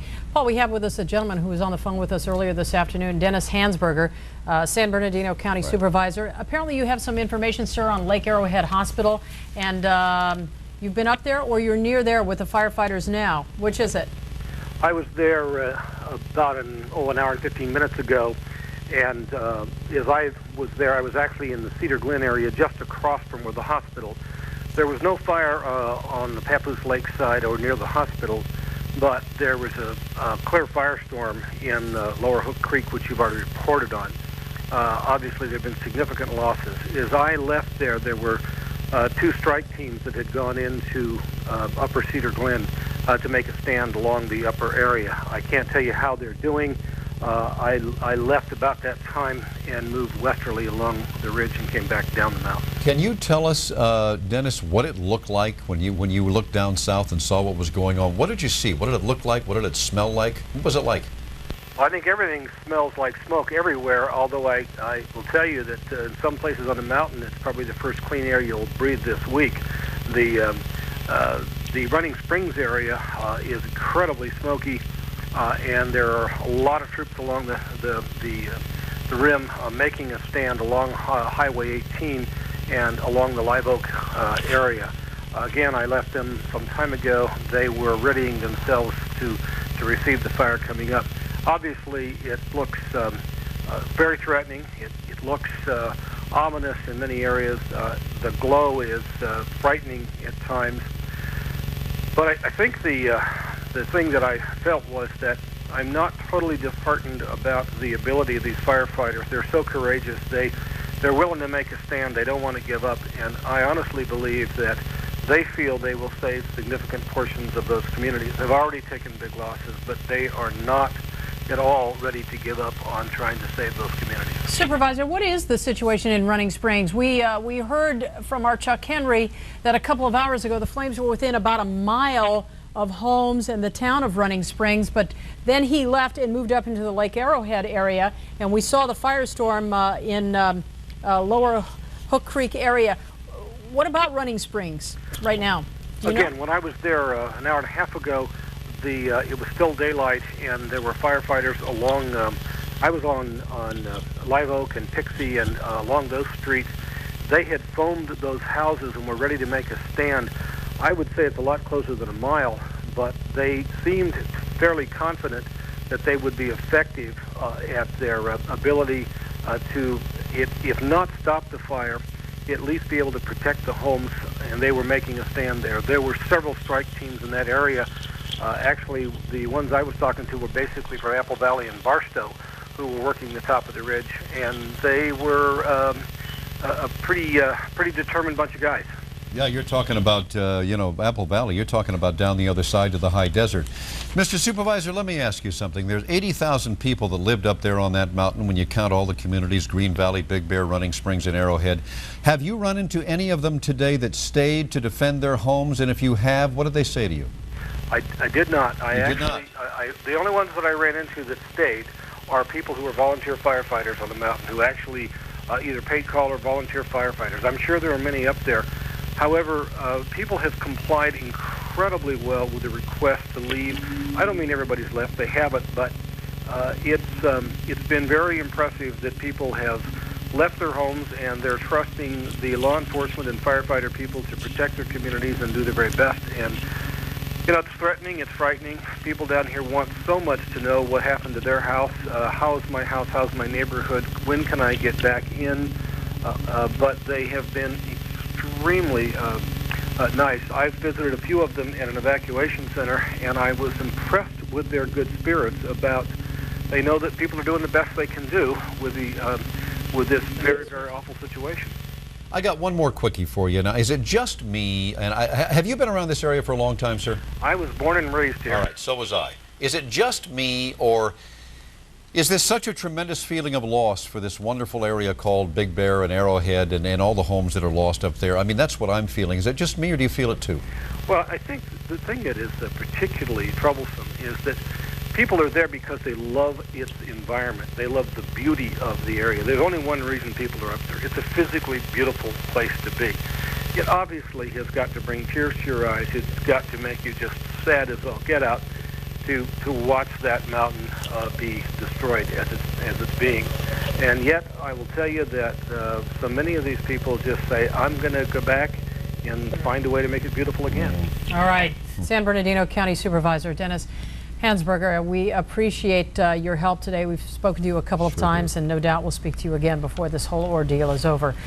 Again, we've been talking about the death toll and the numbers changing on that today. 20 people have now died in all the fires that have swept through Southern California. A couple more bodies were found in San Diego today on an Indian reservation. And in fact, the county coroner believes more bodies will be found in the ruins of some of the houses there. One firefighter from Novato in Northern California, just north of San Rafael, died today while battling these wildfires near Julian in San Diego County. This all part of the Cedar fire. 3 other firefighters were with them. One of them was injured seriously. The other 2, we understand their injuries are minor. As I said, Novato is just north of San Francisco in Marin County. The firefighters were outside Julian when their equipment was overcome by fumes, although as we heard from an NBC correspondent who was in there, their trucks seemed to be intact. There is some belief they may have been outside the truck when a wall of flames swept over them. The injured firefighters were evacuated to the UC San Diego Medical Center. And this was all part of that valiant effort, Colleen, to save that quaint little town, that historic town of Julian, and all those fire engines surrounding that town. And they've done a pretty good job so far. It's unfortunate that we had one loss of life. That was the first and so far the only firefighter to be killed in this fire.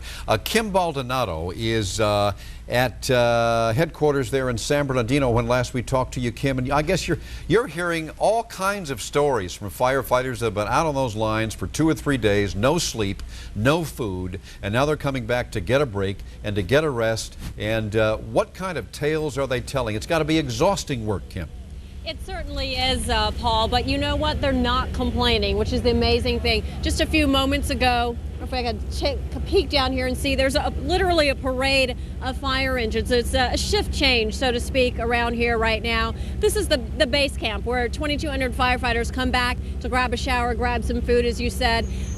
They just had a briefing at 6 o'clock, the ones that were going back up the mountain, and they've been leaving. And at the same time, trucks are coming back off the fire lines. You can see, I don't know if you can see that guy's face right there. That says it all. He just looks exhausted.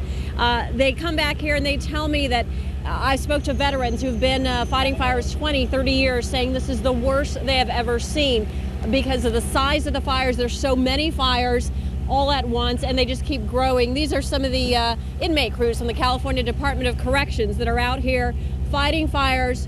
$1 an hour during a fire, but they love their work as much as the professionals do. Back over this way, Mark, if you could take a look, this is where they're coming to get some snacks, get some food, fill up on some supplies that they can take back out in the field with them, and hopefully catch a quick shower and a few hours of sleep.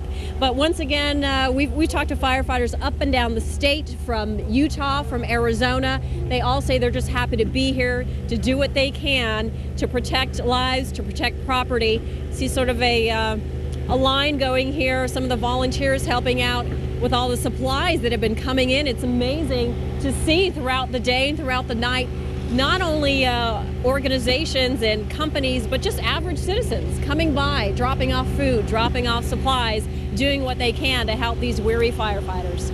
Reporting live from San Bernardino, I'm Kim Baldonado, Channel 4 News. Kim, do you know if, bringing up to present time now, if those firefighters are aware of A, the loss of the fireman from Novato, the first and only to be killed so far, and two, all that loss, the loss of all those homes up near Lake Arrowhead? Are they talking about that? They exactly are, Paul. They keep coming up to our truck. They see a Channel 4 News media truck, and they, throughout the afternoon, were asking if we had any information about the fatalities. As you can imagine, word spread very quickly through a camp like this filled with firefighters wanting to know about one of their own. There has been, you can't see it from where we are, but further up there's a tent, peer support they're calling it. They have chaplains that they've brought in if they want to discuss not only that issue, but what they're seeing out on the fire lines. Of the last time you came to me, we spoke to a fire captain from Northern California who said it's been very rewarding because when he was in Devore yesterday, his team was able to save some homes. I then told him some 250 have been lost just in the past few hours in Lake Arrowhead, and he was stunned because he had been up in the Running Springs area early this morning. It wasn't nearly that bad. So they are getting the news, they are wanting the information, and they just carry on. It's what they're trained to do. All right, Kim Baldonado reporting. Thank you very much. You don't think about the emotional toll that it takes on firefighters when they lose houses and, of course, lives are lost. We have with us on the phone right now Crystal Johnson, who is with the U.S. Forest Service. And Crystal, you were with us at 3 o'clock when you said that that there would be dire straits up there in the Lake Arrowhead area this afternoon, and we found it so difficult to believe. And here we are now with this incredulous news that as many as 250 homes may have been lost in the Lake Arrowhead area. You know, actually, we just got a new update, and the fire has destroyed 350 residences in the area, 300 of which were in the eastern Lake Arrowhead community. Now, Crystal, I want to ask you something. Two-part question. Number one, where were you getting the information when you told us about 3 o'clock this afternoon this was going to happen, and everybody didn't want to believe you, but you certainly spoke the truth? Where were you getting that? And number two, what information do you have that might augur for the future, like tonight? Well, tonight I can tell you, that we're going to continue focusing on structure protection and on line construction. We're going to continue firefighters focusing on contingency lines and contingency plans. In terms of information, as we're getting it, we get information from various sources and individuals that are out on the fire line, and when they feel that there's information that needs to be distributed, they get that information to us so that we can communicate that through you guys. Do you have assessment teams out there, Crystal? We have, as far as I'm aware of right now, we have some sort of assessment team out because we've got some numbers. In terms of exactly how many more numbers we're going to get, we don't know at this time. But obviously there are some assessment teams out there because we have gotten a total today. And I'm not certain at this point if all of those structures were lost today. We haven't been able to report the last couple of days other than that we were losing structures. So. Crystal, you talked about 350 homes, at 300 of those in the Lake Arrowhead area. I'm assuming that is the Hook Creek area where it intersects with Western. Where are the other homes from? Are those up in the Cedar Pines Park area, or all these Lake Arrowhead homes? We don't have a specific location. All right, because we had, as you know, a report of 250 being lost around Cedar Glen, around Hook Creek Road. And we had a report of other homes being lost around Cedar Pines Park, a few in Crestline, Valley of the Enchantment. So I assume that the other 100 or so that you're talking about would be in that area. Would that be a correct assumption? The only information that I could really say is I, too, am aware that we lost homes in the Cedar Pines area. But the information that I have is very specific. That is, that it is on the eastern Lake Arrowhead community. All right. Crystal, what about Running Springs? Earlier when we spoke to you, the flames were encroaching on the town of Running Springs, and in fact, that's where the dire predictions were coming from. You thought within an hour Running Springs wouldn't even be there. Do you have any updates on that? Has the fire backed off a little bit? You know, we don't have any updates in terms of if the fire, certainly we had suspected that the fire would reach at 3 o'clock in the afternoon within an hour to the Running Springs area. We haven't gotten any specific information in terms of if it did and what the results of that, if it did. All right. Where are you located, by the way? It's not in my current incident report either, so that's good news. Where are you located, Krista, real quick? Where are you located? I'm located over by the Norton Air Force Base. We have the incident command post located here in San Bernardino. Well, because your comments were so prescient when you called us at 3 o'clock, please call us anytime and give us updates when you can, all right? Thank you. We appreciate it very much. Conan Nolan now has reached Lake Arrowhead. Conan, I don't know if you're on the phone or in front of a camera, but either way, we now understand from our contact at the U.S. Forest Service that 350 homes now, total, Conan, have been lost. That is brutal, absolutely brutal. And man, the speed in which those homes were lost. We are at Mountains Community Hospital, Paul. This was, there's lots of fire trucks here because they were worried that the very flank that took out many of those homes was headed in this direction. You can barely see them now, but this is part of Cedar Glen that you were talking about, the Hook Creek Road. There's one called Emerald Lane. That's definitely in the Lake Arrowhead proper. That glow over there is the remnants of the hillside where many of those homes were burned. There was a glow. We've been playing cat and mouse with another flank that's been coming up a ridge to our directly east of us. That has dissipated somewhat, but there was a concern that this fire was going to come very rapidly right up here toward the hospital. The hospital's right over here. It, of course, has been evacuated. The patients and all those who worked here at this facility. Now, as far as the wind conditions continue to change just a little bit, it seems every half hour. Right now, there's still a steady breeze that is blowing some of those flames in this direction. Remember, though, it goes uphill 3 times faster than it goes downhill, and right now it's in the process of going downhill to our, what is this, north of us, I believe. But we're across from where Chuck is, and 350 homes, that's, man. And I can tell you, based on the worried looks and what we've been talking to some of the firefighters here, 350 is not, it might not be over, and that's even worse news. Paul? Conan, as we look at the pictures here, if you look very closely in the small screen there, you can see the glow off in the distance. What are firefighters doing at this point? They have the winds to contend with, they have the cold weather to contend with this evening. There are no choppers or no aerial assaults on this fire at all. What do you do to dig in and fight a fire when the trees are 30, 40 feet tall and they're all dead? You know, Colleen, what makes, among the elements that make this so difficult is the fact that you have a multitude of various agencies from around the state. You have strike teams and engine companies coming from far outside of Southern California who've never been in these mountains. You have battalion chiefs who are trying to negotiate or actually trying to collaborate with other battalion chiefs on which neighborhoods to go to, where to go to next. The coordination is just amazingly complex. And then you throw in the fact that the winds shift, so now your adversary, which is already extremely elusive, is now headed into an opposite direction. You got to get out the map book again and figure out how to get there. So it is extremely complicated, and these firefighters basically are simply trying to get in the best position to save property, but that is extremely difficult to do because in many cases they don't know where the property is. You know, Conan, we mentioned last night, and it's not a fair fight. It really is not a fair fight. And one of the reasons it's not is because 1 to 2 million of those trees up there are dead. And you know as well as I do that they knew that for a long time. They had a problem up there with the bark beetle and the drought and the brush and the dead trees.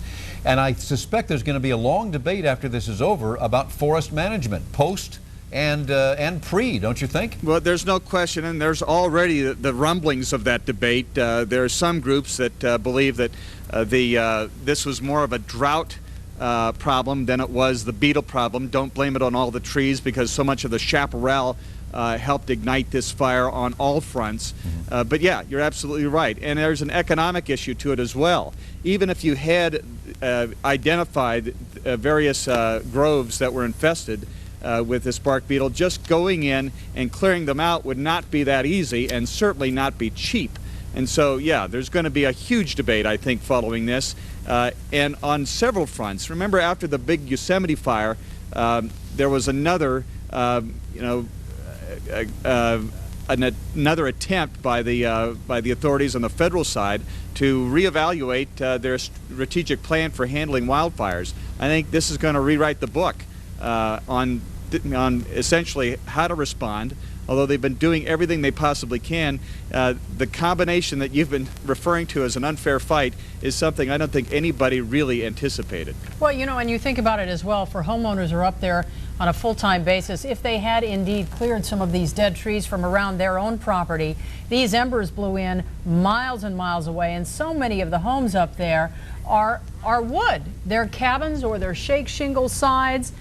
Because they're rustic and they sit in the middle of the woods, and that is, you know, that's what makes Lake Arrowhead and the mountain property. Exactly. They are partisan environmentalists in the mountains.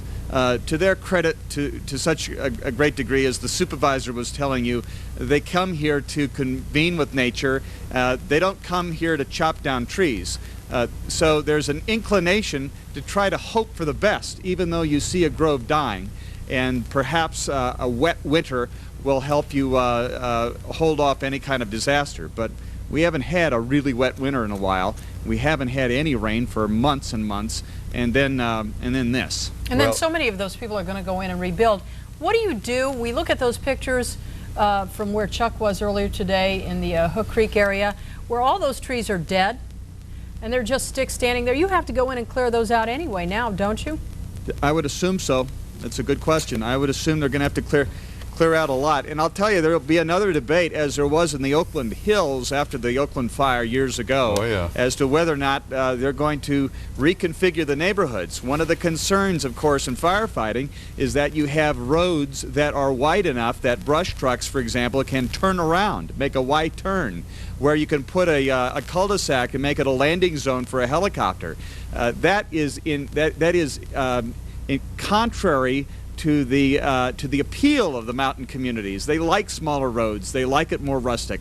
They'd rather not have big boulevards. They'd rather have it the way it was. And so there will be that debate as well. Well, Conan, thank you. We're going to let you take a little break here. You mentioned the Oakland Hills fire. That was about 1,500 to 2,000 homes. That cost about $1.7 billion when it was done.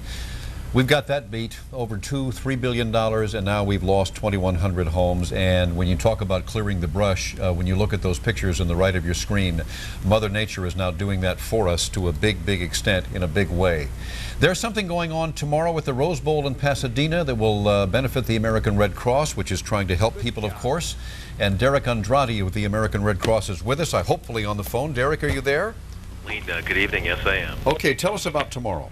Tomorrow, the American Red Cross, Telemundo 52, Clear Channel Radio Los Angeles, the Rose Bowl operating company, and of course our wonderful friends at NBC4 will hold a disaster relief fund event for the victims of the Southern California wildfires and other disasters here in Southern California.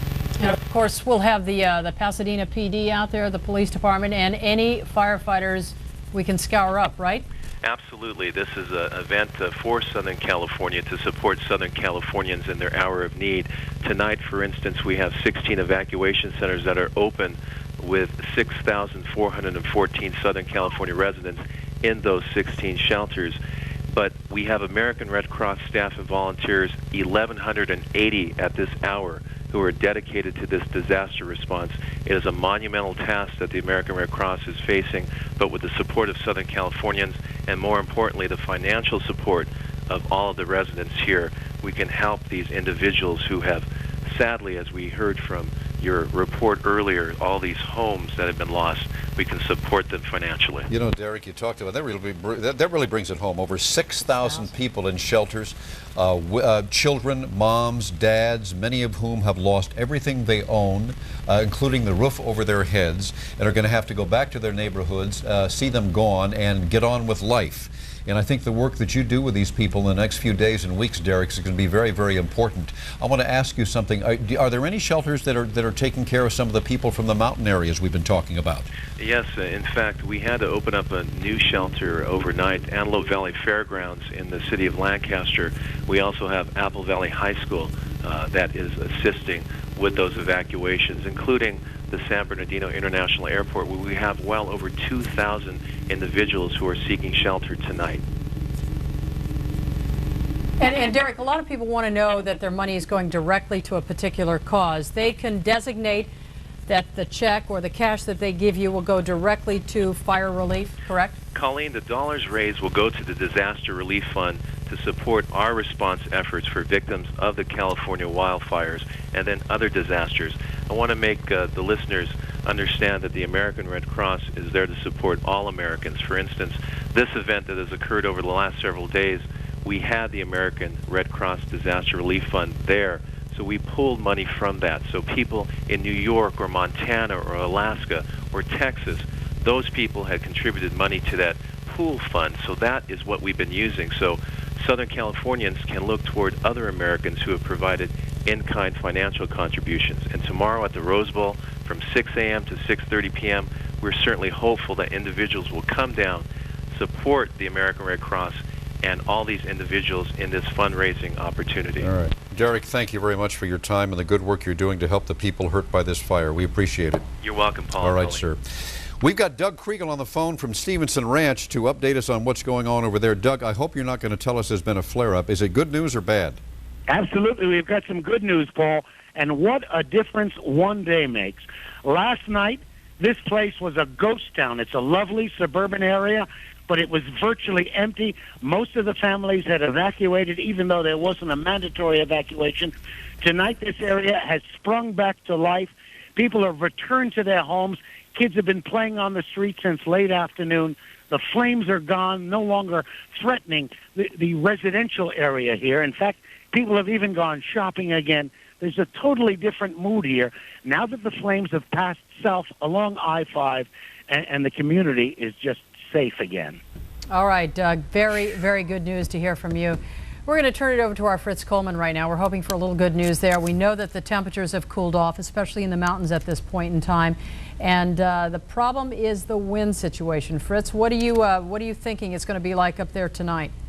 Well, you're right, Colleen. You pointed out the good and the bad of it. The good of it is that the temperatures have dropped. The marine layer is back in here. We have 85% relative humidity everywhere west of Stevenson Ranch to the coast. That's great news. It really put a damper on the fire this afternoon. However, the strong winds continue in the mountains and upper deserts for tomorrow. I'm going to show you a graphic, and we'll just recap those for you one more time. West-northwest winds tonight, 20 to 35 in the mountains and in all upper desert communities, including areas downwind of that fire, Hesperia and Apple Valley. Tomorrow, even stronger winds, west-northwest, 25 to 40. And these winds may last through Friday. And for the rest of us, even those of us not living near the fires, we're all concerned about what the change in the weather will bring. We do have a coastal eddy, our friend, who's going to make this marine layer thick, 3,000 to 4,000 feet thick. That means little clearing tomorrow or Friday. That means drizzle possible tomorrow morning and Friday morning, and perhaps Friday night into Saturday morning with the aid of a passing weak cold front northwest to southeast through the Southland. We may get some measurable rain showers, especially in the upper deserts and mountains. And the mountains are so cold, we may see some snow, as hard as that is to believe, down to the 5,000 foot level. I can't believe I'm saying that to you. Here's the 5-day forecast. We're locked in the 60s throughout the whole period of time, the whole 5-day into the weekend. And we're probably going to have a situation where the marine layer is so thick on Friday and Saturday it'll clear at the coast before it clears inland. Chilly, finally some real fall weather, finally a little help for the firefighters, at least down here. Now I want to show you this map. This shows particulate pollution. We have PM10 and PM2.5. That is the size of particulate matter, the smoke that we're all breathing, regardless of where we live, regardless of our proximity to any of the active fires. With the exception of the coastal 5 miles in LA County, you're getting it.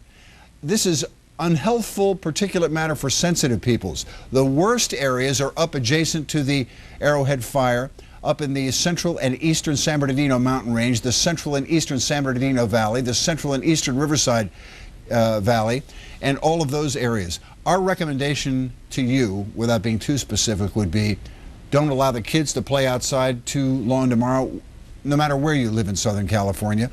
I would strongly suggest to high school gym teachers and various organizers of outdoor athletic activity that they curtail them for one more day until we get a good wind shift in here and we have time for this smoke to die down, because it's still going to be smoky tomorrow. Yeah, Dr. Bruce told us earlier tonight that, you know, playing out there or exercising out there for one day or even one episode with those kind of conditions can really do irreparable damage to your lungs in some cases. So I think what you say is, has great merit, Fritz. Even if you can't taste it or see it, it's fine enough where it could be affecting you in a bad way, even against your knowledge. Sure, down the road. It may not show up today, exactly. But 3 weeks from now it will show up. And of course, the LA County Health Department has issued a health warning for all of the basin here, to especially for the young and the elderly. Stay indoors. If you don't have to be outdoors, there's really no reason to be. Can I ask you one more thing? Please. Somebody said to me on the phone tonight, and you know, a cynical comment, but this person tends to be that way. I'm used to cynical comments. Yes, thank you. We all. That, look, you know, what's really going to stop this fire in the mountains is rain. Again, when might we be able to see that in the mountains, if at all? Well, I'll tell you, we have this weak cold front that is going to make passage over Southern California Friday night into Saturday morning, and we do have a chance. I won't put a percentage on it tonight because I don't want to be misleading under these emotional times, but we have at least a 50-50 chance, I'll say, of getting measurable rain showers, mainly inland and to the north, upper deserts, mountains, and if it is a reality, it is cold enough in the local mountain ranges for it to snow down to the 5,000-foot level. And while I have your attention about the upper deserts, keep in mind we have to look, if this fire is not controlled at Lake Arrowhead and the surrounding environs, it could continue to move north. I want to show you a WeatherNet site here. There's a series of them. These are areas that are downwind of the fire. These are areas that were evacuated today in preparation for the fire's quick travel from south to north. And look at some of the wind gusts they had there. In Hesperia, Desert Trails High School, 41-mile-an-hour gusts. Eucalyptus Elementary, also in Hesperia, 37. 41-mile-an-hour gusts at Apple Valley, a little northeast of Hesperia, but also an area in the path of this fire. The south winds driving it up over the top of the San Bernardino mountain range, cresting at the top and heading back down toward the bottom. If the fire's not stopped there, these are the winds down on the high desert floor that they're dealing with tomorrow, which could be an issue too. All right, Fritz, thank you. Thanks, we Fritzy. have with us on the phone right now Captain Rick Flint from Big Bear Fire Department up there, and we know that Big Bear is under mandatory evacuation orders.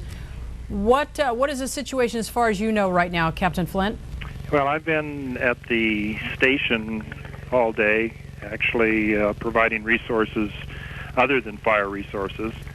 So from what my fellow captains tell me, they have been out patrolling, and the fire is burning in this direction. However, there are no flames in the valley at this time, and we do have 5 strike teams that are prepared to take action when that's necessary. All right, Rick Flint, would you hang on the phone just for a second, because we've got something just in here. Would you stay with us? Yes. All right. Fire apparently has made a run at Live Oak and Enchanted Forest. That's over to the west of you, way to the west of you, toward the high desert there just a few moments ago. Firefighters started a backfire at the 18 and Live Oak Drive to get the fire back down the hill so it wouldn't come up the front side of Live Oak and Enchanted Estates. Okay. Well, I'm just trying to pass along the latest. Now having said that, let me. What are you planning to do tonight in Big Bear to try to guard against any encroachment of flames up there? What's your plan? Basically,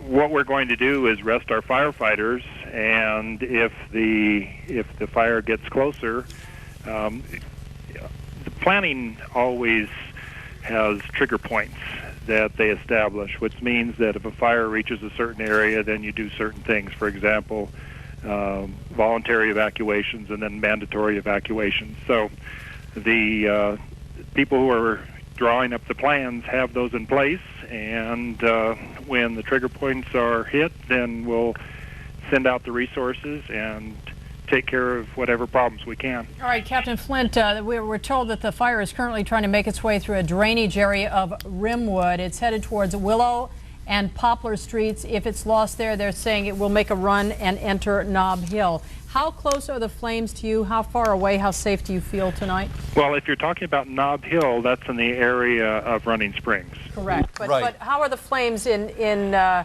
conjunction with where you are? How far away are you from, let's say, Cedar, Glen, or Lake Arrowhead? Lake Arrowhead is probably approximately 10 miles as the crow flies. As the crow flies, right, a little further on 18. Correct.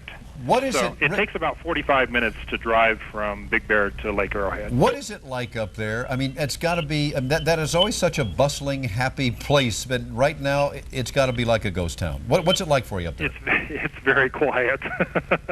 Yeah. As you would say, it's like a ghost town. It was the vast majority of the residents evacuated, and it was a very orderly evacuation, and things have just proceeded as planned. All we can do down here in nice warm studio in Burbank is wish you the best of luck. Well, thank you very much. All right, sir. All right, Captain, thank you very much. That wraps it up for us right now. We will stay on this story all night. We will have updates throughout the evening. And, of course, we'll be back here at 11 with the very latest on the fires burning Southern California. We certainly will. NBC's prime time is coming up. I'm not the keeper of the schedule. I'm not exactly sure what program is coming up. But if it's Fear Factor, it's one of my kids' favorites. We'll see you later on. Good night. How do you get from here to here to here? This season, I'll show you how to reach and maintain your Get Real weight. Either side as the family awaits the birth of the baby. Relax, breathe. It's okay. My baby's having a baby. You ready for this? Be there when the baby is born. This is it. And the greatest decision of all is made. Will Alexandra keep the baby or give it up for adoption? The next Dr. Phil. Today at 4 on NBC4. Live from NBC4. This is Today in LA. The firestorms continue to rage in Southern California. I'm Kelly Mack. And I'm Chris Schaubel, and you're watching special Today in LA coverage of the firestorms. The staggering totals continue to grow. The death toll now stands at 20, including one firefighter killed yesterday in San Diego County. At least 2,600 homes now demolished. More than 660,000 acres burned. Nearly 11,000 firefighters now on the front lines. Today in LA's Kyung La is live with the very latest from Lake Arrowhead. Good morning, Kyung. Good morning, Kelly. I want to show you what's going on behind me. I'm at a home. You can see the balcony here at Banff Road. Firefighters had foamed down this home because they want to protect it from the fire that's actually coming toward this neighborhood. What you're looking at is some of the foam that firefighters have laid down here. Because this home is a wood structure like many of the homes in the Lake Arrowhead area, they are very concerned. Firefighters here at this home are making a stand against this. You can't really see it that much because of the weather, but what you're seeing right over my shoulder in that area back over there, about a half-mile back, is the front of this fire. This fire is what decimated 300 homes overnight. We want to go ahead and show you a map of the Lake Arrowhead area. The way this fire worked was it started in the Sky Forest area, then it wrapped around the Lake Arrowhead area, taking out some of the homes that are in the outlying areas, not directly near the lake, but in the outside areas. 300 homes burned early this morning. Firefighters say it was a tremendous fight, but the way the flames worked in these tall trees is that they were literally run over by the fire. What's interesting about how this fire worked is that it did, because it moved so quickly through these homes, is that it burned some homes, completely leveling some homes, and then the home next door will still be standing, and maybe parts of another home will be burned, but another part will still be standing. The only way I can describe it is that it was an extremely eerie scene to be there. Just neighborhoods that are completely burned out, 300 homes again that have been lost. Joining me now is this Captain Cofeld. Captain Cofeld, that's right. Sorry, it's so early in the morning, Captain. Okay. So, Rusty, tell me what you're doing here this morning. Well, we're part of a structure protection group that's assigned to protect the structures along this particular street we're on. We've been here all throughout the night, preparing the structures, removing debris, cutting back tree limbs, making the homes more defensible, putting foam on them to help protect them.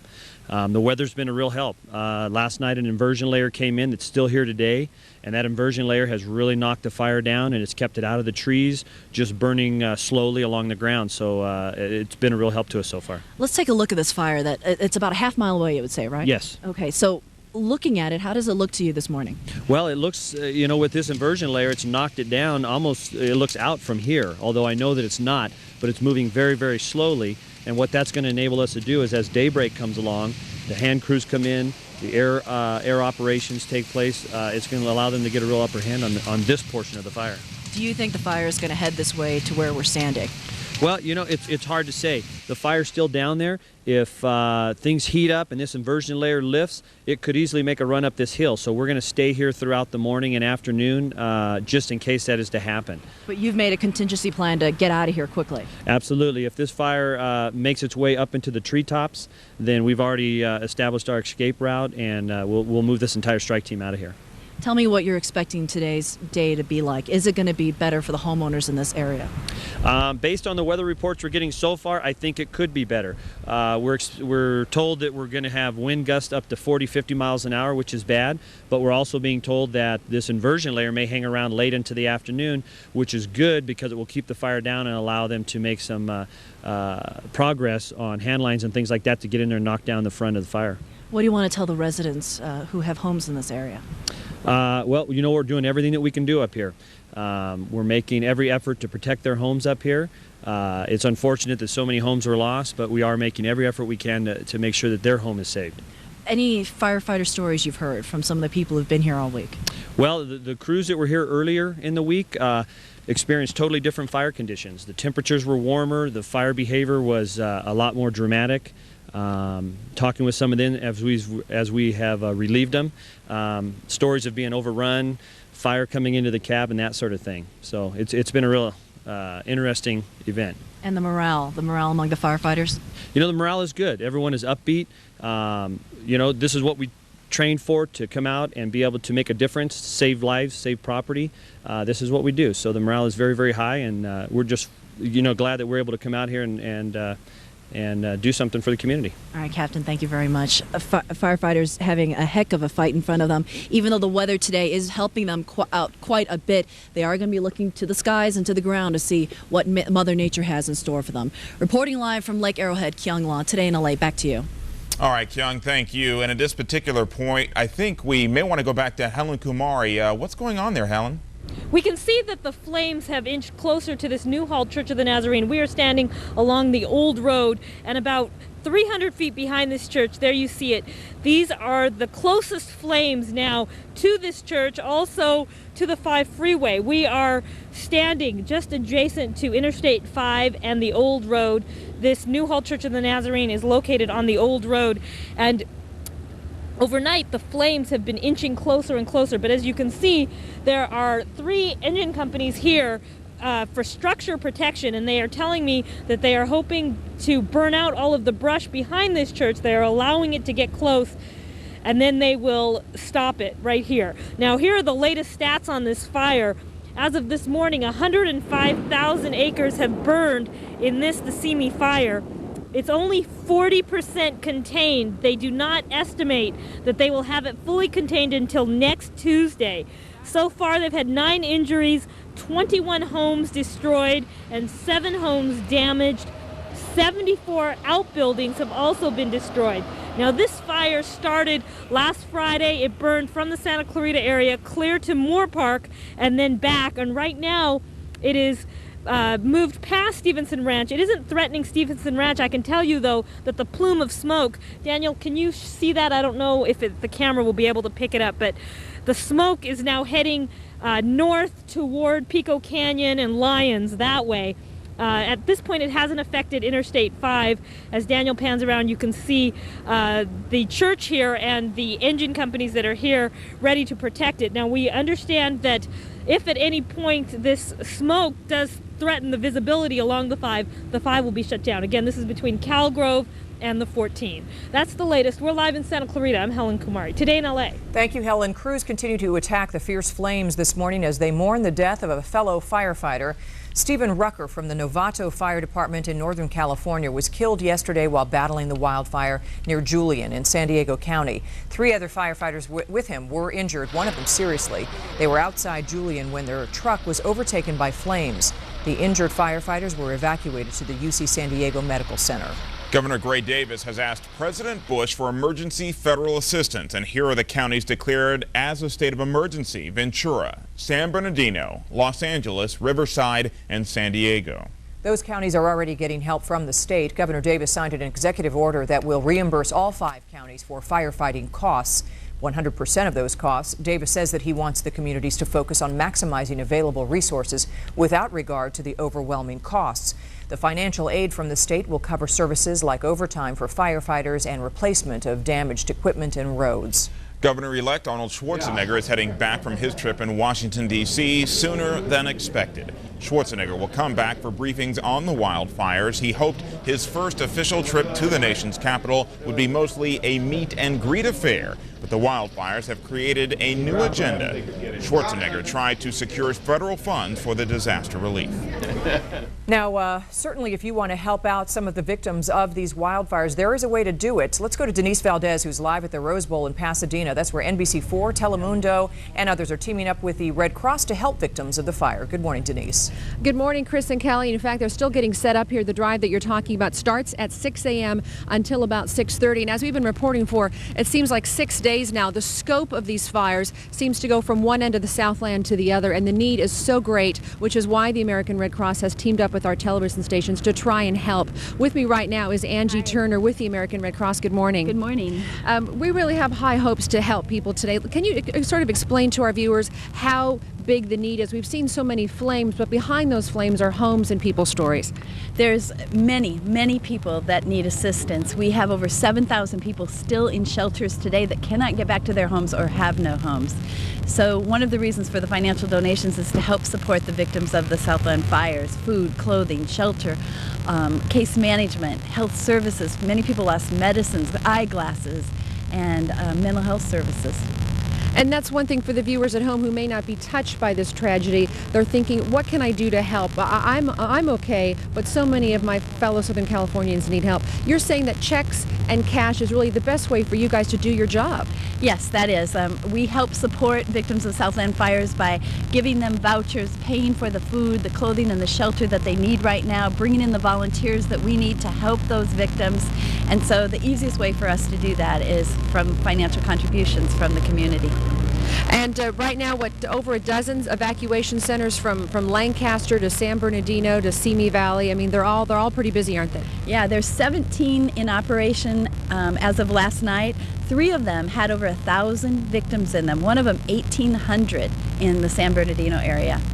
Okay, let's give people some information right now. I believe we have a graphic to tell you where we will be throughout the day today. Again, it starts at 6 a.m. until 6:30. We're at the Rose Bowl. Everybody knows that's right off the 210 here in Pasadena. They've got a lot of centers here set up. All you have to do is literally, it's like dropping something in the mail. Just come by, drop off your envelope or your check, and people here from the Red Cross, NBC, and Telemundo will be here all day. If you want to help out, this is the place to be today. So reporting live this morning in Pasadena, Denise Valdez for Today in LA. All right, Denise, thank you. Amid the tragic loss of life and property, Southland residents are reaching out and coming together. Channel 4's Laurel Erickson found random acts of kindness for the human victims and their beloved pets.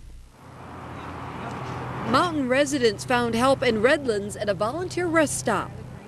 One church group reached out with the help of Home Depot. Home Depot offered a parking lot, volunteers the rest. Sandy, Jack, and Cassandra Fitch left their home in Running Springs. We're very fortunate to have a place like this to stay. What are you thinking about tonight? Hopefully that they get the fire knocked out and the firefighters are okay and that we get our house back okay. At a local vocational class for veterinary assistants, stranded cats and dogs found medical help and food. In the city of San Bernardino, residents burned out by last weekend's blaze struggled to plan the future. Laurel Erickson, Channel 4 News, San Bernardino. Our fire coverage will continue in just a couple of minutes. We'll be right back.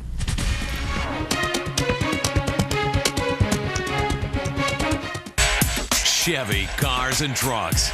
The facts are in. Fact. The politicians have pledged to repeal the license tax fee increase. Fact. Chevy beat them to it. California residents, now through December 1st, Chevy will give you bonus cash to help you pay your license tax fees when you buy or lease an eligible new Chevy car, truck, or SUV. See your Chevrolet dealers of Southern California.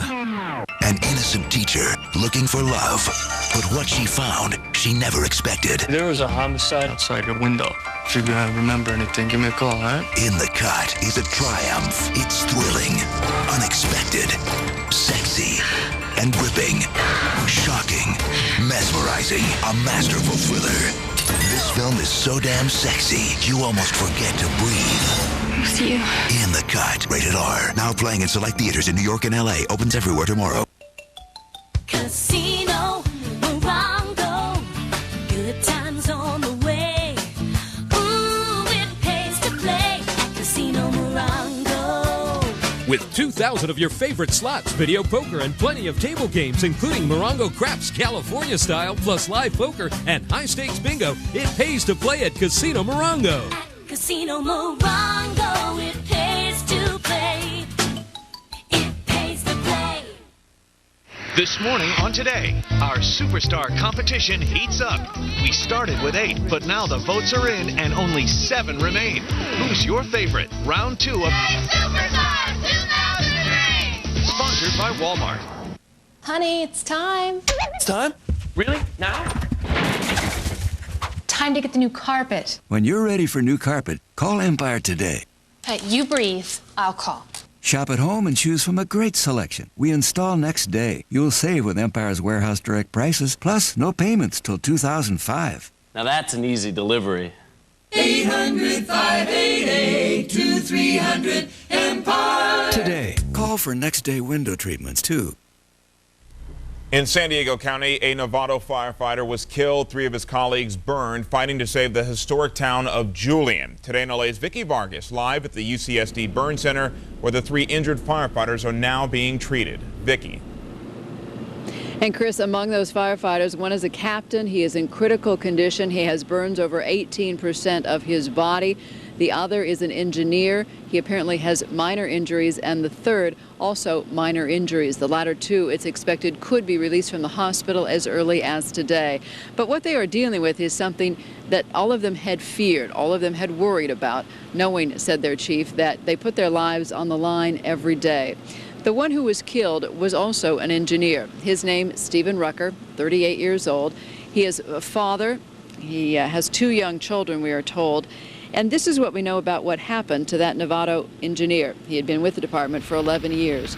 It was about 12:30 yesterday afternoon. Now, according to the chief, Rucker, his captain, and 2 other personnel were trying to save a house in Wainola. That's a little bit north of the Julian area. Suddenly, the fire raged around them. The only thing they could do was run inside the house for safety. Captain McDonald tried to pull Steve Rucker in. It was too late. He apparently died at the scene. 2 of the houses in that area were eventually lost, but the bulk of that historic town, Julian, has been saved. It is a very tight-knit community, the Novato Fire Department, and at the engineer's home up there, there is a makeshift memorial in place. Also at the city's fire station, they're remembering Engine Company 6162 by lowering the American flag. Part of what authorities say they must deal with is the fact that they had 11 members of their fire department in Southern California, all arranged through mutual aid. Right now, 4 of them, of course, 3 of them here, but the others are in San Bernardino County fighting fires. The chief has flown in from Novato. He tells us that it would be far too difficult for the rest of his department to continue fighting these blazes, and so he is pulling them off the line and sending them home. They plan to do a news conference in Novato a little later on today, and then they say they must prepare for this memorial service, the ultimate sacrifice, according to their chief. Live in San Diego, I'm Vicki Vargas, Channel 4 News. Thank you very much, Vicki. Now let's go live to Del Rosa, where today in LA's Edie Lambert joins us with the latest on the firestorm in San Bernardino. Good morning, Edie. Good morning. First, a little good news. We're feeling just slight traces of the drizzle that I know you're seeing in parts of Los Angeles County. Not very much, but in this area, firefighters will obviously take anything they can get, especially to our north around Lake Arrowhead. As the sun is coming up, we're getting just our very first good glimpses of some of the homes in this area. These were some of the first to burn, and the house that I've been standing in front of all morning absolutely totaled. But if you look next door, you can see just how bizarre the fire patterns can be. The entire house is destroyed. The garage looks just about perfect. And throughout this neighborhood, you'll find many homes intact with no signs of damage whatsoever, and then homes right next to them that are completely gutted. We've also seen in some cases parts of yards blackened and certainly damaged a bit, but the homes themselves have been saved. One detective with the San Bernardino Police Department who lives just west of here told me that he was out with a garden hose. His house had caught fire. He was able to put that out, as well as that of his neighbor, and then he was evacuated. When he came back here, I believe it was late Monday, he came to find his house was just fine. And so you find a lot of that in this neighborhood, neighbors helping neighbors. Now, that detective was going through this area all night. There were patrols by this house about every minute to 2 minutes looking for looters and squatters. In this exact neighborhood, they have not had problems, but about 6 blocks to our west, they did have those kind of problems last night. Residents returning to find that their homes have been broken into, robbed, vandalized, and in some cases, people even living in them. And so they didn't want a repeat of that. There was a very heavy police presence here overnight. As the sun has come up, we've seen much fewer patrol cars, but I'm told that those officers have been on 12-hour shifts, a maximum patrol for them. Back to you. Edie, thank you. Firefighters are working around the clock to defend neighborhoods from the fierce flames. Today in LA's Kim Baldonado is live at a staging area in San Bernardino where some of the crews are finally getting some much-needed rest. Kim. That's right, Chris, and with the sun coming up, some of them are now starting to wake up. Good news here, though, is that it's actually sprinkling here, which they've got to be happy about. And up above, all you see are clouds, a big cloud cover over San Bernardino right now. Did you say we're in tape now? No. Okay.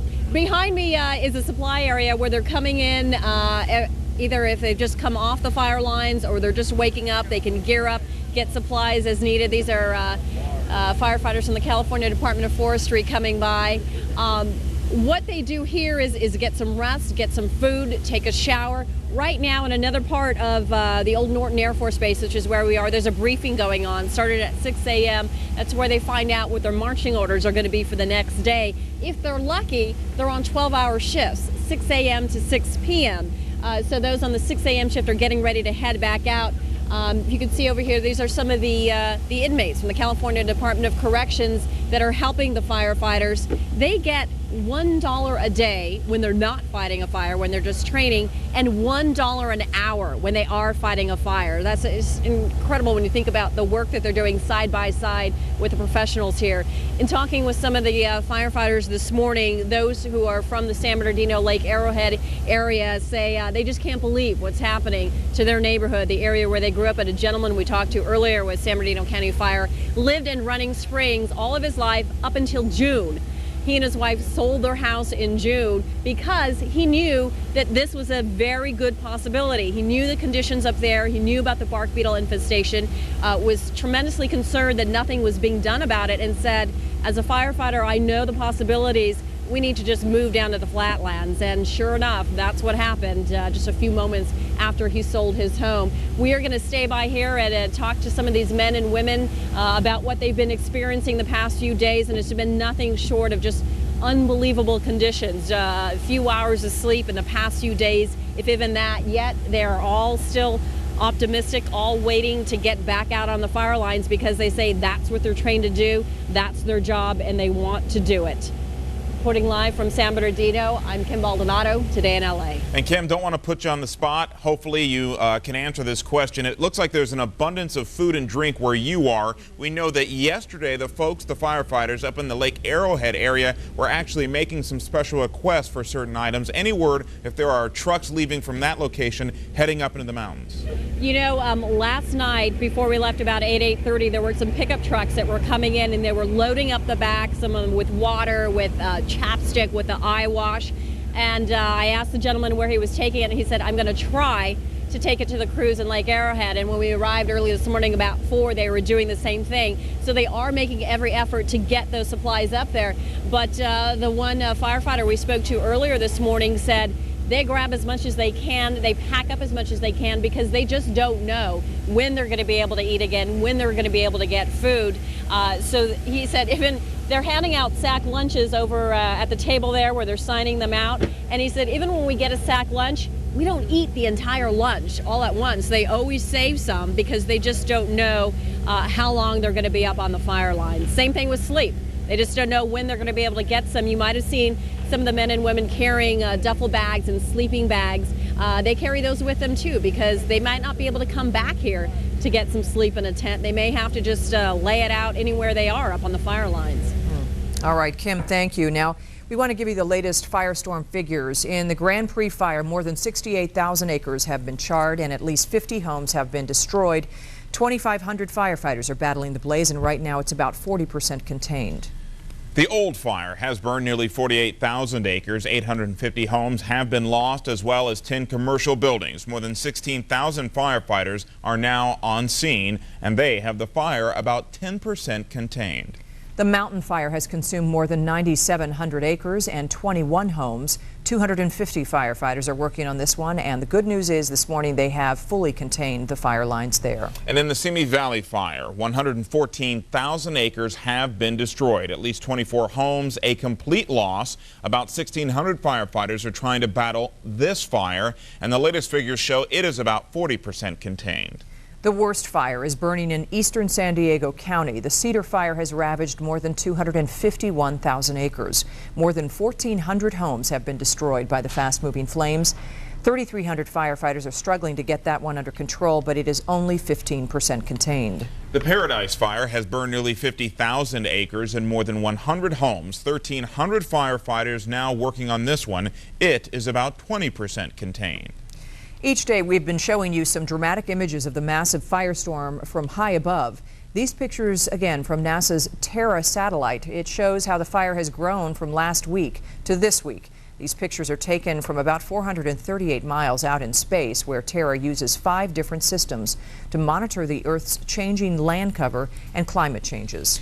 As the Southern California wildfires burn, lawmakers on Capitol Hill are hotly debating a bill that would allow logging on 20 million acres of federal land. Senate leaders say that bill will almost certainly pass because it will reduce the threat of wildfires in federal forests. Separately, the House is also considering spending nearly $3 billion for firefighting and fire prevention programs. Votes on both measures expected later this morning. Meanwhile, the Federal Emergency Management Agency, FEMA in other words, was given an additional $500 million in emergency funds to deal with California's wildfires. The city of Los Angeles has set up a toll-free hotline for insurance referrals, healthcare providers, and crisis counselors. That number is on your screen. It is toll-free 1-877 LA Cares. And we want to give you this reminder. Denise Valdez, we saw just live talking about it. NBC4 and Telemundo have teamed up with the American Red Cross to help our neighbors hit by these wildfires. Join us today at the Pasadena Rose Bowl from 6 a.m. to 6:30 p.m. You can drop off a check or cash. Check should be made payable to the American Red Cross Disaster Relief Fund Wildfires. For fire victims, there is another way out of the cold this morning. One of the many evacuation centers is operating in Victorville. Today in LA's Beverly White got a first-hand look at how those people are managing. At the children's table inside the Victor Valley College shelter, a young girl writes a message in crayon, a sentiment shared by everyone in this converted gymnasium that's now occupied by 150 high desert residents displaced by smoke and flames. They're not complaining, but they'd all rather be in their houses. From so much smoke, it's gotten to our lungs and stuff, you know, and it's made us, we want to come in here to get some fresh air, to get some rest and stuff. We've been mandatory evacuation, so, you know, we just want to come here and we appreciate the help. So far, it's good. You know, I've got 5 children and in here and my mom. Passing the time takes on new meaning in a community living room surrounded by strangers. But no one disputes the destructive power of nature and the need to evacuate just in case. Yeah, every day when I went to work, I would see the flames on the way down, the flames back up, you know. I never thought it would burn up towards Hesperia. I never thought it would get this far up. And the need for safe haven extends to the animal kingdom. Volunteers here at the county fairgrounds stepped in to help. Owners say they take great comfort in knowing their pets and livestock are in good hands. Well, they're doing an excellent job. The gentleman back there actually allowed me to go in the cage with my dog and sit with him for a while and roll around the hay with him. All right, more continuing coverage of the Southern California wildfires when we come back. Hurry to the fall boot sale at Shoe Pavilion and save up to 70% on every boot in the store. The latest styles from Anne Klein, Diesel, 9 West, Doc Martens, Esprit, Nichols, and Via Spiga. Every boot is now on sale at Shoe Pavilion. It's a month of special Ellen events. Friday, you're invited to Ellen's Halloween party. Boo! With a haunted studio and everyone in costume. And what will Ellen be? The Olsen twins. And coming soon, an Ellen makeover twist. Viewers choose a whole new look for Ellen. Bring it on! Come on! And next Ellen, Cuba Gooding Jr., Malcolm in the Middle's Jane Kasmerick, and a live musical performance by R.E.M. on The Ellen DeGeneres Show. Today at 3 on NBC4. The reliable electric service Southern California Edison provides to our 12 million customers depends on year-in, year-out maintenance of the thousands of miles of poles, towers, cables, and wires that stretch across our vast service territory. Now, with the demand for electric energy constantly on the rise, keeping pace with that demand is more important than ever. The recent East Coast blackout demonstrates the tremendous cost and potential danger of neglecting our country's critical electric infrastructure. That's why Edison's first priority in the coming years will be strengthening the transmission and distribution system that carries power to your homes and businesses, so that California can continue to move forward. We know reliable electricity is fundamental to progress, and that progress can't wait. Neither will we. For over 100 years, life powered by Edison. Introducing the Lincoln Mercury family of SUVs. The Lincoln Navigator, the new Lincoln Aviator, and the Mercury Mountaineer. Luxury effectively combined with affordability that makes it an SUV second to none. During the Fall Adventure SUV event, get a 2003 Mountaineer for up to $4,500 cash back or 0% APR financing for 72 months plus $500 Ford credit cash. See your California Lincoln Mercury dealer today. It's the Shoe Pavilion Fall Boot Sale. Save up to 70% on every boot in the store. These fine leather boots are sale priced at Macy's for $82.50. But at Shoe Pavilion, the same boots are now on sale for only $49.99. Shoe Pavilion. Why pay more? Live from NBC4. This is Today in LA. The firestorms continue to rage in Southern California. I'm Chris Schabel. And I'm Kelly Mack. You're watching special Today in LA coverage of the firestorms. The staggering totals continue to climb. The death toll now stands at 20, including one firefighter killed yesterday in San Diego County. At least 2,600 homes now gone. More than 660,000 acres burned, and nearly 11,000 firefighters now on the front lines. Today in LA's Kyung La is live with the very latest from Lake Arrowhead. Good morning, Kyung. Good morning, Kelly. I'm at the intersection of Banff Road and Mammoth Drive here in the Lake Arrowhead area, and I want to show you something that we've seen this fire change in just the last few minutes or so. Right there in that foggy area, you can't see it, but that is the front line of the fire that has done so much damage in this area. It's right underneath that foggy area. Firefighters keeping an eye on it. They're in there. They say the fire is simmering down there. The fog is keeping it under control. You can see how foggy it is. They want to prevent this from hitting these trees. This fog, firefighters say, very good news this morning in trying to keep this fire under control. Now, this fire is wrapped around the east side of Lake Arrowhead, and while it may not look ominous right now, firefighters are trying to control this. The fire started as of yesterday in the Sky Forest area, really did some damage there. It wrapped around Cedar, Glen, and Cedar Glen is where there was a tremendous amount of damage. We want to show you some videotape of some of that damage. 300 homes, firefighters tell us, burned early this morning. Firefighters who were in that neighborhood say they were literally run over by flames. Now, there was a crowning effect. They saw the fire shooting through these tall trees and jumping over the tall trees from tree to tree and running over these homes. Again, 300 homes lost in that area. And in this second piece of tape, the eerie effect, apocalyptic, firefighters say. Homes literally burned to the ground. While one home may be standing, another home completely leveled to ashes. Firefighters say they did what they could, but they just could not save these homes. Here's what a homeowner in that area told us. If they came down here, they could ensure, man, they could do some good. I'm at a loss. I'm stuck. When the firestorm came in, it actually surrounded me on 3 sides, and it took the house in the back first. The heat and the smoke was so intense, I got out and then came back in and was able to save some of the structures. And here's what troubles firefighters so much is that dry area that you're seeing, that is fuel for this fire. That catches on fire quickly and goes up. And what happens, the firefighters are worried about in this particular neighborhood is that it'll shoot straight up through that tree and then jump over to this neighborhood. This neighborhood that you're looking at, a lot of these homes are wood, and this entire street is filled with homes, really nice cabin homes, vacation homes, and in some cases the permanent residence of some of the people who live in this neighborhood. Firefighters are so concerned about how quickly this neighborhood could go up. They are down in that area, but you can see right here there's just one hose coming down into this area. The reason why they've laid that hose right there is they want to be able to pull it up quickly and run out of this neighborhood should the winds change, should this fog lift, so they can get out of here as soon as possible. In fact, up at the street they have a way to detach this hose in case they need to leave it behind and run the fire trucks. You may notice you only see the back end of that fire truck because if they need to, they want to pull out of here as quickly as possible. The thing they really want to try to prevent is any firefighters from getting hurt. Reporting live from Lake Arrowhead, Kyung La, Today in LA. Back to you. All right, Kyung, thank you. And in the Santa Clarita area, the fire is now burning east toward Interstate 5 and threatening a home and a church. Today in LA's Helen Kumari is live with the very latest. Helen, is the 5 still open?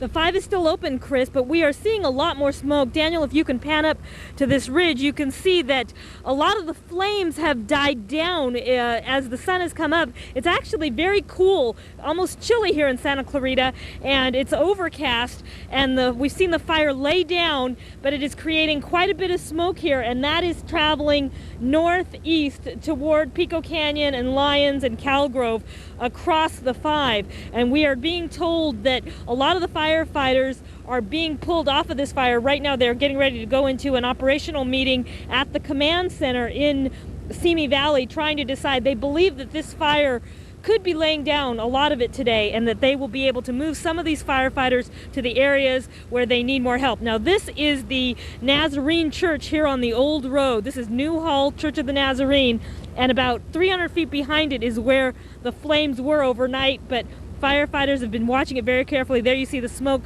rising from behind the church. Now, this fire, we understand, has quickly spread. It's only 40% contained. This the 7th day that it has been burning, but they believe that today could be the day that they really get a handle of it on it, mostly because of the weather. At this point, it is very close to Interstate 5 in the Newhall Pass area between Calgrove and the 14, and they are telling us that they believe this could be its last stand. We are live this morning in Santa Clarita. I'm Helen Kumari. Back to you. All right, Helen, thank you. Crews continue to attack the fierce flames today as they mourn the death of a fellow firefighter. Stephen Rucker from the Novato Fire Department in Northern California was killed yesterday while battling the wildfire near Julian in San Diego County. 3 other firefighters with him were injured, one of them seriously. They were outside Julian when their truck was overtaken by flames. The injured firefighters were evacuated to the UC San Diego Medical Center. Governor Gray Davis has asked President Bush for federal emergency assistance. Here are the counties that have been declared a state of emergency: Ventura, San Bernardino, Los Angeles, Riverside, and San Diego.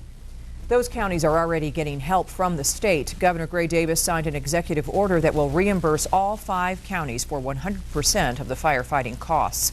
Mr. Davis says that he wants the communities to focus on maximizing available resources without regard to the overwhelming costs. The financial aid from the state will cover services like overtime for firefighters and replacement of damaged equipment and roads. Now, Governor-elect Arnold Schwarzenegger is heading back from his trip in Washington, D.C. sooner than expected. Schwarzenegger will come back for briefings on the wildfires. He had hoped his first official trip to the nation's capital would be mostly a meet and greet affair, but the wildfires obviously have created a new agenda. Schwarzenegger trying to secure federal funds for disaster relief, and for what it's worth, we are expecting to hear from the governor-elect and Vice President Cheney live just ahead. Now let's go to Denise Valdez. She's live at the Rose Bowl in Pasadena. That's where NBC and Telemundo are teaming up with the Red Cross to help victims of the fire. Good morning, Denise. Good morning, you guys, and I'm going to point out just here behind me you can start to see some of these little minivans and tents that are setting up. A number of radio stations are also putting out the word today that the Pasadena Rose Bowl is the place to be if you would like to help and to make a donation. Again, this all just starting at 6 a.m. In fact, a moment ago a woman walked up and says, "Where's the boxes? Where's the boxes?" We're still getting set up here, but I don't know if we can pan around and show you, but there's their whole driveway, right? I know I'm stepping out of the light, so I apologize. A whole driveway here, so what people can do is they can drive right up. There's a number of folks are going to be standing here, also standing out of our frame, holding little red boxes. So it's literally like on income tax day when you drop your mail or drop your cash into the mailbox. That's what people are doing. In fact, right now here comes a white car moving up to make the first donation. One of the first donations of the day. We've been here only half an hour. We're going to be here until 6:30 tonight. And right now I'm going to bring in Angie Turner from the American Red Cross because we need to tell people why this is so important. I mean, obviously we've got a disaster here in Southern California. People want to bring their money, and it goes into a very important fund. Yes, it does. Our disaster relief fund, and that disaster relief fund is funding this entire operation, American Red Cross response, from Ventura through San Diego. 17 shelters still in operation, 7,000 victims still in shelters we were feeding. We're providing, food, clothing, shelter, basic medical health services, mental health services, and some of the shelters are now closing because people are getting back into their areas. They may or may not have homes, so some great news. Yeah, we're starting family assistance. And you talked about earlier about one-stop shopping because there's something about these shelters. It's more than just food and a roof over their head, but it's a place where they can get in contact with FEMA and even some insurance companies too. Yes. And as we close shelters, we'll open up what we call client assistance centers where people can come in and get FEMA services, American Red Cross services, and just a combination of everything they need so they don't have to go here and there and everywhere to try and get the help they need. You and I were talking earlier about the different levels of emergency response as far as disasters goes. I don't want to say the Red Cross is being taxed because you guys are ready for this kind of thing, but this is a pretty high level disaster as far as the amount of personnel and the dollar figure we're talking about. It's a very high level. It used to be a level 4, which we call up to a $2.5 million operation. It exceeded that several days ago, and we're in a level 5, which is the largest disaster response level that we have in the country. And so you can tell by all the victims that have been affected and all the shelters and all the volunteers that we have that are helping out in this situation. Okay, very good. Well, we're going to be out here throughout the day, so thanks so much. Until 6:30 today here, right in front of the beautiful Rose here at the Rose Bowl here in Pasadena. Let's put up that graphic again so people know where we are. It's going to, again, start at 6 a.m. until 6:30 tonight. It's important that if you do, you can obviously drop off cash, but checks, make them payable to the American Red Cross Disaster Relief Fund here in Pasadena at the Rose Bowl. We'll have updates for you throughout the hour as more people start to make their circle and really make a big difference towards this disaster. Reporting live today in Pasadena, Denise Valdez for Today in LA. All right, Denise, thank you. And of course, we told you about the firefighter who was killed on the lines in San Diego County. And this morning, his chief will hold a news conference that's coming up at 7 a.m. Today in LA's Vicki Vargas is live at the UCSD Burn Center where she spoke with that captain. Vicki. You know, it's been a very difficult time, Chris, for this fire chief to have to come here from Novato. It's a very small department, very tight-knit, he tells us. Only 100 members in that department, and 11 of them had been assigned to the Southern California fires. Novato, about 25 miles north of San Francisco. Of those 11, 4 were caught in this firestorm yesterday in an area called Winola. That's a little bit north of the town of Julian, out in eastern San Diego County. We were there one night before when they were setting backfires, trying to control the blaze from coming into the downtown. It's really an historic jewel for that area. A lot of history, a lot of apple orchards. So many people focused on it because of the tourism and what it brings to them, that they were very concerned about saving the structures and what is there. And so this particular engine company, 6162 out of Novato, happened to be there yesterday about 12:30 in the afternoon fighting this fire. Here's what the chief says he's dealing with now, considering the loss of one of his own, Stephen Rucker. Well, I can't really tell you what it is deep down inside. I don't quite understand that, but there is something about giving back to the community and serving the folks that we do. And Steve was really a prime example of that. He was a great firefighter and really cared about the community and other communities. And we know throughout the fire service that we all switch resources back and forth through these tragic events, and Steve just felt like he was doing his part. Stephen Rucker said he actually wanted to take this assignment. He was 38 years old. He had been with the department for 11 years, married. He has 2 young children.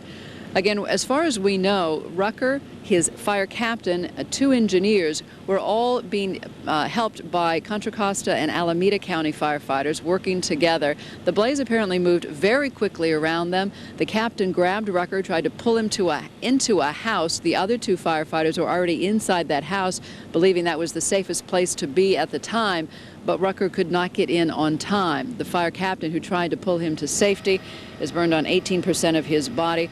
We are told the home, in spite of all their efforts, went up in flames anyhow. But as far as Julian, the downtown area at this point has been saved.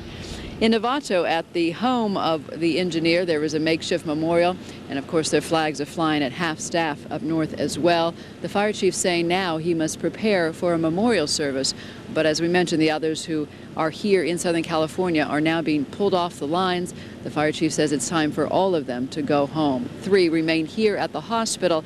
2 of them might actually be released as early as today. Live in San Diego, I'm Vicki Vargas, Channel 4 News. Thank you very much, Vicki. We have coming up, we have Governor-elect Arnold Schwarzenegger, who's expected to be speaking with Vice President Dick Cheney in Washington, D.C. We'll bring you that live news conference when it happens. We'll be right back. The California Department of Health Services, sponsor of For Your Health and the NBC4 News, is committed to helping keep Californians smoke-free. Log on to learn how you can stop smoking.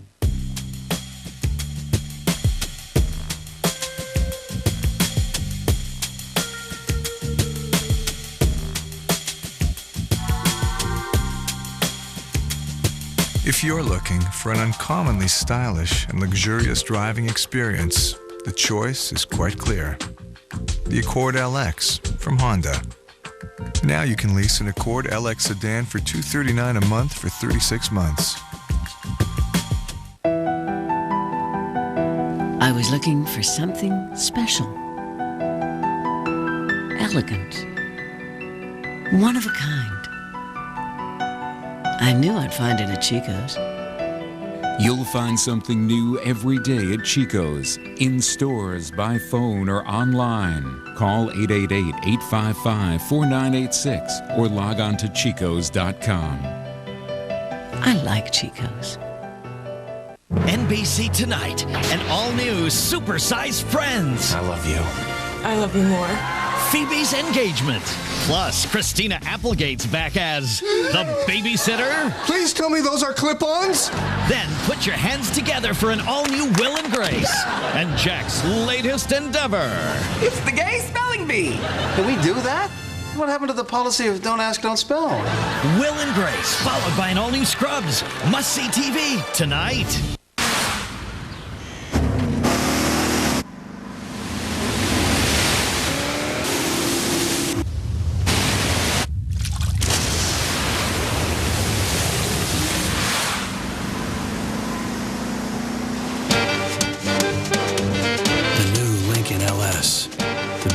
Luxury car. Get an LS for $27,495 after incentives or 0% financing for 60 months. See your California Lincoln Mercury dealer today. What's your favorite treat? Maybe it's those new shoes, tiptoeing to the beat of your new mixer, whipping up some treats for all the ghouls and boys. There's no tricks, just great treats at great prices at Macy's Super Haunted Weekend Sale. Well, Patrick Healy has reestablished himself at Cedar Glen up there in the mountains of the San Bernardino National Forest.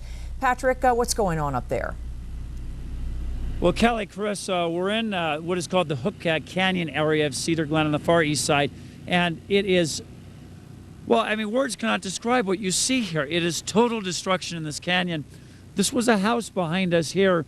You see the two-story fireplace, everything but for the stonework, the bricks, some of the metal pieces and the plumbing. It is all, this is a two-story house, collapsed completely down to the ground. And it is but one of the dozens of houses in this creek, in this canyon area that we have seen that are totally destroyed. One can only imagine the intensity of the fire when it came through here yesterday afternoon.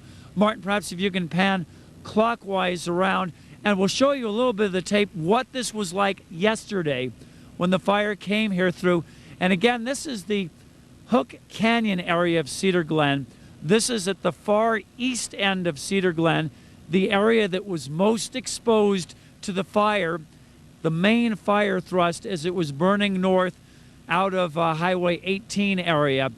This is a very narrow canyon. There is one road that goes through here, and we have not seen a single house in this canyon that survived. You're looking at, well, another one of the fireplaces that survived. There are houses on both sides of the creek that runs through the middle of the canyon. And Martin, I don't know if you can tilt up and look across to the other side, but there are still bits of flame that are burning on the other side of the canyon.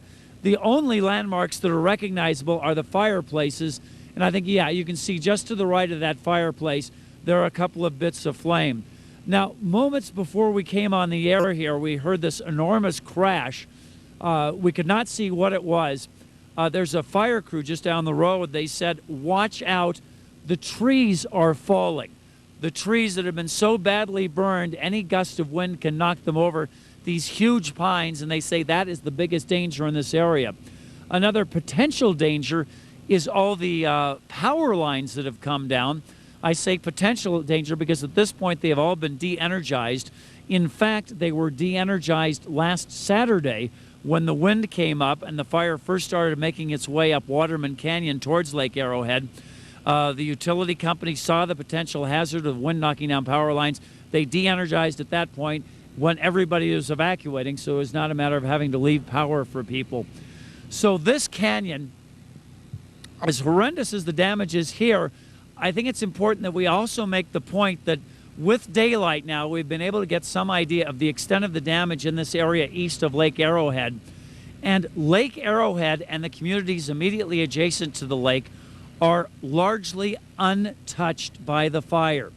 Cedar Glen, where we are now, and Hook Canyon, is northeast of Lake Arrowhead. Patrick? This is where the brunt of the fire damage happened. Lake Arrowhead largely untouched. For now, reporting live from Cedar Glen, Patrick Healy, Channel 4 News. All right, Patrick, thank you very much. We're going to go live to Washington, D.C. Governor-elect Arnold Schwarzenegger speaking there about our firestorm. The firefighter Steven Rucker and the wife and the two children. It is very sad, and I, of course, cut my trip short because of the situation in California, because of the fires. There have been now 20 deaths.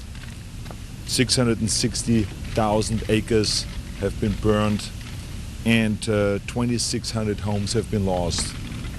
So the fires have not been contained, and so I will be cutting my trip short to go back out to Los Angeles, go to San Diego and San Bernardino to visit the firefighters and see the situation. So we just now also have had a meeting with Vice President Dick Cheney, and we talked about expediting the funds for the victims of the homes, the people those homes burned and their businesses burned. And we talked also about homeland security. And we had a very positive, very good meeting. And I'm looking forward to working together with the White House, with the Vice President, the President in the future. If you have any questions, please. No, I've worked with the Vice President in the past, and I've met him several times in the past. When I was the chairman of the President's Council on Physical Fitness and Sports under President Bush, the 41st president, we worked together, and he came several times to our great American workouts, which we staged here at the White House. Governor-elect, you talked about how, in broad terms, how people have been very positive about California. Is there anything specific you can tell us about to establish for Californians why you are going to be successful here in Washington, bringing resources back to California? Well, I can tell you that my meetings that I've had here in Washington, again, was a clear indication that we're going to be successful with our relationship between California and the federal government and the White House. I mean, we've had really good meetings. I think everyone is interested in helping our state, and I think that Congressman David Dreyer can verify that we really have gotten all the help, and I cannot go into specifics yet, but there will be in the near future. But when you closed those doors and ushered us out, were there any specifics that were raised that you believe down the road are going to be there specific appropriations, refunds from FERC? There was something specific that you guys talked about? Oh yes, absolutely. We talked about a lot of specifics, and like I said, we will be making those announcements as time goes on. What about fire disaster relief? Is there anything tangible that you can point to that came from this trip specifically? Well, I think that the key thing that came from the trip is that there will be immediate response, that FEMA will be responding very quickly with the financial aid. And of course, they set up, or they're now in the process of setting up those centers, those one-stop centers, which is crucial so that people get immediate help and relief, so they can, get their paperwork in order, claims get processed very quickly. So that's really one of the things that we've worked on.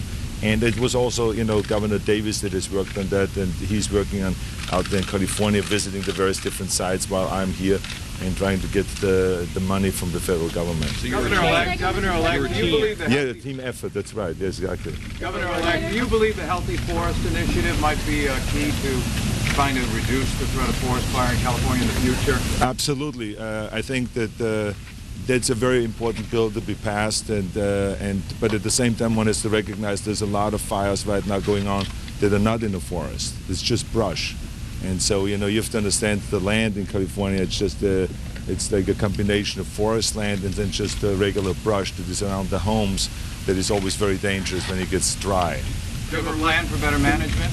Oh yes, we will be. I think that whenever there's a disaster like that, then everyone quickly gets together and tries to figure out how can we prevent that from happening the next time. Can you tell us how this disaster in Southern California is changing your thinking, if at all, about the need or the possible need for more taxes in California? Well, I think that because we're in the middle of this disaster, it's the wrong time to really talk about policy changes or anything like that.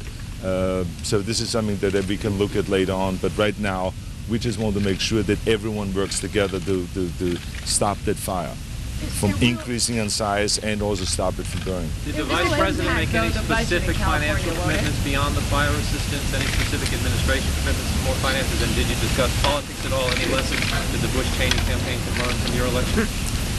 I think this is the wrong time to talk about politics. The Vice President never brought it up, and I never brought it up because we both were talking about how can we help California in the fastest possible way. And that's what the discussion was about for 20 minutes. It was all about the fire and about homeland security, which is another big concern of mine. Last question, please. What's the overall assessment of the fire situation now, sir? Pardon me? What specifically about Homeland Security your concerns and what have you talked to the Vice President about? Well, I think that the most important thing with Homeland Security is A, that the working relationship, that there's a good communication between the agencies in California and the federal agencies, that everyone is in sync. And second of all is the amount of money that is being, distributed. So those are the kind of issues we talked about. Thank you. Thank you very much. Thank you very much. Thank you. Do us a favor. Thank you. All right, you've been listening to Governor-elect Arnold Schwarzenegger, who just finished a meeting with Vice President Dick Cheney at the Vice President's residence there at Observatory Circle in Washington, D.C. And he, as expected, cut his trip short to Washington, D.C. to come back here to Southern California to meet with firefighters all over Southern California who are continuing to fight the blazes. I think it was very interesting that he said that he is very supportive of the Healthy Forest Initiative, but pointed out that we need more than that, because in Southern California, a lot of the fire-prone area is not forested. It's actually covered with chaparral, with brush, and we get comparatively little money from the federal government to fight fires because this area is not forested. And we were talking about what specifically in terms of aid will Southern California be getting to fight the fires that are ongoing. Governor-elect Schwarzenegger said he couldn't make any specific announcements, although specifics were certainly discussed. He says that will be coming in the next few days. In the meantime, though, the Federal Emergency Management Agency, FEMA in other words, that aid already on the way, and also those one-stop centers that Governor Gray Davis has been talking so much about should be up and running in the next few days, actually. He gave credit to Governor Davis for working on all of these problems here in Southern California while Schwarzenegger, has been in Washington, D.C. He said it's going to be a team effort. So again, being very gracious about the relationship with the outgoing governor. All right. Right now, we want to go ahead and talk a little bit about weather. The reason we want to do that as we kind of shift gears here is because it has become such a huge factor in the Southland, especially up in the mountains and even over in the Santa Clarita Valley area. Rachel Bosing now standing by. Rachel, what can you tell us? That's right. You know what? Patrick Healy moved locations now, so he's now around Cedar, Glen, and we've got the current conditions where he is. He was talking about fog all this morning, and we've got humidity at 100%. It's currently 43 degrees there, winds out of the south at 12, so not so bad at this very moment. We're forecasting it to be cloudy and windy and a high temperature of 56 degrees. Helen Kumari, on the other hand, is actually around the Santa Clarita area. The temperature there, 59 degrees, winds out of the west at 5, gusting up to 9, 80% humidity. So we are seeing the cooler temperatures come into play and the humidity come into play, and we know for a fact that we've got some light showers. Let's scratch that. Let's call that drizzle around some parts of the Southland this morning. Partly cloudy and 68. Here's the situation. We have a low pressure system, a Catalina eddy off the coast, and that means we're still under the influence of that onshore flow. Cooler temperatures will be moving on in dramatically thanks to this jet stream, which will be dropping southward. But I do want to point out, and this is a very big point for this afternoon, wind advisory tonight until 9 p.m. for Riverside and San Bernardino County mountains. And what does that mean? Winds. I have to get this out here. The winds will be sustained out of the southwest, 25 to 35 miles per hour, gusting potentially up to 60 miles per hour. So we'll hear more about what that means from the firefighters coming up. Back to you two. Rachel, thank you. Live reports coming up from all the major fires, plus even some of the staging areas when Today in LA Special Edition comes back.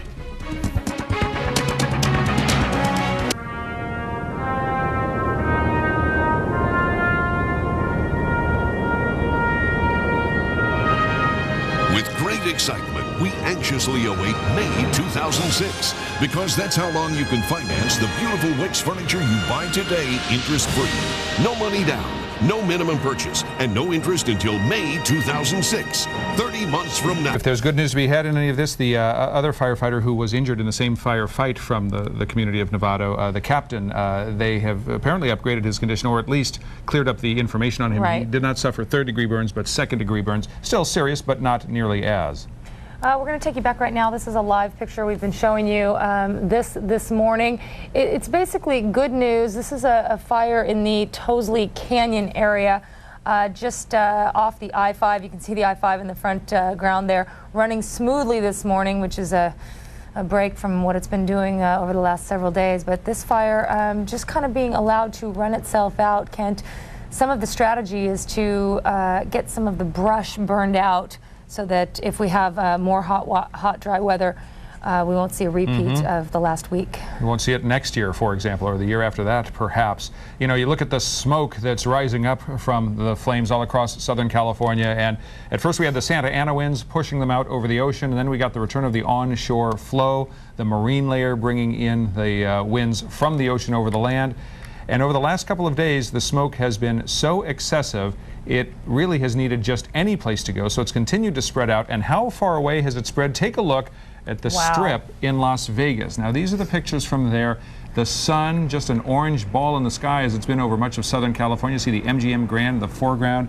You can see the Mandalay Bay Resort over on the right in the back, New York, New York. And it looks like it's almost a London day back on the Las Vegas Strip. It's unbelievable. You see the sun there, top left of your screen, trying to make its way through the smoke. And we're hearing also as far away as Phoenix, Kent, people seeing ash drifting down.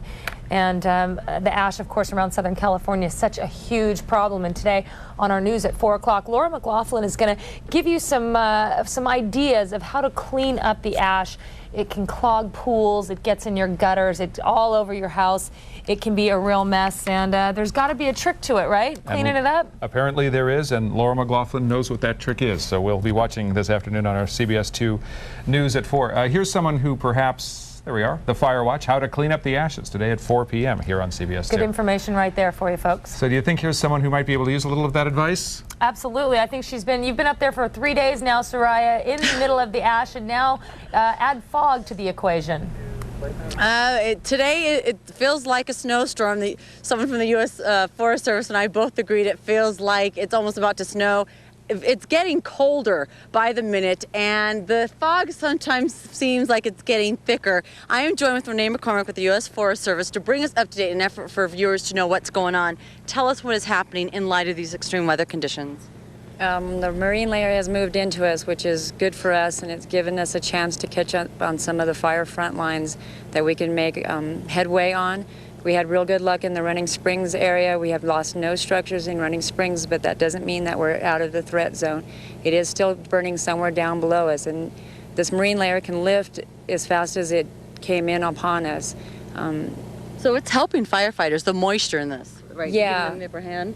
Completely, yeah. Right now with the extra relative humidity and the cold, although we have extreme winds still, it's giving us a chance to get in to the lines and behind the houses and make a good stand. The firefighters have worked extremely hard, and there was a lot of good saves that happened last night. It hit us real hard during the nighttime before this marine layer came in, and on 2 different fronts, and the firefighters held their ground and we didn't lose any structures. Where's the fire now? What areas are being impacted?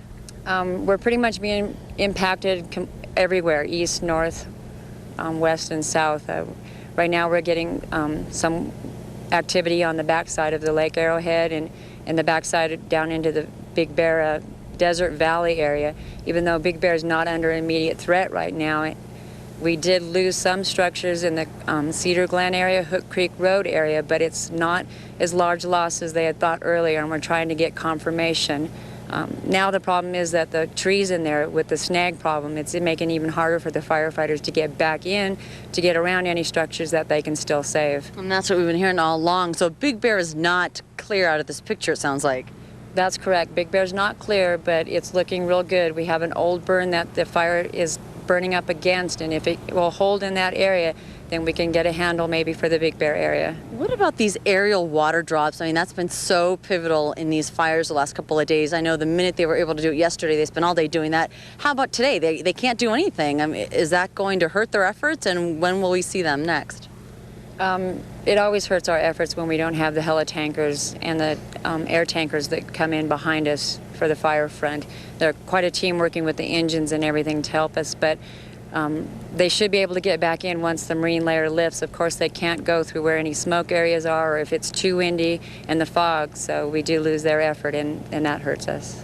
What do you make of all this? It's been a week, literally a week since this started, and these firefighters have been under extreme situations, challenges, and we've been hearing this place has a mind of its own, very unpredictable. Yeah, I would agree with that. It does have a mind of its own. But to tell you, we've kind of lost track of time, and everybody, despite the long hours and the tired people, when it still hits us, they find that extra energy, and it's like it's almost the first day, and everybody works really hard, and they're making incredible stands. These guys are great.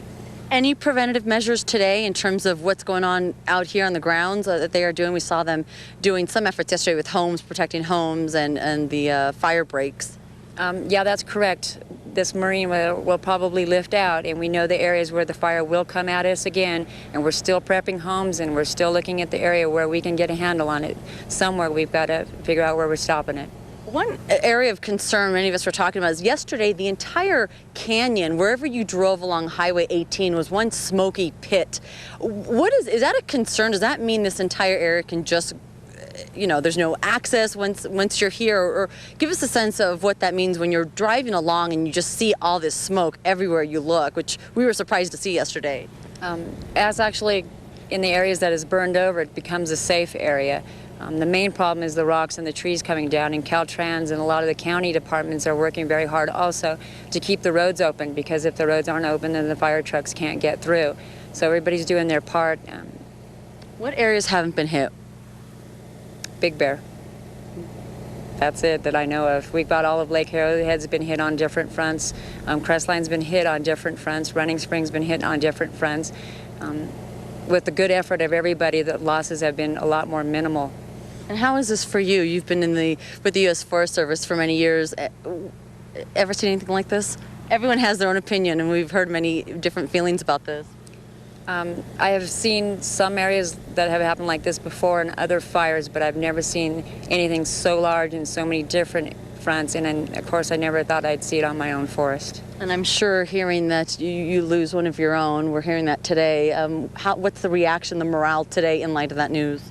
It definitely puts a damper. You know, it's in everybody's thoughts, and our prayers go out to those folks. It's definitely something that brings you down when you're doing such a good job. Okay, thank you. Renee McCormick with the U.S. Forest Service. There you have it, a bit of an update. We have been desperate for that update. It's been so hard because they are so busy fighting this fire in the front lines, and the extreme weather conditions haven't been easy for any kind of crews to come out here and speak to us, and hopefully that will provide up-to-date information for the viewers who are looking for more answers. Back to you in the studio. All right, Soraya. Well, they will certainly take the lowered visibility as an exchange for the cooler temperatures as well as the humidity that's in the air. But one thing I thought that was interesting that she said, Kent, talking about the safe areas, the already burned out areas, even when they're there, these firefighters, exhausted as they are, have to watch out for trees that may come down, all kinds of danger still in the safe areas. And also, she didn't really dwell on it, but the fact that you do get these little hot spots. I mean, they're literally just an ember that might be under 5 or 6 inches of overcovering, whether that might be a leaf or something that looks charred. But if there's enough fuel somewhere, that's why they call it a hot spot. It can bounce back up and bite you when you're not looking. So, yeah, they do have a lot to look out for. I don't envy these firefighters. We admire them to the ends of the earth. I don't think we envy any of them. They do an incredible, incredible job, and a dangerous one. Switching gears right now, we're going to go back to the Simi Valley fire. Jay Jackson, you are right in the middle of the roadway there, just bordering the I-5, and a beautiful sky behind you, and welcome news for firefighters. Yeah, the firefighters have pretty much cleared out a lot of this area. You know, we were looking at them and spent most of the morning with them staging here on the old road. And this had been the road that had been the battle line to protect the I-5 freeway, or at least to keep the fire from jumping over the I-5 freeway and then going into the Santa Clarita area. You can see there is still a little smoke, or actually a lot of smoke around here, but there are still a few flames. You know, if we can come back here, I want to show you something, Ryan. If we can come all the way around, it's going to be a difficult shot, but come all the way around out here, and there's going to be firefighters leaving this area, as I've been telling you. I'm looking north on the old road right now, and there are probably, I'd say 12 fire trucks coming up the street here going into a different direction. We had talked with the battalion chief earlier, who had been telling us that there were going to be a lot of shifting and a lot of movement around here. Some of the firefighters headed out to the eastern areas to do battle with the fire in the other parts of the county, and also going down into the San Diego area. And that is certainly good news, because the threat here is certainly not as great as it used to be. So they can move some of these engines around, and they can move some of the personnel around to give a helping hand in some of those areas that really need some more help. But one of the big things, as I was talking to you earlier about this stretch of the old road, is the line that separates the fire from the freeway. That line has died, but I tell you, it was an incredible battle that they had put up yesterday to deal with this fire.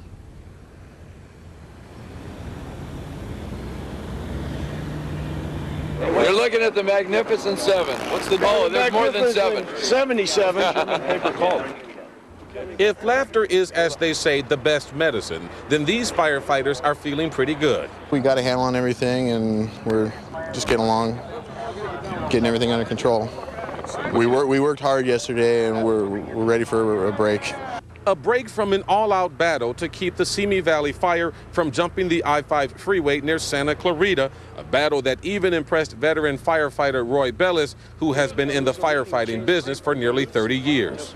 It was pretty unique to watch the helicopter drops, you know, where the tails are almost touching the brush as they drop to keep it from doing that, and I was really impressed. It was a stopping point that we were adamant about not letting it get on the other side of the freeway, and it worked. And we're real glad of that. It was a good one. And good is good enough for these firefighters. Still, they know the fight goes on. But now, as the wind shifts, so has something else: momentum. By this afternoon, we should have a good handle on it. Now, we should point out that firefighters certainly aren't trying to be overconfident, but they say there are some things that help them this morning. There is no strong wind out here. The humidity is still high, and we even, in fact, at one point, got a little rain here in Towsley Canyon. Back to you guys in the studio. Hey, Jay, the only time we've heard the word momentum has been used in connection with the fire. It's nice to hear it used in connection with the firefighters. Yes, certainly that's right. You know, that word momentum, because in these firefights, what happens is they take on a life of their own. It's kind of like a street fight where, you know, one person hits another person and the other person hits the other person. They get tired, they rest for a little while, and then they go back to fighting, and eventually somebody loses. That's what happens in these wildfires, where firefighters will give a punch to the fire, they'll knock it down, the fire will come back as if it's throwing another punch. There'll be a break overnight, nobody's doing anything. At some point, though, somebody has to lose, and firefighters feel they're getting the momentum in this fight. We hope the firefighters Kent has them on the ropes, right? Has this fire on the ropes. Thank goodness, at least here in the Simi Valley fire. Yeah, well, that's true, you know, but I'll tell you, we'll take momentum where we can get it when it's that kind. Let's see if we can't keep it going right now. Josh Rubenstein is in this morning, keeping a close eye on the weather, the long-range picture, because, Josh, we all woke up to a far different picture this morning than what we've seen the last previous days. Yeah, this is the first real day that we've seen a significant change in our weather pattern. A lot of clouds out there, much cooler, but we still have a red flag warning for the mountains because they're breezy conditions. While it is cooler, we are starting to see those winds push in at a great pace. There's a tight pressure gradient. San Bernardino County, Riverside County, San Diego County, Apple and Cuyamaca Valleys, and the Coachella Valleys, especially on those north and east slopes, there is a red flag warning. Something to be watchful for the rest of the afternoon. 59 in Riverside right now, 63 in Long Beach, 64 in Oceanside, 65 degrees in Palm Springs. There's good and bad today with the weather change. Let's go with the good first, because I'm a positive kind of guy. High humidity out there. That's good. Positive drizzle. Possible drizzle out there for the rest of the day. There is a possibility for snow dusting on Friday and Saturday, so we could get a little snow in the higher elevations as a cold front pushes through. That could be some good news for firefighters. We could really use that suppression effort. However, there is some bad news with the weather that we have out there. It is very windy out there. We have those wind advisories I just told you about. There is a low visibility in the mountains. That means that air assault can't happen until we clear out that marine layer. Now, that marine layer will pull back, but then they are going to have those fires flare up once again. And there is a tremendous amount of dead brush. So it doesn't matter what we do with the weather right now, unless we get a major rainstorm, which we are not going to get. That dead brush is still going to be a major factor out there. And what you were talking about before, Kent, about those trees and how awful it is when you know, the fire has gone through. There's still plenty of debris that falls out. The trees burn for a long time after the fire presses forward, and that makes it difficult for firefighters, especially with the low visibility. Back to you guys. All right, Josh, thanks so much. So, yeah, it looks like things are turning around a little bit. I know we've got the bad with the good, but suddenly we're starting to see the good outweigh the bad. And we haven't had any chance over the last week to show you kind of the firefighters in repose, as it were, kind of getting a quick break. There haven't been any in repose. There haven't been any, but now there are, and that is probably the best news of all. Dave Lopez, you're in San Bernardino this morning at one of these base camps. This is the place where these guys get a chance, the men and women, to lie down for a little while, maybe grab a nap, get some food. What's it like? Well, if you see behind me, welcome to the Hilton for firefighters. I mean, does not look inviting, those little pup tents and what have you. We're going to take you just on a quick little base tour here. Over to my right, this is where they bring in all of the food on trucks, truck after truck after truck. They've been feeding about 2,500 men and women here. This base camp is right across the street from the evacuation center. Here's where you get your coffee, your punch, and your tea. This is where all the men and women start to eat. Right now they're kind of at a little bit of a lull, and on the other side is the shower. They work 6 on, 6 off, 6 a.m. to 6 p.m. Then they take a little break, and this is Tom. Tom, introduce yourself. Your last name is? Tom Lavanino. You are basically not running this place, but you certainly know a lot about it. I'm the fire information officer assigned to the incident. And everything going smoothly here? The men and women seem to be getting enough rest? Remarkably so. 2,500 folks are kind of independently serviced out of this mini city. Yeah, well, you just took the words out of my mouth. A city within a city. Across the way you got evac people, and here you got firefighters trying to put it out. I don't want to sound on a downer note, but the mood, the fact you lost one of your own, men are certainly aware of that. Have you seen a mood change at all here?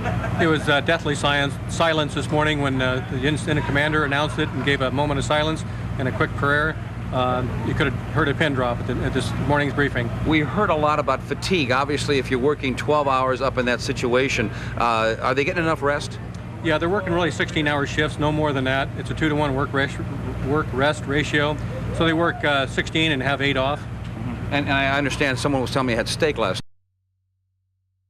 night. Very good. We're going to take a walk around. Thank you, sir. Appreciate the time. Let's go over here and talk to a couple of fellas. You just got off the line? You guys just got off the line? I'm Dave Lopez with Channel 2 in Los Angeles. How are you? You got scrambled eggs here, you got your sausage, you got your, well, you got a good breakfast here. Oh, yeah. Where were you last night? We were in supplies last night. Okay, and working with the guys, making sure they have everything they need? 16-hour shift? 16-hour shift, yeah. You okay with the breathing situation? Yeah. Where are you from? Pretty good. Santa Maria. Santa Maria? Santa Maria. Long way from home? Yeah. Your name is? Joey Fiscus. Ever seen anything quite like this? No. All right, well, good luck to you. Keep it going. Thank you. All right, we'll talk over here. We talk about just about everything. Excuse my back. I hate to turn my back on you, but right around here, there's more folks here working. Let's go here over this way. What's your name, sir? Cody Williams. Huh? Cody Williams. Cody Williams, and what are you doing here? I'm from the California Conservation Corps. We're doing camp support. Camp support, supplies. helping out. A lot of things to do, huh? Yeah, this is the rest of my crew. Without my crew. Are these guys working hard? Okay. We'll go over here and get a couple of firefighters. Keep up the good work, okay? Thank you very much for the time. Gentlemen, Dave Lopez with Channel 2 News. How are you?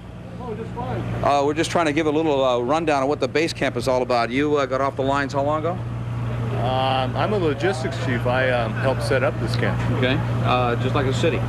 Just like a little city. Everything you need here. Are the men, are they holding up okay, men and women? Oh, sure. We watch out for their welfare.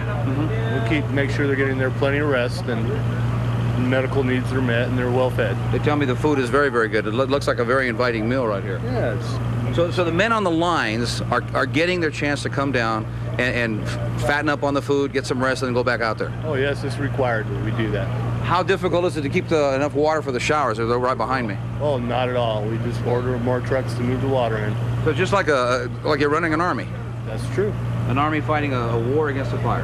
You bet. That's it. Very good. Thank you very much, sir. Right behind me, here's another, let's see, here's a battalion chief. Gentlemen, Dave Lopez with Channel 2. I'm on live right now. You are from San Bernardino? Yes. You look like you had a tough night out there. Actually, I was off last evening. I just started back today. All right. Have you had enough rest? Last night I did, I think. That was the first good night's sleep in how long?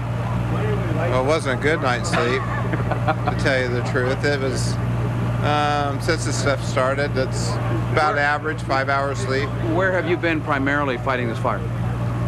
Lake Arrowhead, Crestline, Running Springs, those areas. So you were in the hot spot. I was, yeah. Are you encouraged by what you saw when you left the last time up there? Well, there's a lot of devastation. You know, I'm not encouraged anytime we lose structures. Obviously.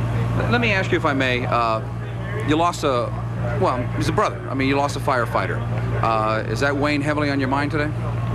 It does when you hear about it. I mean, it doesn't make any difference whether it's a high-rise firefighter in New York or wildland firefighter out here. Yeah, it bothers you. Do you take extra precautions because of that, or you can't think about that when you're out there? I think both. It makes you probably be a little bit safer, but then you have to kind of put that aside and go back to work again. Your next shift is when? When are you going back out there? I'm working in here today. You are? Yeah. A little bit of a break. A little bit of a break, How about the gentleman next to you here, Alan Stalker? Alan, where have you been lately? Pardon? Where have you been lately? What part of the farm? Been working up at Rim Forest at Strawberry Peak, with slopped over 18, trying to get that locked in up there. You're a veteran around here. Have you seen anything quite like this before? I was a young firefighter on the Panorama fire. I was just going to mention that, 1980. Yeah, and I was a young reporter on that. Okay. We've all aged. Yeah. That's the only thing I could even compare it to, but this is far, surpass that. So the fact that you lost a fellow firefighter, have you ever been in a situation where you thought, this is it for me? Oh, sure. Just recently? Sure. Can you talk about it? Because I know there have been some mighty close calls up there. Oh, no. My guys have been real safe out there. We took a lot of heat and things, but, there's ways to do it safely and a heads up. I mean, but I'm not going to burn one of my guys for a building. So. This isn't like living in the fire station. It's not like going home after your 24-hour shift when you're 24 on, 24 off. But how tough is it to make the adjustment to live in this kind of condition, or is it about as good as you can get here? Oh, this is one of the better camps I've been to. It seems to be really well run. Mm-hmm. Our major problem right now is with the number of major fires in Southern California is getting resources and getting enough relief crews. My guys have been putting in 36 hours and come in for 6 hours sleep and back out. Did you get to have a steak dinner last night here? No. You missed it? Yeah, we were up on top. So. Let me put in a word for the chef to have one for you? Okay. Alan, thank you so much. I appreciate the time. You bet. Let me just kind of get out of the way, Wilson. I don't know if you can see this or not, but you see that water truck, that red truck there? That's the water truck going to feed in the shower lines. A couple of guys in line for the showers. We might go over there a little later on, but they've got everything you need here. Let me just kind of walk over this way and talk to some of the guys that have been feeding all this food to these fellas. You guys are the help, right? You get all the food ready and serve, or what? What exactly? Yeah. Well, actually, we're part of the OK's Cascade crew. Mm-hmm. We serve the food, clean the tables, we do inventory. We're serving about 1,500. Keep the morale up for these guys? Yes, sir. Just encourage them, tell them they're doing a good job. Just tell them, Have you noticed any change in attitude or anything? Or are they doing all right? Well, they're okay. We tell them we pray for them and stuff, and they really appreciate that. It's just there's. Do you have any pull in the kitchen? You have pull? Not really. Not really? Well, listen, there's a guy named Stalker over there. He missed out on the steak dinner. Make sure he gets one. All right. Okay, very good. All right. We will continue just bringing you updates from here. It's a city within a city. As you can tell, the men are tired. They are continuing to do all they can. Right over here on my left, they just keep popping out of the kitchen with hands full of food. Let's see, this fellow looks like an interesting one. We have enough time. Just let me know if you want me to send it back to you. Sir. Dave Lopez with Channel 2. You look like a hungry guy here. Dave, I'll tell you what, we're going to let you talk to that gentleman. You keep going. We're rolling the tape. We are going to get back to you in a little while. Okay, you want me to send it back to you now or what? You're fine doing that, but you go ahead and talk to these folks and make sure that the people who need the steak dinners get the steak dinners. Okay, very good. Thanks so much, Dave. I'll throw it back to you. Take care now. Bye-bye. Dave, thank you. A little slice of Americana there. The firefighters getting the meals that they always get. They're fabulously fed, and that's a good thing. But right now, let's go up into the mountains. Craig Figner, you are in one of the burned out areas, and things still smoking there.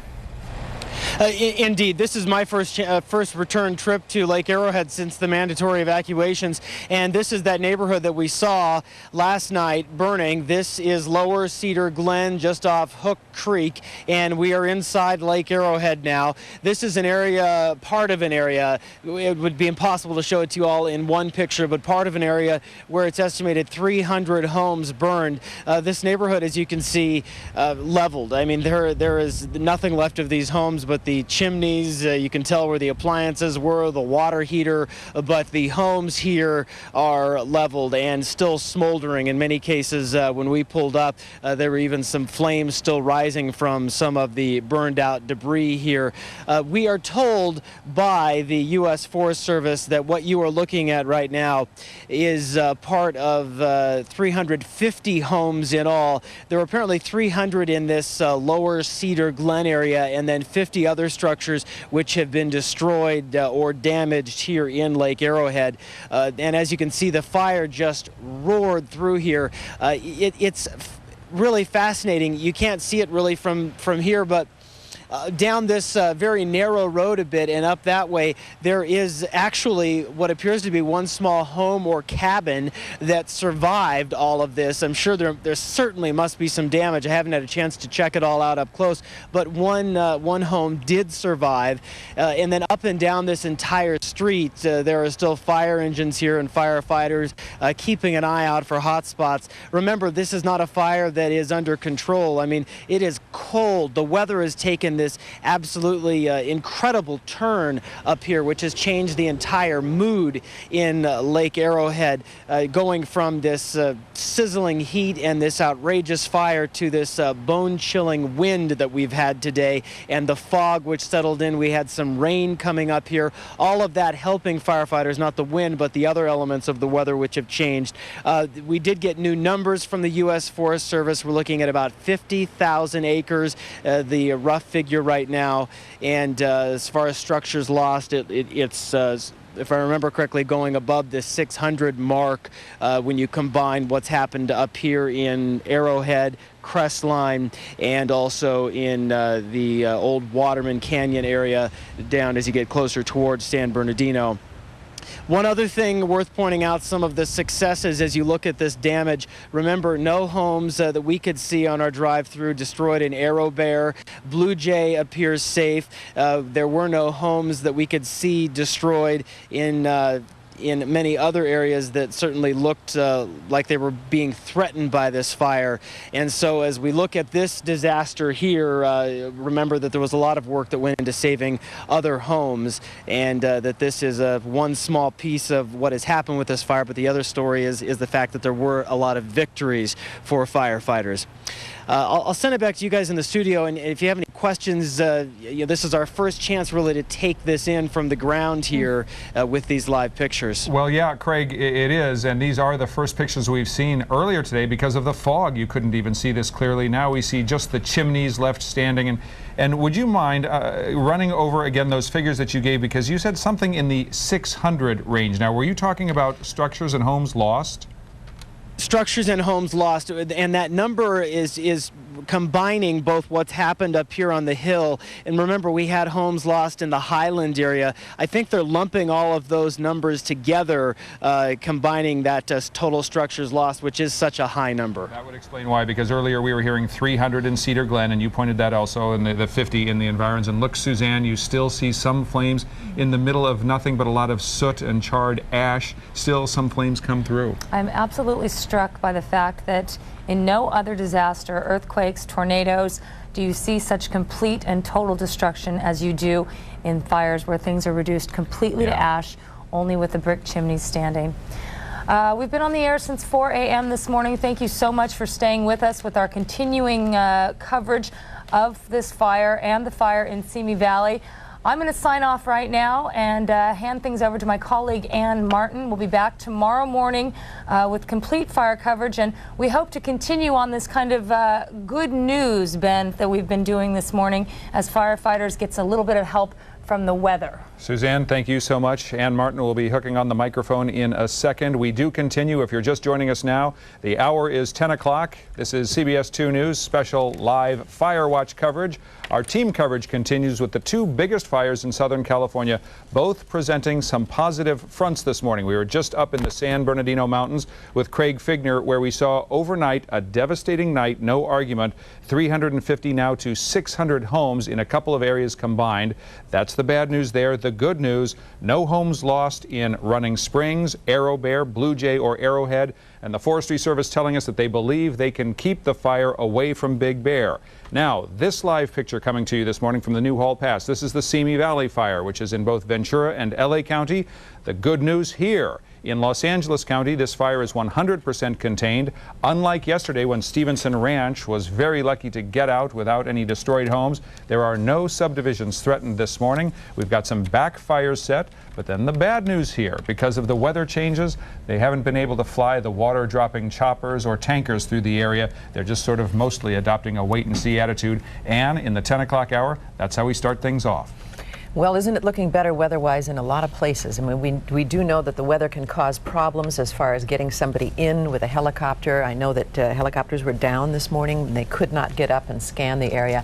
And obviously fires are not out, but some success on this fire. They've managed to keep it on the west side of Interstate 5 And obviously spot fires still coming up, but drizzle this morning on a lot of people's windshields as they were heading into work. And that must have felt like a blessing to a lot of people. It sure did to me. I thought, oh, thank God it's not, we can't have a heavy rain here. That would be too much. But a little drizzle, what a miraculous thing. And even a forecast, as of yesterday, a forecast for snow flurries in the Big Bear area by tonight, significantly cooler. It has to help. But also gusty winds. And as we look at this picture, our live news up near Newhall, there is a wind blowing, and it's a steady little breeze, probably 15 miles an hour or something here. And that means that fires will continue to spread. Once again today, unfortunately, we do have a red flag alert for wind conditions. It's much colder, but it's still on the dry side, and that's causing some problems. Derek Bell, you're in the Newhall Pass. You've been keeping an eye on things. This fire does seem to be getting a little bit bigger, but once again, the good news is it's away from residential areas. Derek, let's ask the question lots of people have on their minds. If the water-dropping helicopters can't get up to fly, how come you and News Chopper 2 are able? Indeed. Well, actually, the water-dropping helicopters are able to fly. However, the LA County Fire Department has chosen not to employ them at this time. That fire, as you said, is growing a little bit larger because it was set by a firefighter. This area here is an area that the fire department expected to burn last night. However, because of the low humidity, it did not burn. So they're going to go ahead and take that fuel away today by lighting it on fire. Now, some of the people that are coming up and down the 5 freeway between the 14 and the 126 through the Newhall area are probably going to be seeing a little bit more smoke and a little bit more flame as the day goes on. Hopefully it won't be anything like it was yesterday where they had to shut down the 5 freeway due to the heavy smoke that was going across the freeway. So again, these fires that are burning out here, pretty much all set by the fire department. They're trying to clear out this brush.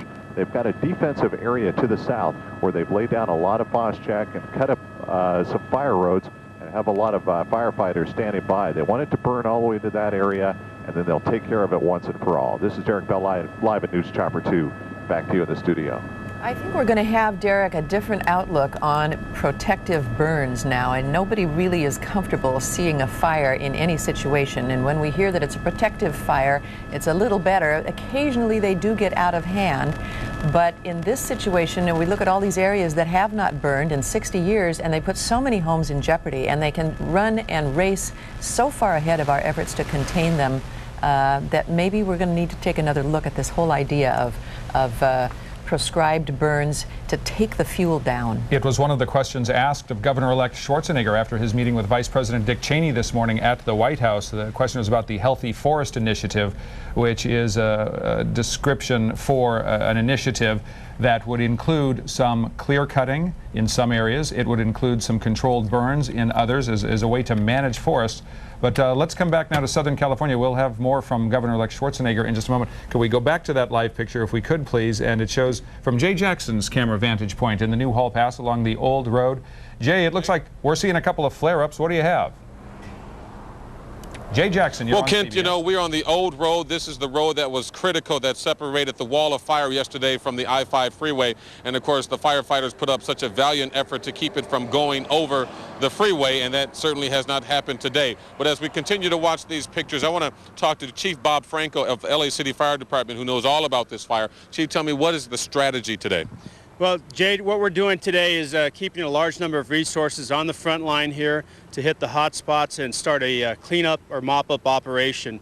The concern is that the weather may change and that any flare-ups may threaten some homes that are still in the area. So we're looking heavily at getting this thing mopped up, and hopefully we can put it to bed tonight to release resources to send to some other fires. Yeah, we were talking with the battalion chief earlier, and they were talking about that might be the case today, where they're going to release some of the engines out here and help in the other areas. That's good news, I'd imagine. Yes, it is. Well, it's good news in two ways.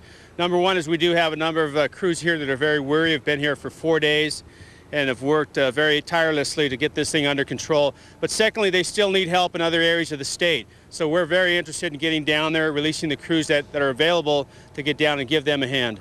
We see some of these flare-ups here in the Newhall Pass area. Tell me about the difficulty in fighting this type of fire, because we know we see a lot of tall ridges and deep valleys.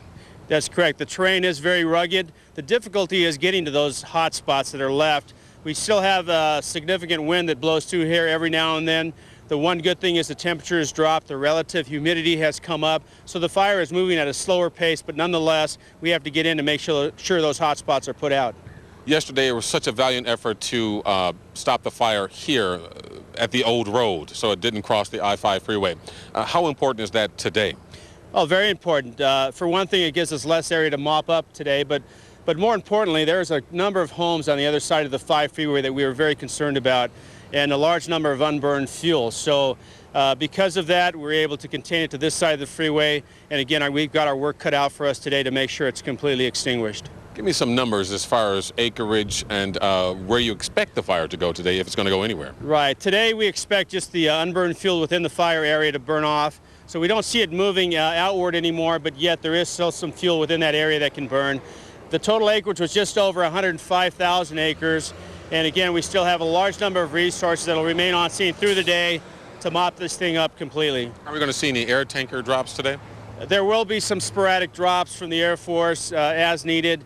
The majority of the area we're concentrating on is the interface area, the area where the homes back up to the brush, and we want to make sure those hot spots get well out so that we don't have a reoccurrence. Thank you very much, Chief Bob Franco of the Los Angeles City Fire Department. Once again, talking about this battle line drawn here on the old road that separated the wall of fire that had been moving east, the Simi Valley fire that had been moving east, and now was stopped at the old road. Let me turn this camera around and show you some of the things that we had been seeing today. We have been seeing a lot of fire trucks move out of this area further down the old road going south. That's what you're looking south down the old road, looking towards the Los Angeles area. And we have been seeing a lot of movement already. We talked to a battalion chief who says that's excellent news because some of those trucks are going to be moved out to different locations, different areas where fires are burning out in the East County. So firefighters say they are certainly getting the upper hand. Here's a good sign too. Bulldozers being moved out of here. We saw the bulldozers in action yesterday when they were just going right up into the flames,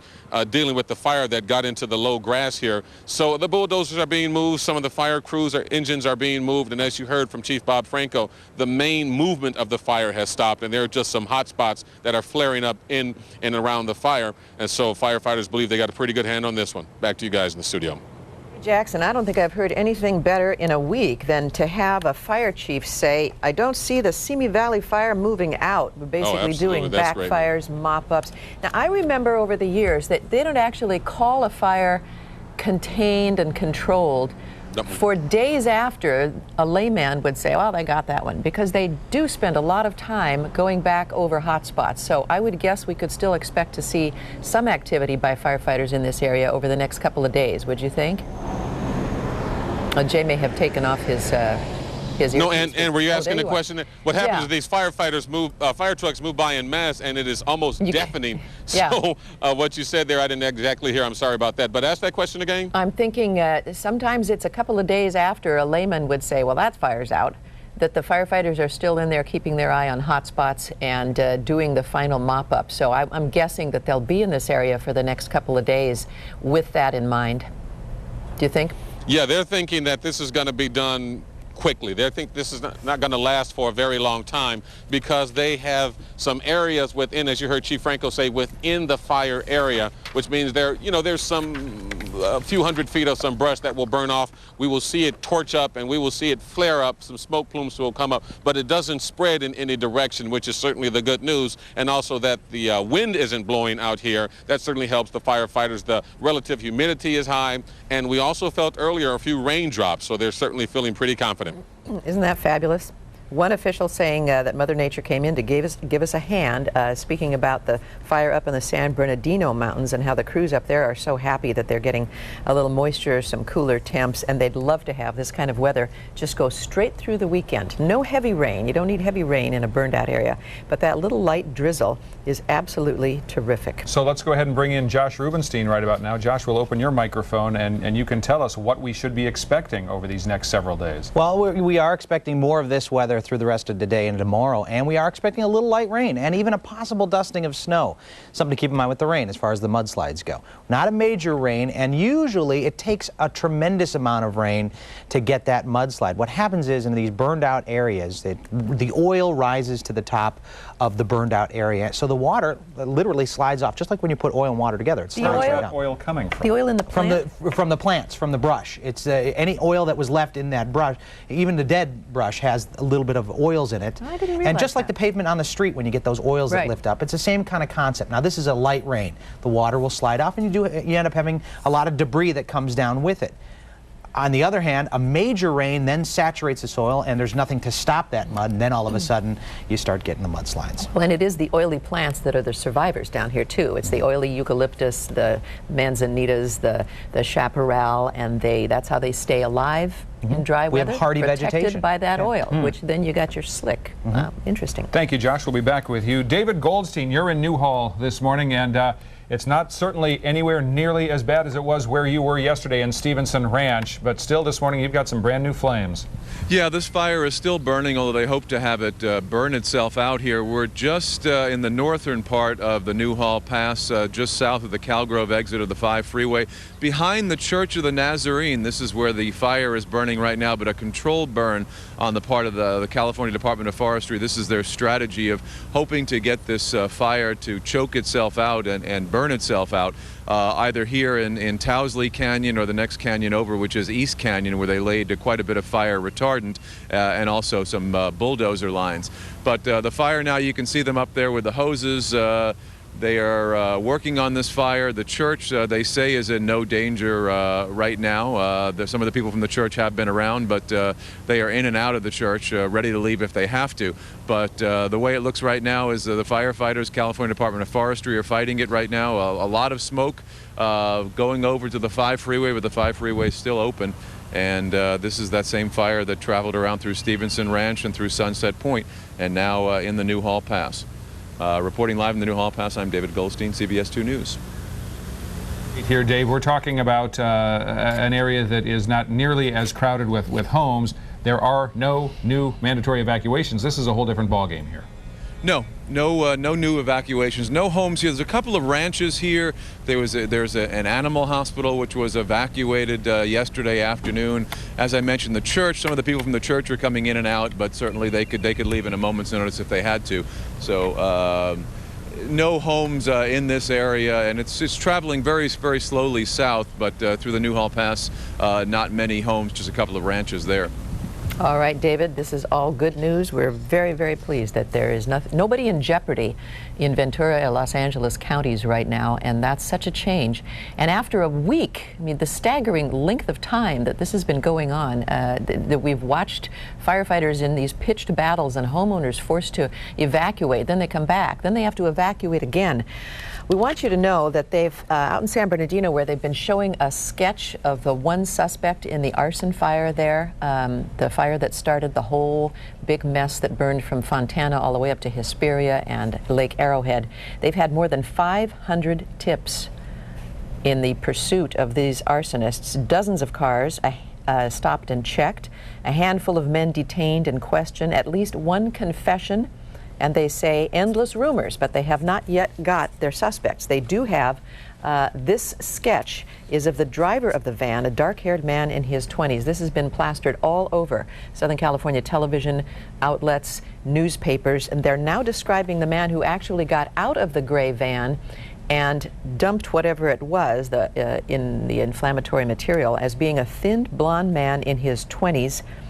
And he dropped something into the brush that sparked a fire, got back into that van and drove away. So there are dozens of federal, state, local agencies looking for those two. The reward amount now up to $110,000 because there was the $50,000 from San Bernardino County, $10,000 donated anonymously by a private individual, and then a new $50,000 addition from Cedar Brothers, the supermarket chain, getting in as well. Now we look at this picture this morning. We're seeing a lot of smoke, and we're happy to report more smoke than fire in the Newhall Pass, where Derek Bell is flying News Chopper 2. And Derek, it does look like a lot of activity, no denying that, but it doesn't look as urgent as we've seen the last day or two. That's correct, and we're seeing a lot more smoke now as these firefighters get to work setting those backfires. It is really starting to waft across the 5 freeway, however, not with the intensity that we saw yesterday. The winds are light and variable, actually rather calm right now, so the smoke is coming straight up. They're burning the basically the underbrush or the grass that is underneath some of these oak trees that we've got out here. We've seen them light those fires, let them get up real big, and then they hit them with a hose, cool it on down, and move on to the next area. So again, backfire operation going on right now. just south of, actually, that's just on the west side of the 5 freeway and just north of New Hall Pass. This is Derek Bell live at News Chopper 2. Back to you. Derek, thanks for the update. 2 important things happening about 6 hours from now at 4 o'clock this afternoon. 2 separate things. I'm going to tell you about them right here. First of all, on our CBS 2 News at 4 o'clock today, our own Laura McLaughlin has a special report that's going to impact just about everybody in Southern California. How to clean up the ashes, how to get all of this stuff off of your driveway, off of your car, out of your clothes. You don't have to live anywhere near a fire line to have been under a snowfall of ash the last week or so. That's at 4 o'clock. And also, Ann, at 4 o'clock, you can start dropping off food if you want to help folks out at our food drive. Yeah, CBS 2 and the Red Cross and Food for Less all getting together and holding a food drive for all these hundreds and hundreds and hundreds of families who have lost everything they had. Right now they're living in shelters. They need to get their lives going again. It's this tough interim period we want to help them out with. Angela Chi is at the Food for Less in North Hills to tell us about this drive that starts at 4 o'clock. Angela, hi. And in Kent, that's right. It starts at 4 o'clock today. We've been out here all morning and people have been so generous wanting to drop off different things. But again, I can't take their money. People will be here at 4 o'clock. This is just one of the locations where you can drop off donations. I'm at the Food for Less in North Hills. There are 2 other stores. I want to show you the outpouring of support that has already come in just from yesterday. There are 70 shopping carts filled with things like this. You can see this teddy bear right here, as well as another thing that they need is Halloween costumes as well as candy. Again, Halloween is on Friday, and that will definitely bring a smile to the children's faces that are at the evacuation centers. Again, I want to show you where all these donations are going to be going. Again, this is the San Bernardino International Airport. This is just one of the evacuation centers that we're going to be showing you.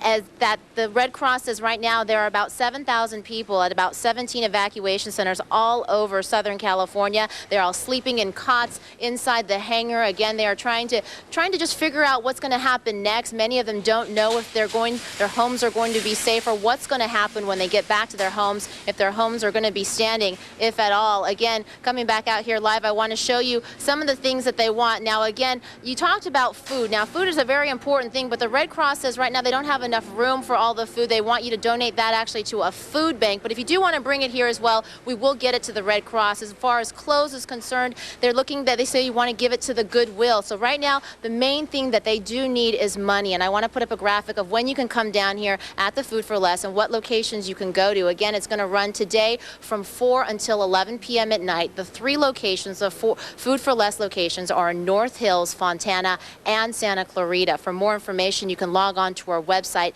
that's cbs2.com, or our sister station, kcal9.com. And again, the main thing they do need is money. If you're not able to make it down here, I want to give you an address for the Red Cross where you can make donations. Again, if we have that information, that address for the relief fund is P.O. Box 1070, Los Angeles, California, 90028. And you want to make sure that you address it to the Southern California Fire Disaster Relief Fund to make sure that your funds stay local. Also, I want to give you 3 very important phone numbers that you can call for more information. If you want to find out more about exactly what donations they need and how to get it to the Red Cross, call 1-800-HELP-NOW. Also, for the most up-to-date information about those shelters, again, there are 17 evacuation centers all over Southern California. You can call 1-866-GET-INFO. And for blood donations, you can call 1-800-GIVE LIFE. Again, we've all seen the images, we've all heard the emotional stories. This is a very personal issue for many of these people. You can't even imagine what they're going through, and many people have been very emotional about this as well. They've been stopping by asking me, what can they do? How can they help? Well, this is how you can help. Again, at 4 o'clock today, they will be at those 3 Food for Less locations. So if you want to join in the community effort, definitely stop by after work. In North Hills, Angela Chi, CBS 2 News. Back to you in the studio. Thanks so much, Angela. Oh, it's nice to have an aerial view of the hills of Southern California. With the 5 freeway moving along the way it's supposed to, the Golden State stretch that nothing was closed burning. down yesterday. Yes, it's such a nice distinction. Now, we do still have a lot of problems up in the San Bernardino National Forest, up in that mountain range, and so while we look at the smoke from the fire in the Simi Valley fire, we are going to go up to the mountains and talk to Carol Beckley with the U.S. Forest Service on the phone right now. Ms. Beckley, are you there? Yes, I am. Good morning. Good morning to you. How are you doing, and what's the update? What's the latest? Well, currently we are reporting an estimated 50,000 acres burned on the old fire, which started on Saturday and continues in the mountaintops of San Bernardino. We are currently estimating 10% containment with a suppression cost of $3.9 million. The communities of Lake Arrowhead and Running Springs continue to be threatened. We're looking at the combined structures at 50,000 homes, 80,000 outbuildings, and 2,000 businesses, totaling over $10 billion. Now, you don't mean to say that that's the number that have been destroyed. That's the number that have been threatened. No, these are currently still being threatened in that mountain community. So as we understand now that they're threatened, give us those numbers again, please. Those are 50,000 homes, 80,000 outbuildings, and 2,000 businesses remain threatened. Don't know if you're able to watch your CBS2 monitor right now, but we've got live pictures from Hook Creek, which is an area that was so thoroughly devastated in the overnight hours. I don't have a television in front of me, unfortunately, and I'm probably fortunate not to be seeing what is actually occurring. This is my home, and it's sad to see. Unfortunately, in my lifetime, I will never be able to revisit the home that I love. You actually live up in the Arrowhead area, Carol? I don't live in the Lake Arrowhead area. I live here in the San Bernardino community. My house is here, but this community is my home. Sure. And, it's heartbreaking. 350 homes, I think, we're looking at in this Cedar Glen area, which were lost. The trees won't come back, of course. And I've been a visitor up in this little part of Lake Arrowhead. Absolutely gorgeous. You were up in the forest. You were so far away from Los Angeles, so far from the city. It was a mental and spiritual break from everything that goes on in Freeway Town, and it's horrible to see it burnt out and so completely devastated. Ms. Beckley, we know that you called to give us some official figures and all the latest news, but because of the personal closeness that you have to this whole area, if you'll allow us, we'd like to ask about that, because your friends are going back to areas perhaps we believe, right, that your home is not affected, but your friends cannot say the same thing. That is exactly true. So how do you work with them? What do you all do? Well, we try to remain optimistic. This too shall pass. We all are still alive. We maintain our sense of humor, and from everything that occurs, new life will spring. New experiences will be obtained. This is a learning experience for all of us, and I'm sure the decisions being made on this fire, even though some of them have maybe not been the right decisions, or the decisions that they had hoped to have different results, we're learning lessons. What are you saying when you speak of decisions that may not have been the right decisions? Well, not that they have been wrong decisions, but maybe some decisions that did not result in what the expectation was. But from each experience that we have, we grow, we learn. But can you give us an example? I'm sorry if I'm a little bit slow on the uptake here, but I'm trying to find out a specific of what you might have in mind. Well, I don't have anything specific in mind. I know that we attempt to do some backfiring. In some instances, they didn't hold. And while there's disappointment in that, we still have learned some lessons from it. And that will certainly enhance our decision-making capabilities as well as our leadership in the years to come and in future incidences. Well, we know that the Forest Service has plans and projects for taking out dead trees, for doing the underbrush clearance, for trying to mitigate fire hazard in areas like the area up around Arrowhead, and there's never enough money to completely fulfill each project as the years go by and trees do build up, and this year is just a classic for how a situation can go from a little risky to just downright dangerous. I'm hoping, Carol, that the outlook for today is better. Are you hearing a little bit of optimism from other people in the Forest Service about the firefight today, I hope? We are optimistic. We've had a lot cooler temperatures, which alleviate some of that stress from the firefighters. At least the conditions are cooler. Unfortunately, we do anticipate winds later in the day in gusts of up to 50 miles per hour in a southwesterly direction.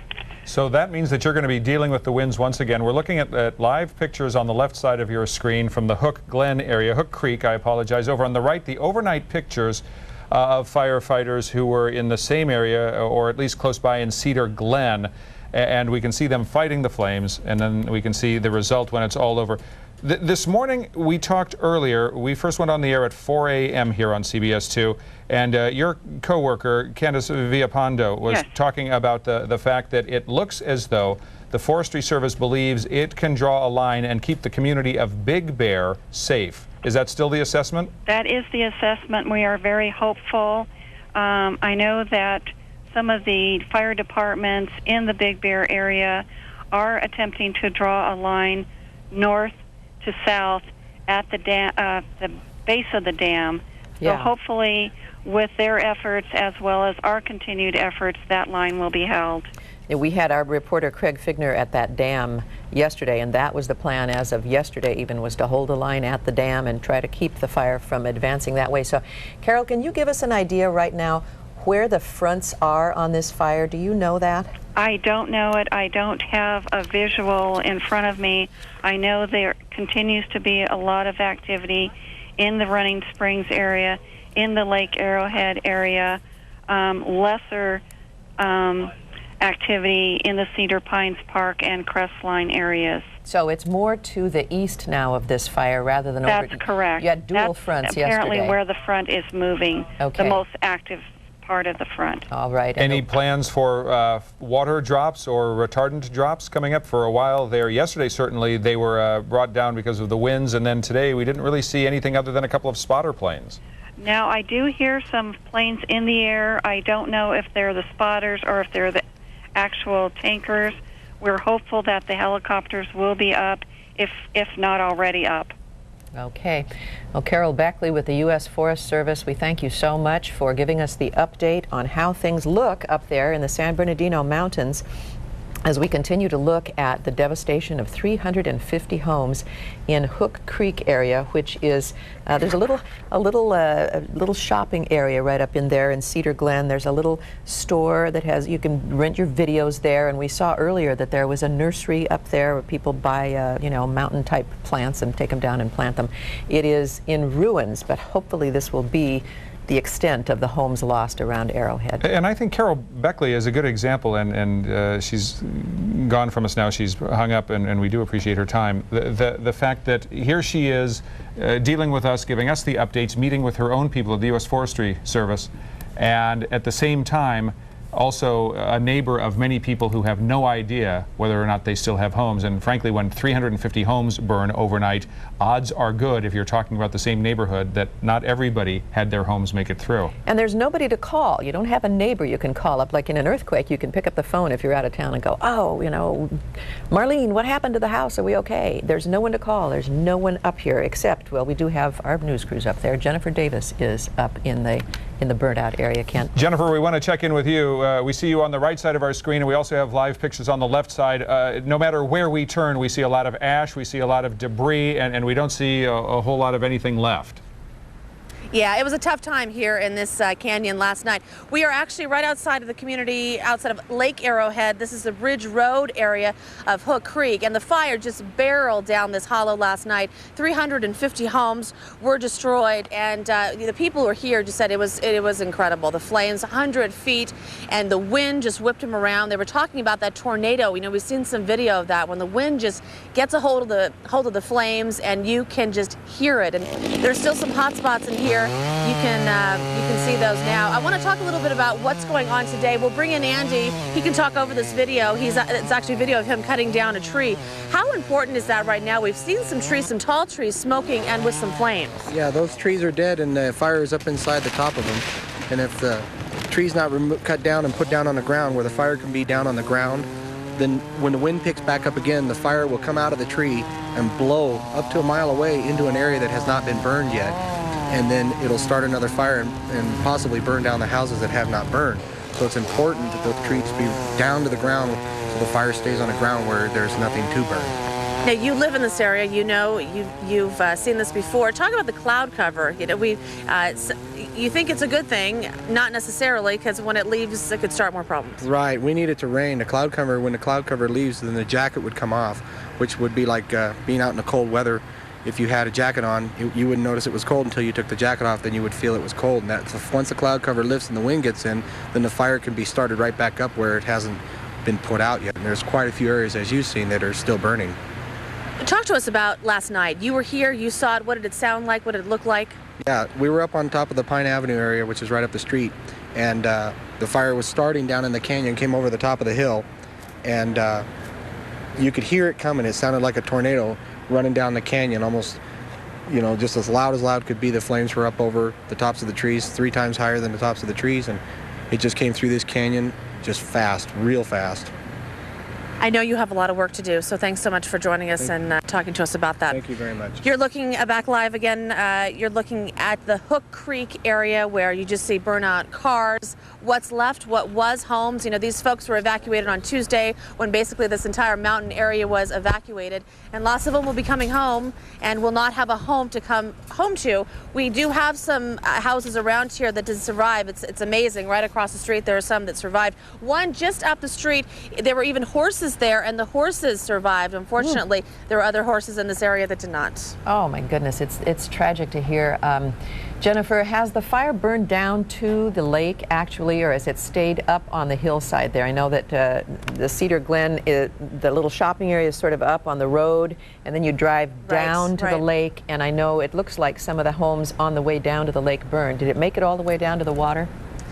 I don't believe that it did. They really did a great job to try to contain it. And, you know, at this point, they think, you know, the other big concern was, of course, Arrowhead and then into Big Bear. And they think maybe they have contained the fire that's not going to move into Big Bear. So the fire crews have been working so hard out here, and this is just what happens. You know, sometimes they just can't save areas. No, but, they can't. You know, the folks, they're so grateful. They're saying that one of the fellows who was battling the old fire through the night said that it was like trying to control chaos. There is the tape over there. That's, you know, you can only at this point maybe just turn and run when it's coming through the trees like that, and the heat is unbelievable. Yeah, it wasn't a good night on the fire front there. You just look at the hellishness of the flames coming up, engulfing tall, mature trees.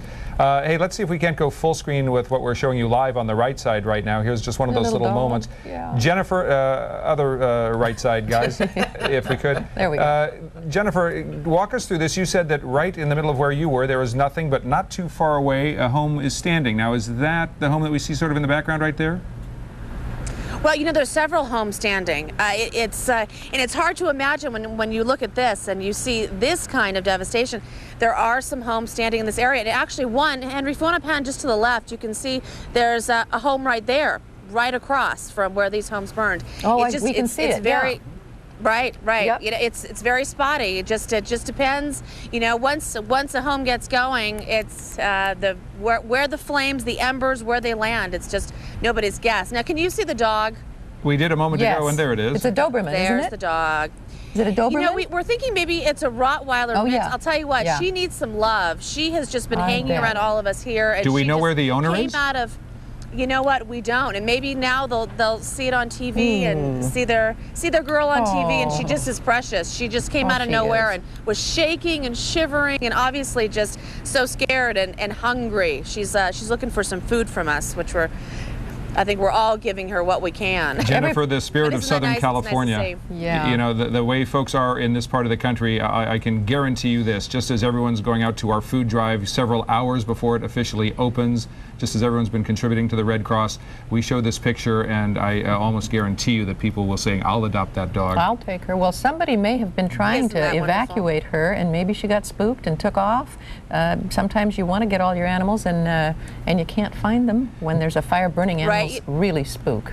They can just get so scared. They were saying that the houses up here sounded like it. Not only were these houses burning, they were exploding. The propane tanks, and the folks up here said they just hear them boom, boom, boom, and they knew there was another house. And I can't imagine for an animal to go through that. But you know, we were also talking about there's some horses up the road a little bit that they managed to, they're okay too. You know, unfortunately, I think some animals, I know this area, of course, a lot of people have horses. Some of those horses didn't make it, but we have some animals that did.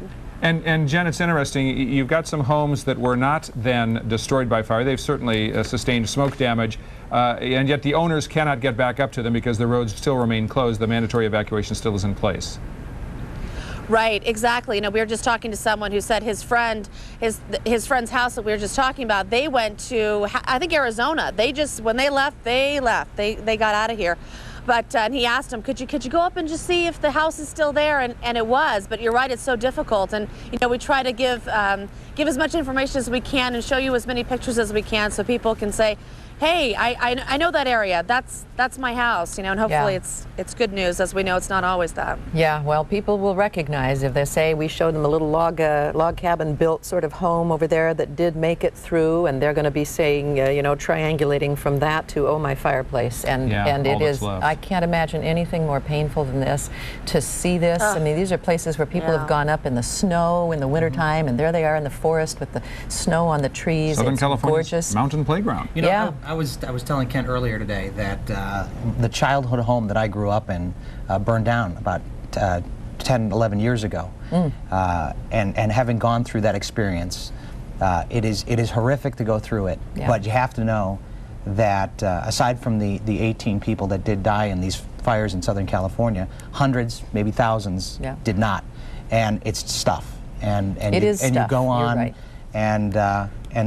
but it does get better. Stuff. It's not my stuff. That's right. Well, stuff. So but you do move on. You get better. It hurts. It hurts awful right now. Yeah. There's an interesting phenomenon too in areas where there are big disasters, hurricanes, tornadoes, fires, mud damage from mudslides, where we've seen this in the past, an aerial view showing what we're seeing here from the ground. Destruction, destruction, destruction, and then one house that is in the middle of things and is left standing. We saw this 10 years ago in the Laguna and Topanga and Altadena fires.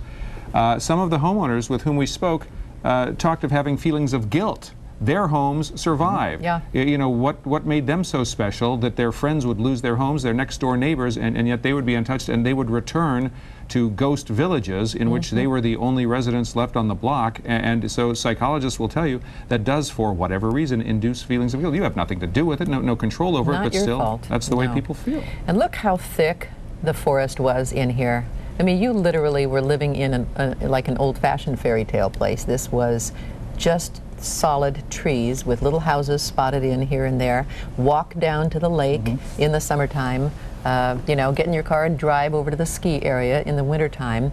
It was a really lovely, idyllic place. You're a little bit far from, you know, hospitals and things up there. But just Tuesday night, I was up there and I drove through here when we were covering the fires, and you know, the places that burn. It's amazing to one day drive through, see it all in place, see it all intact. We drove through Rim Forest, Sky Forest, Hook Creek, and today being here on the ground and now see it there. It's unbelievable. Well, we're looking at something that is a staggering.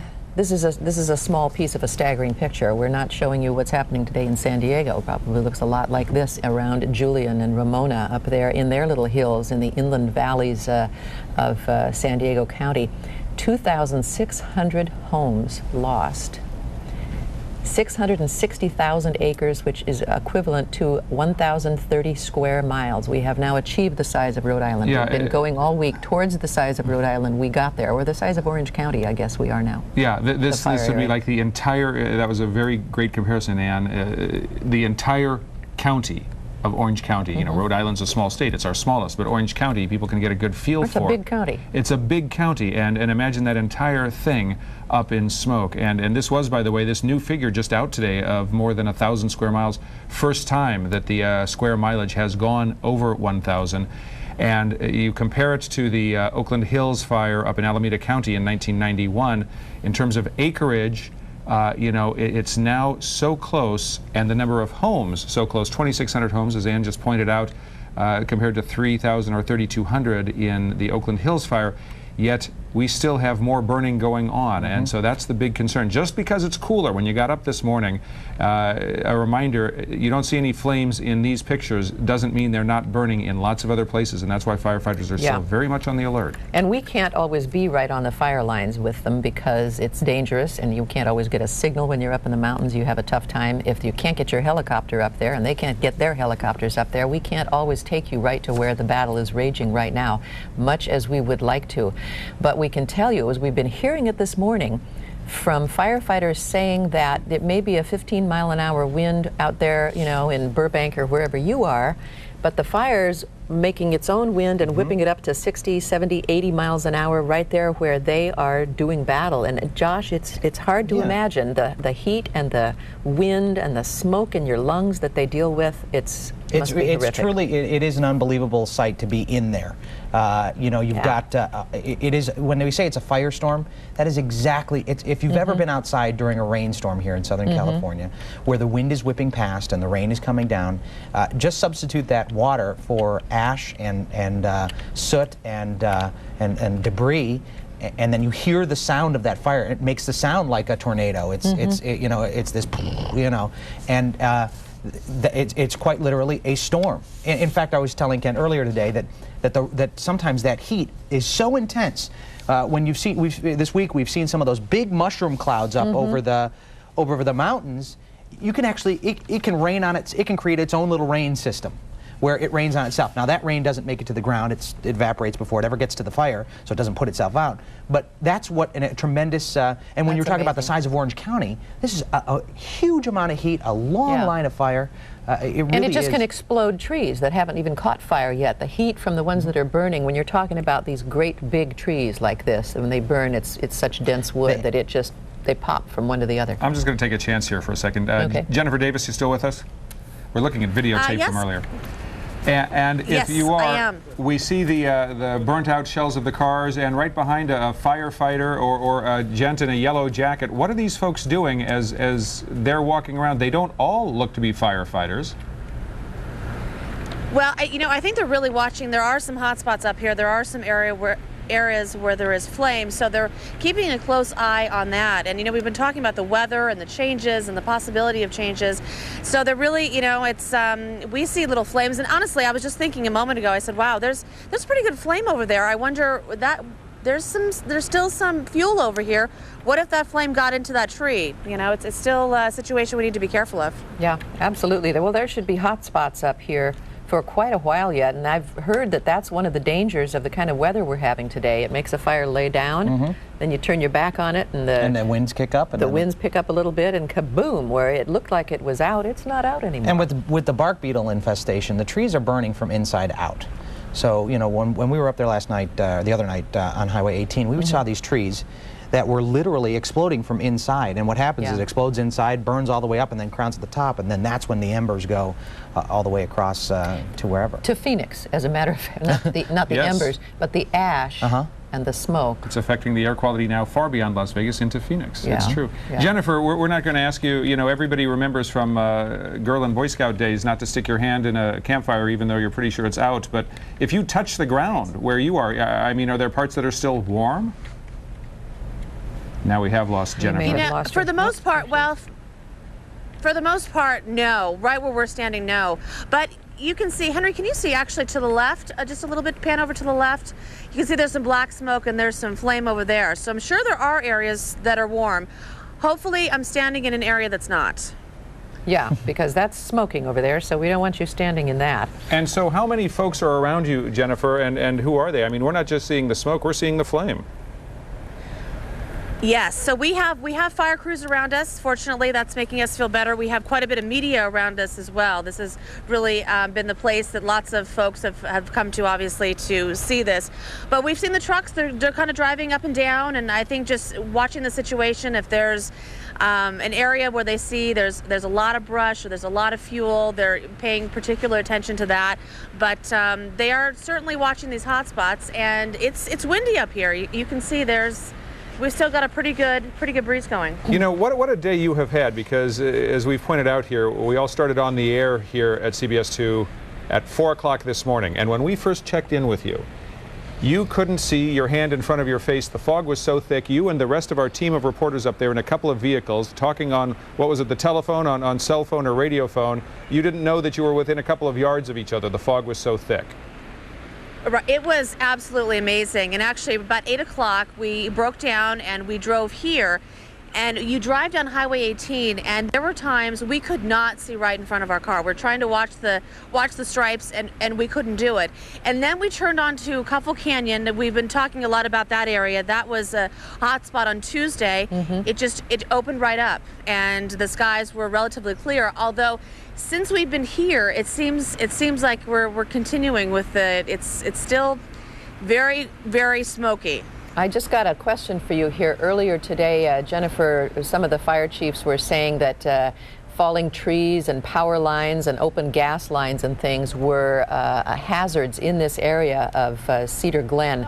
Has most of that been taken care of now? Well, yes and no. I mean, those are still concerns out here, and actually they were just telling us, you know, these trees will fall, and we need to be aware of that as well. So there's, you know, not only the fire, but you're right, there's other things associated with that you certainly have to be very careful of out here. We did have a report of one firefighter taken to a hospital overnight because he did get hit by a falling branch, and by golly, those branches of pine trees or something, they may only look like they're, you know, 4 or 5 inches in diameter, but they're very long and very heavy. You get hit by one of those coming down on your head, it would be very painful. Jennifer Davis, we thank you. Go ahead. I was just going to say that happens fast as well. You know, everything in this kind of situation, everything can happen so fast. The fire can change fast, and they said, and trees can fall very fast. So if you hear some crackling, you need to get out. Yep. We thank you so much, Jen. We're going to be back with you at the top of the hour, so we're going to let you go and do what you need to do in talking with folks and gathering more. Thank you. These pictures, the first pictures in from Hook Creek. The fog is lifted. Our first daylight shots after the fire has raced through. Jennifer's truly among the very first to get in there, and it's not a great view. We're glad that it wasn't worse, but that's not saying a lot this morning. No. This big fire up in the San Bernardino National Mountains, now the biggest area of concern for Southern California, but not the only one. Not the only one, no. We're happy to say things are looking a whole lot better over in the Simi Valley fire, which they're now not really worried about. They're saying it's not threatening homes at this point. R.J. Jackson showed us yesterday as that fire seemed to come within just 100 feet of people's backyards. And we're looking now at 2 different versions on this fire. Jay Jackson, where are you this morning? Well, Ann, this is the old road, and it's looking north. And take a look over, swing around to the left. You can see what we've been seeing all day. Fire trucks pretty much moving in and out of the area, trying to keep an eye on the flare-ups on this area. Remember, the old road is that critical road. This is the road that separated the wall of the fire of the Simi Valley fire that was headed east, separated it from the 5 freeway, and firefighters' main effort yesterday was to keep the flames from jumping over to the 5 freeway. If we go back over to the right a little bit, you can see some of the most critical members of this firefighting effort, the bulldozing team. Those are the guys who have been up on these mountain ridges all night long, making fire breaks, going right up next to the fire, and in some cases yesterday, as we saw, going right through the fire. Let's show you some pictures from Chopper 2 taken not too long ago, where fire crews were looking at these flames that were burning on the mountainside here in the Towsley Canyon area. And this is a critical area because the wind certainly blasts through here, and the concern is that the fire or the wind would push some of the embers from these small flare-ups over the freeway. Fortunately, that has not been the case. Meantime, yesterday, firefighters were certainly had a busy day near the Stevenson Ranch area, where they kept the flames back from those homes that were on the Sagecrest Circle area. So firefighters got a lot of thanks and a lot of love from the community around there. Thanks. Yeah, you know, it's just a thing we have to keep saying. Look at all the homes that didn't burn. Look at all the homes in Stevenson Ranch that were saved, in Chatsworth, in Porter Ranch. The way they fought to keep that fire from crossing I-5 and getting over into the Santa Clarita area. Just some heroic work, some good timing, some good planning. Up in the mountains, not so lucky, and in other places, not so lucky, but by golly, they've done a stupendous job overall, and this is a part of the world where you just know that conditions are not always going to give you the breaks that you need. You need a little luck, no matter how hard you're working. A little luck is important too. We don't always get it, but we seem to have gotten it on this fire. I think here in Southern California, like never before. I mean, even the Northridge earthquake, we're seeing examples today of what they mean when they talk about emergency crews acting like they're armies planning for a war or battling a war. And we've heard over the last 72 hours or so a number of the forestry folks, the fire officials, saying to the troops, to the firefighters out in the field, don't give up. There's the incident commander John Hawkins from the California Forestry Department who said the other day, forest fires are going to be here. Forest firefighters, do not give up. Keep getting out there, and just remember, you can save a home. Don't ever give up. And that rallies the troops, and they need that sort of motivation, because otherwise you take a look at how big these fires are, and you might say to yourself, it's impossible to overtake. Yeah, they're only human. We think they're heroes, and they are, but they're only human, and they can get down too when things are all going against them. Now, here is an idea or an incidence of when this is the kind of luck you don't need. Here's a guy who's going against everything that the rest of us are trying to do. A 20-year-old student at San Diego State University seen setting off illegal fireworks in the San Diego area. They arrested him. Several people see him on Monday setting off fireworks. And you've already got that horrible fire burning through the weekend in San Diego.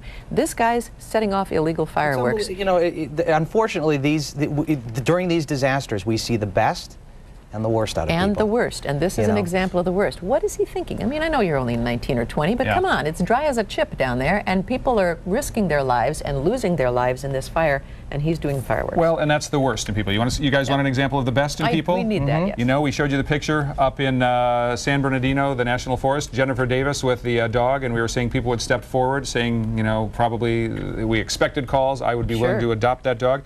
May not need it. We've got the sister of the dog's owner on the phone right now. Anna Ranson, are you with us? Yes, I am. Are you sure that this is your sister's dog? Yes, it is. My sister would be talking to you, but right now she's just not doing very well right now. Well, we're very sorry for her house loss, but we are glad that her animal's safe. What's the dog's name? Cinder. Oh, no, you're kidding. Do we know how Cinder got that name? How did Cinder get the name? I don't know. The coloring? Because she is very dark. We think she's a Rottweiler mix, is she? Yes, she is. Okay. Tell your sister that Cinder's a little bit darker in coloring today than she was yesterday. Is it? They said that she's a little bit darker today than yesterday. And she smells like smoke, but she's alive and she's well. She's alive and well, sis. Was she maybe hiding when everybody else got out? Yeah, my sister thinks that she might have hid underneath the house. It's concrete. So maybe that's what happened, but there are other dogs that are missing. My sister was out of town in Nevada when the fire broke out. The neighbors were supposed to take care of the dogs. Sure. They promised that if they had to evacuate, they'll grab the dogs, and they did not. And there were 7 chihuahuas still in the house. So we're hoping that the firemen have gotten them, or the animal control. Well, we're very sorry to hear about that. You know what? I don't know the situation. The neighbors may have been told to get out so quickly that, and this is, you know, I don't take their side, but perhaps they tried. And we all know that animals get spooked. They get spooked by loud sounds around the 4th of July and so on. But let me ask this now. The dog, so your sister was in Nevada. Yes. The dog and the other dogs were at the house. This must have just, you've been talking with her, must have driven her crazy to see this happening and not be able to do anything about it. Correct. Yeah. So she's just going to be taking it easy today and not talking to people and trying to get a handle on it. Does she have a husband, somebody that she, well, she's got you, obviously, Anna. Yes, she has her family, her husband, everybody's here. Well, was this a resort, a vacation home, or was this a primary residence? This is a primary residence. So where are they staying now in general They're staying terms? with me in Hesperia, California. And you've had your own concerns. I mean, you've been under some evacuation question marks. Yes, yesterday we were ready to evacuate. You didn't everything looks better now. But it seems now to be burning more east of Lake Arrowhead, whereas yesterday we were worried about Hesperia too. Correct. Yeah. Anna, what would you like? What would you like the fire folks, or maybe our Jennifer Davis, or somebody to do with Cinder? We would love to get our hands on her and bring her home. Okay, so how are we going to do that? I don't know, and that's what we're trying to find out. We'll come up with something. We'll figure it out. Oh, wonderful. There'll be a way. I mean, if we have to meet her somehow, we're going to do it. We've been going to the evacuation center in Victorville Fairgrounds, trying to locate the other one. All right. Well, we wish you the best of luck, and we hope that there's good news on the 7 Chihuahuas. And we're so glad that you recognized Cinder, and now we know that one way or the other, you guys will get back together. Is she wearing a collar of any kind, a little license or a phone number tag? Of course, the phone number's probably down. You know, she had a brownish collar on. Anna, don't worry about it. We have this promise from our boss here at CBS 2 News. Nancy Bauer Gonzalez has just authorized it. Whatever it takes, we're going to get Cinder back with her mistress. Aww. Thank you guys so much. All right, that is Anna Ransom, the aunt of Cinder, I guess we could say, the sister of Cinder's owner, who has, and the owner has lost her home and worried about 7 other little dogs that were in that house. Anna, stay with us though for a second, because we're going to try to get Jennifer Davis over next to Cinder. You know, it's amazing to look, imagine what this dog has been through, and look firsthand at its calm demeanor. Jennifer, are you with us? No, she's not there. We'll get it. Well, we will work it out.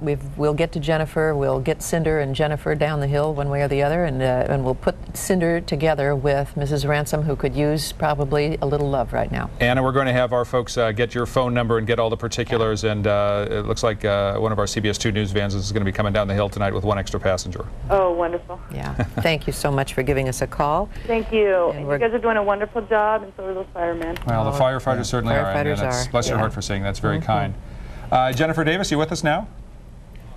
Well, let's see. So. Did I hear someone in our ear?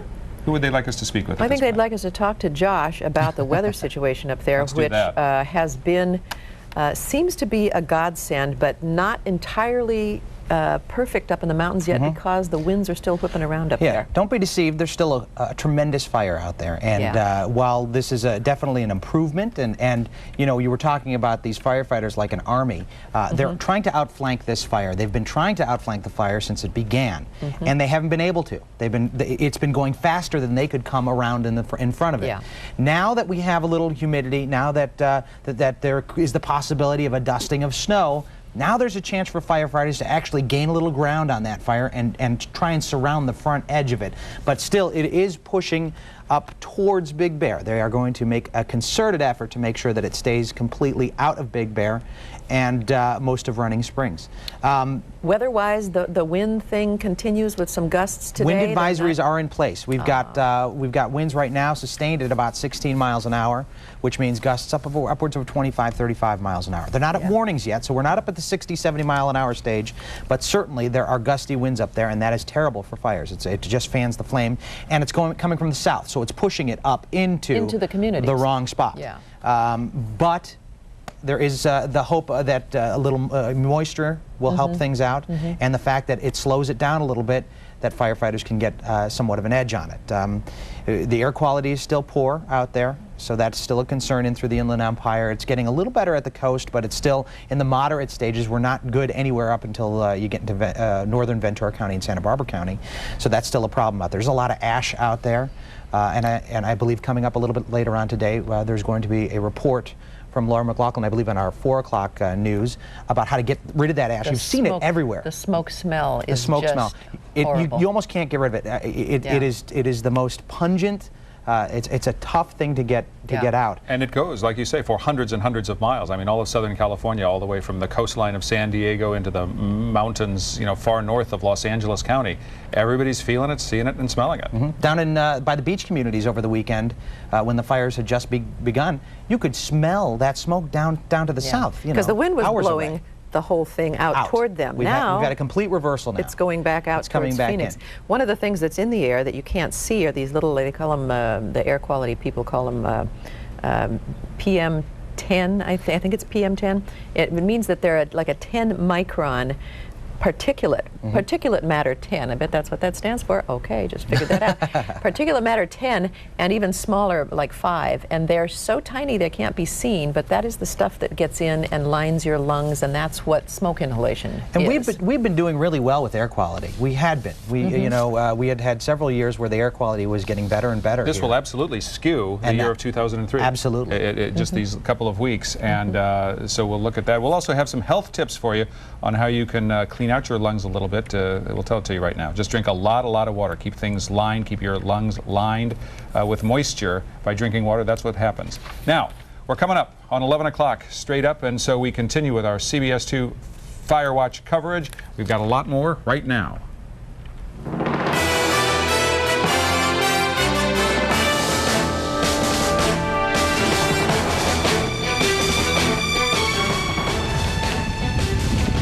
All right, we are looking now at the fire burning in Lake Arrowhead last night. This is hundreds of homes were destroyed there. 350 homes burned to the ground in the Cedar Glen area, which is in the, let's see, it would be the northeast side of Lake Arrowhead. Cedar Glen, a little community up from the lake. You'd walk from Cedar Glen down to the actual lake itself, and it just was, it was uncontrolled chaos last night, according to the firefighters who were there. They could not save 350 homes.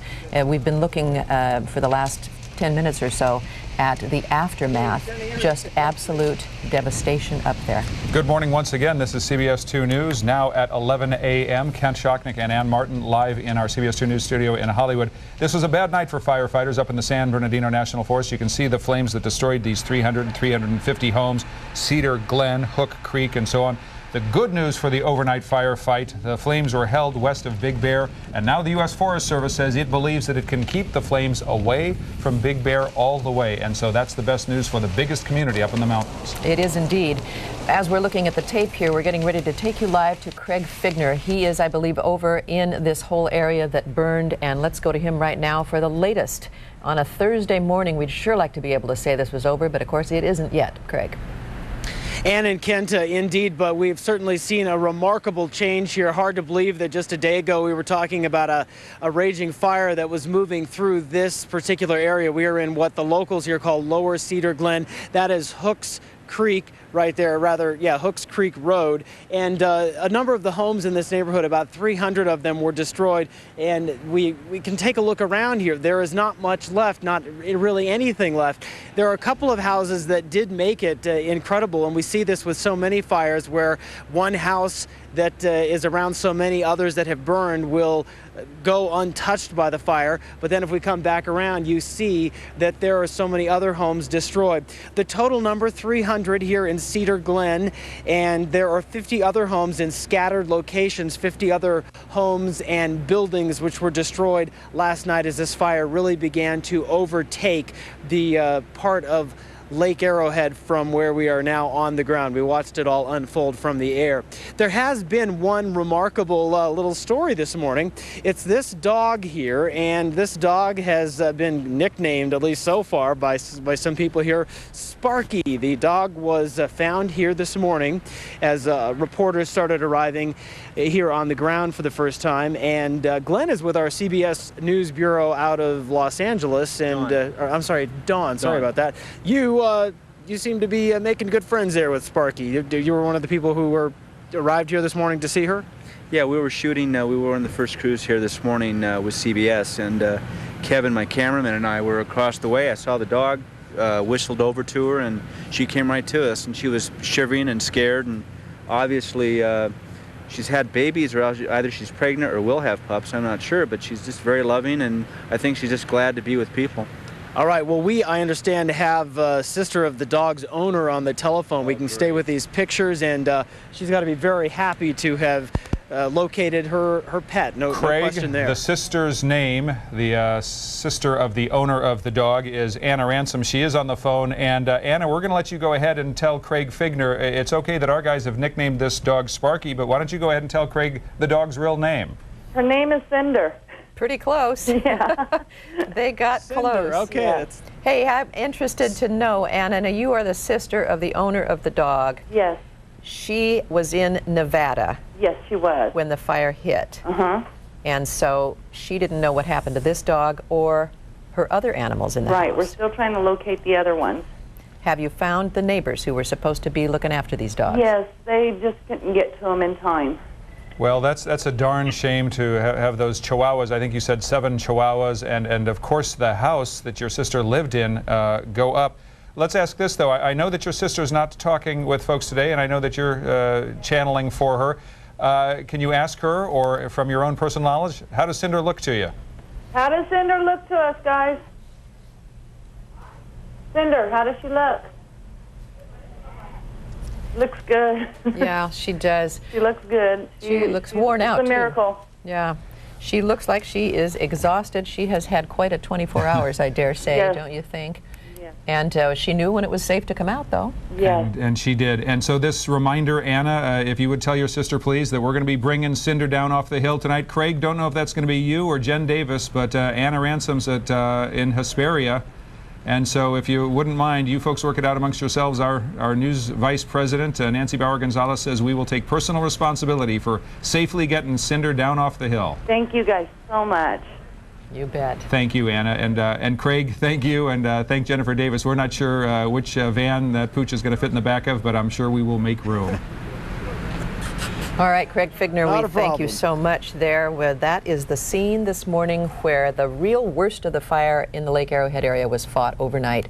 300 homes lost there in Hook Creek, Cedar, Glen, 50 others burnt down, and we've got now, we understand, major developments coming in Running Springs, which is where the action is today. Well, this was an area where they still say there's quite a threat. They're going to try to hold the flames away from Big Bear. Let's go to Soraya Fidel as we continue with our live team coverage right now. If we can bring Soraya's picture up.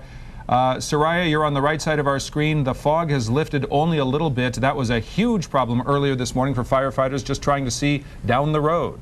It's still a huge problem. The other major problem are these gusty winds. I don't know if you can see right behind me, but what I've just been informed by a fire official who is a very reliable source. I was with her when she got a phone call and was informed that these gusty winds are flaring up the fire below this canyon. It is now turned into a smoky, foggy mixture. We can actually smell the smoke. Many homes down here, and the concern this fire official had was that there is so much dry vegetation that it can go up so fast. And here we are in Running Springs. Yesterday we talked about the fact that it was okay, everything was going well. But even though there is the moisture, which is helping out, providing firefighters with an upper hand, adding some moisture to this blaze, they are dealing with another challenge, which are these gusty winds. So they are working on that. They are assessing that situation. We have seen many fire crews drive up and down this highway in advance of this. Let me just bring you up to date. The blaze right now, what we told, the fire is burning the backside of Lake Arrowhead, the northwest side, also the backside of Crestline towards the desert. We are also informed that Keller Peak is burning. Twin Peaks also has some flames. Now we want to clarify this, that the Hook Creek area of Cedar Glen did have some structures that were lost, as well as Cedar Pines. Again, she tells me that the fire is moving in a northeast-northwest direction. The southern part is under control. The backside of Lake Arrowhead, the northwest side burning, the backside of Crestline towards the desert, burning into Keller Peak, and also Twin Peaks. Many different directions. I want to give you an idea of what they're battling. There's a lot of dry vegetation out here. This pine tree just gives you an idea of just how bad it is. Again, they have these extreme weather conditions that are just so challenging. They'd like to conduct those water drops, but they can't until this fog goes away. They're hoping it happens soon because that will definitely help and assist them in the upper hand. They were very excited to have the moisture from the fog this morning because it was giving them the upper hand, but all of a sudden these winds just started picking up within the last half hour or so. We were talking and she got the phone call and they basically started addressing that concern, and many crews came up here, and so they're focusing now on Running Springs, and they just hope to get a handle on this. And that is the latest from here. Back to you in the studio. Soraya, where are you right now? Are you back on Highway 18? Highway 18 in Running Springs. We've been here. We were here yesterday. I don't know if you remember. Further up this highway was where they had some problems where flames had crossed over, and we came down here throughout the morning, through the afternoon. And it's also near Nob Hill. There's a community called Nob Hill. We also had talked yesterday about the fact that they were protecting some homes just right behind me, which you can't see because of the fog, but they were protecting some of the homes. And there's another house right here, which we had addressed earlier yesterday. Suzanne Rico had talked to an individual who knew the neighbors of this house. So the concern is that it is coming this direction. Which is up from the south, or?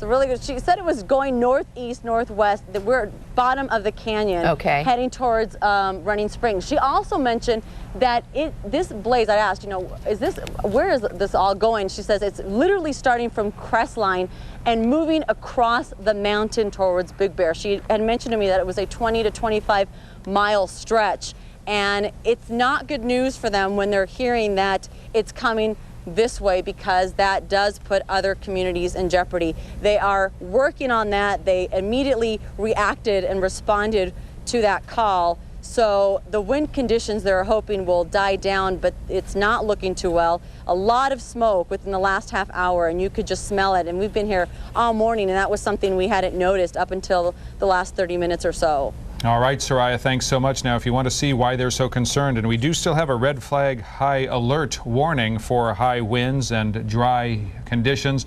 You want to see the damage that can be done. You take a look at these flames, and then also you look at the aftermath. And to do that for us this morning, Jennifer Davis, who's in the community of Cedar, Glen. Jennifer, we're back with you again. We've seen all the devastation, but don't know if you have heard the good news. You or Craig is going to be bringing the dog Cinder back down the hill to the owner later on tonight. That is very exciting, and that's really makes our day out here. When you see so many terrible things and so much sadness, that's wonderful. That's great. I'm excited. I don't think I've smiled in a couple days here.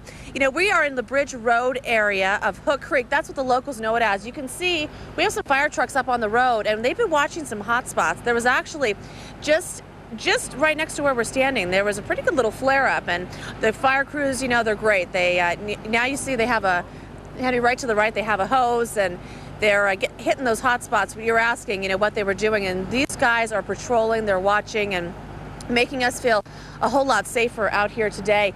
I want to show you, Henry, let's flip around. If you can see, there's a car, and you can see the melted bumper, what happened there, and you can see right behind it, there's that home that is still intact, a log cabin style home that is still intact. That is just what happens here. So many homes will burn, and then you'll have one there, a car right in front of it, just a few feet away, and that car has some damage. Let's talk about the dog. We love talking about the dog we're now calling Sparky. We look at her. She is just a doll, and she is getting a lot of love, and that's exactly what she needs, we think. She was coming across the creek bed, and actually Dawn saw her and whistled at her, and she came right over. She came right over to us when we were shooting, and she was scared and shivering, and I think just wanted to be with people. I think she was afraid originally to come up to anyone, but someone made the attempt to do it, and she came right over.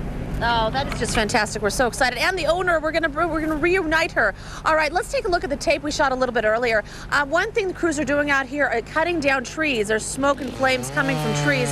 It's very important that they get them down, because if they're in the air, if the winds shift, then that could take off. That flame could take off. So they're diligently getting around any place where they see flames, where they see smoke, and getting those trees down.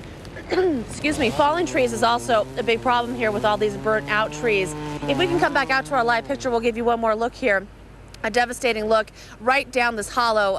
Dozens of homes here, 350 total were lost in this area, the Hook Creek area. Cedar Glen is a town that's right next door, and this is really in the community to give you an idea of Lake Arrowhead. Just a lot of devastation, but there are some homes that were saved, so some bad, but there is some good up here as well.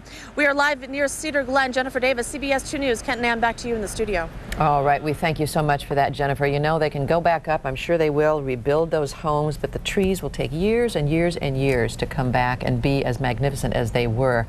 And here again is our tape from last night when these 60, 70-foot tall trees went up like torches up there in the Lake Arrowhead area. And now we're hearing that the winds are whipping up again. They're flaring up again. We've got the red flag alert still in place, and meteorologist Henry DiCarlo joining us now to give us an idea. Henry, what a strange day it's been weather-wise, because we also had that very heavy fog earlier. Yeah, and we're going to see more of all of this over the weekend.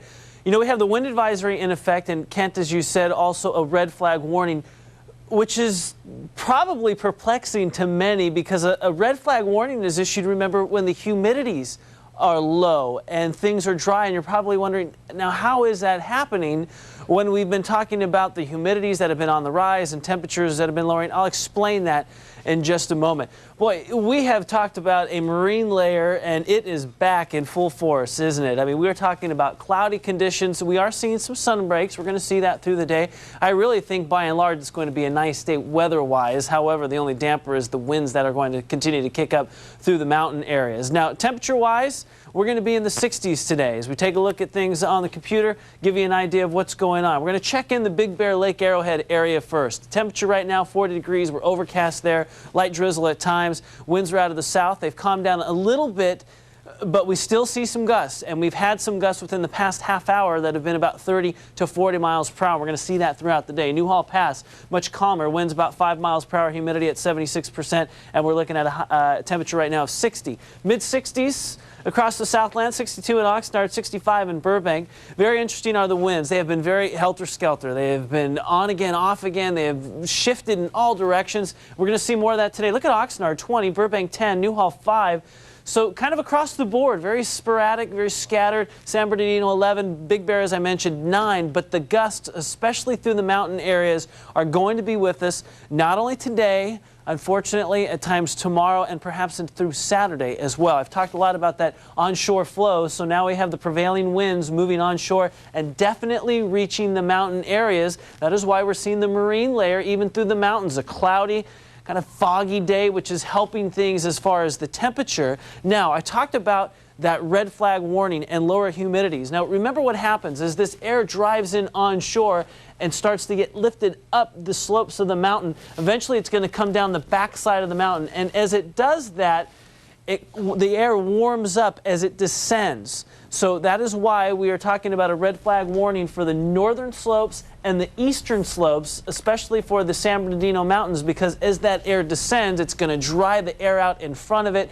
So obviously that could create some problems. Hopefully this fire will continue to go north and take it away from areas like Blue Jay and Fawnskin and some other areas just off towards the northeast. Now, we did have a marine layer in through Oxnard and also in through Ventura and LA County. You could see that out there this morning. The prevailing winds not nearly as strong off towards the west, so we aren't talking about the worst of conditions there. However, it looks like we have some bad conditions right now. I'm going to send it back to you guys for now. All right, Henry, thanks so much for that. This is the other of the big fires we've been talking about. A little bit less of a threat today than the San Bernardino forest fire. Yeah, they're having a better time out here. They're basically letting some of this brush burn itself out so they won't have to deal with it in a couple of years. Jay Jackson is in the Newhall Pass to show us the good news on the Simi Valley fire. Jay. Yeah, and for the first time today, we're hearing two words that are very important in the firefighting business. Those words are mopping up, and that's what they're saying about the Simi Valley fire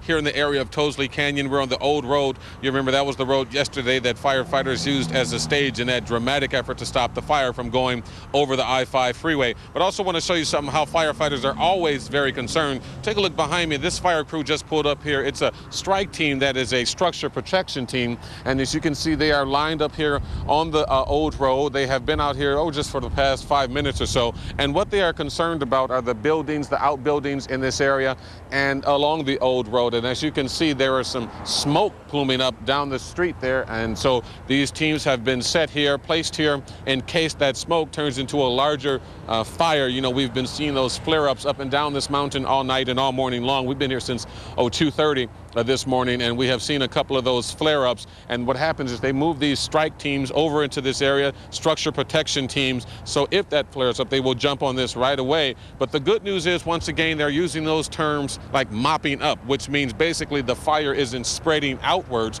It's just the areas inside of the fire where the brush didn't burn, though that brush is starting to burn, which means it's burning off and it won't come back for a long time. So it's certainly good news here at this point. Firefighters are still cautiously optimistic about what's happening out here, but of course they're keeping an eye on it, so are we. And if there are any new developments, of course we'll bring them to you. And back to you.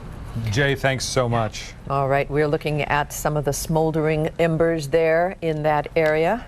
And so as we've been sort of in this half hour moving in the general direction of east to west from the worst of the fire problem in the San Bernardino Mountains, then to the Newhall Pass, Jay Jackson. And now let's go to David Goldstein as we continue our live team coverage on Fire Watch. And David, you know, you spent so much time yesterday in Stevenson Ranch where every house was threatened there in that one couple of blocks. Today you've got a sort of a different picture, and it's a markedly improved one.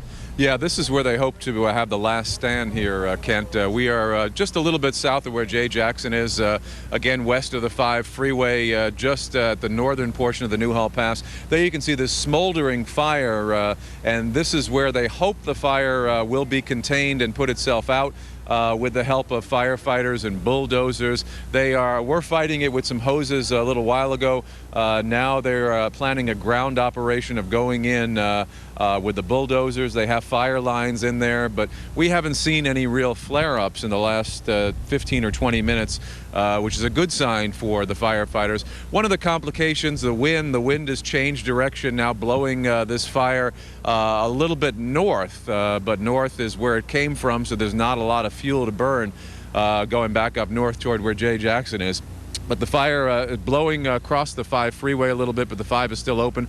But again, a smoldering fire. This is where they hope to put an end to this fire that started many, many days ago, that we've shown you whipping through Stevenson Ranch and Sunset Point yesterday. And now hopefully will end here behind the Church of the Nazarene. And again, no homes threatened here, and the firefighters hope to put a stop to it right here.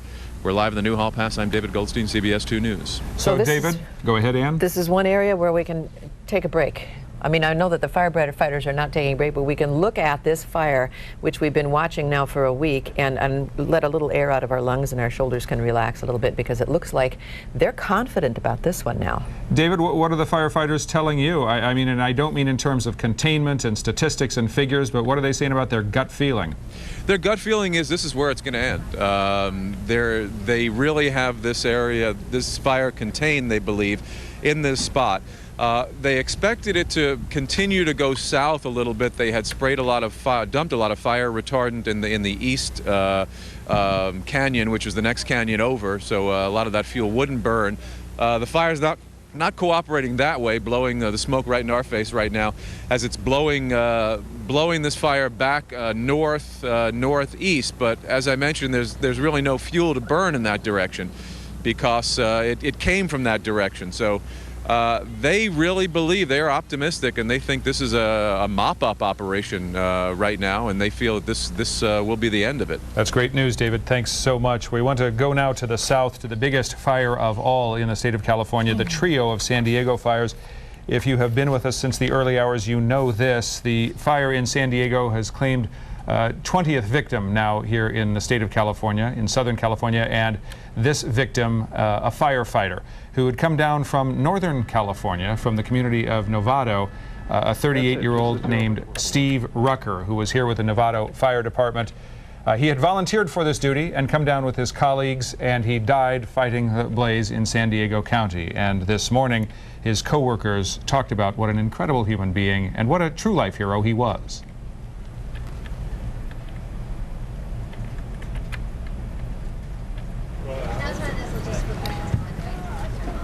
This is his obviously his helmet.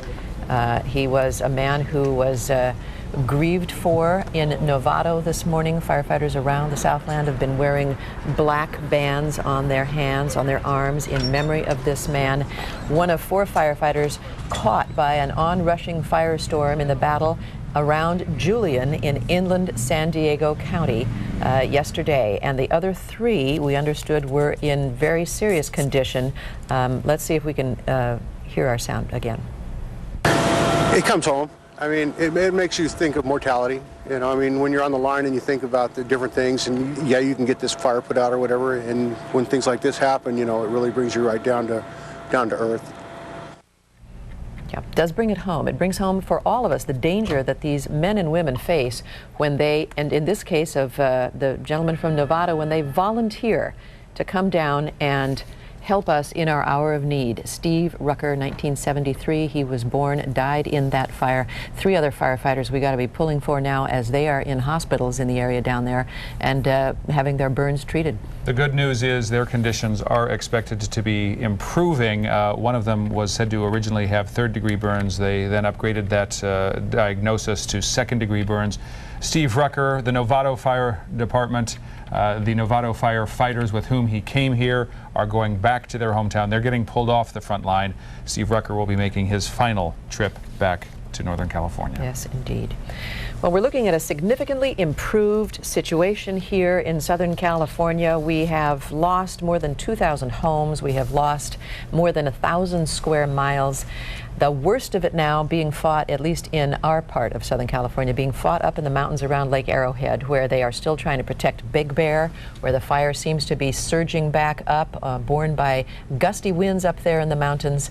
And so we're keeping our eye on it. But in this area where you're seeing these flames, this they're not worried about, Kent. They're not, and that's good news. And what can you do about all of this? How can you help the fire victims? Well, there's some very good ways. And Angela Chi is spending this morning in North Hills, where CBS 2 and our sister station KCAL 9 joining forces with KNX News Radio and KFWB.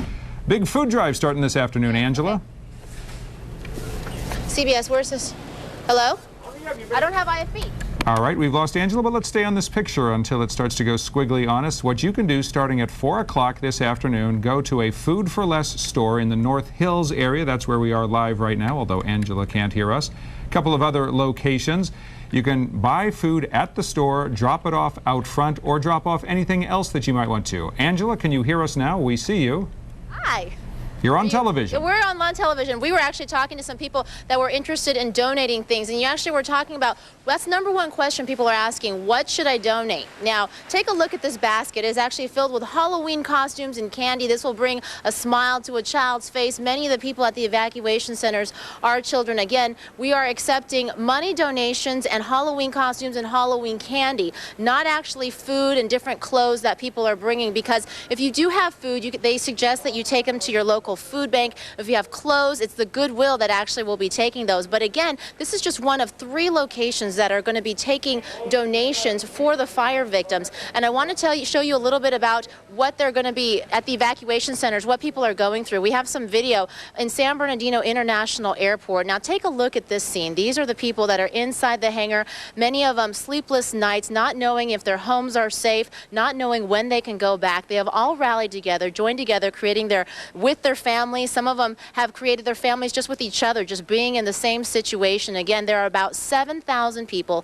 in evacuation centers just like this one all over Southern California. There are about 17 right now, and people really need that support. So again, let me show you some information of where you can bring your donations. Again, it starts today at 4 o'clock in the afternoon. That is until 11 p.m. tonight. That is at the Food for Less locations here in North Hills, as well as Fontana and Santa Clarita. For more information, you can also log on to our websites. That is at kcal9.com on our sister station and cbs2.com for CBS. Also, I want to give you an address. One of their most important things that we're going to let Angela go away as we leave you with this picture, first of all, of the overnight damage, but then what you can do to clean up from all of it. All right, at 4 o'clock, Laura McLaughlin will tell us how to get the smoke out of your house, how to get rid of the ash, how to clean up, because it's everywhere in Southern California. We hope you'll join us at 4. We continue with our Fire Watch coverage. As events warrant, we will bring you the very latest. Just keep it right here on CBS 2. For the most part, we hope for a better day and a bit of a break for the firefighters. A cooler day. Have a good one.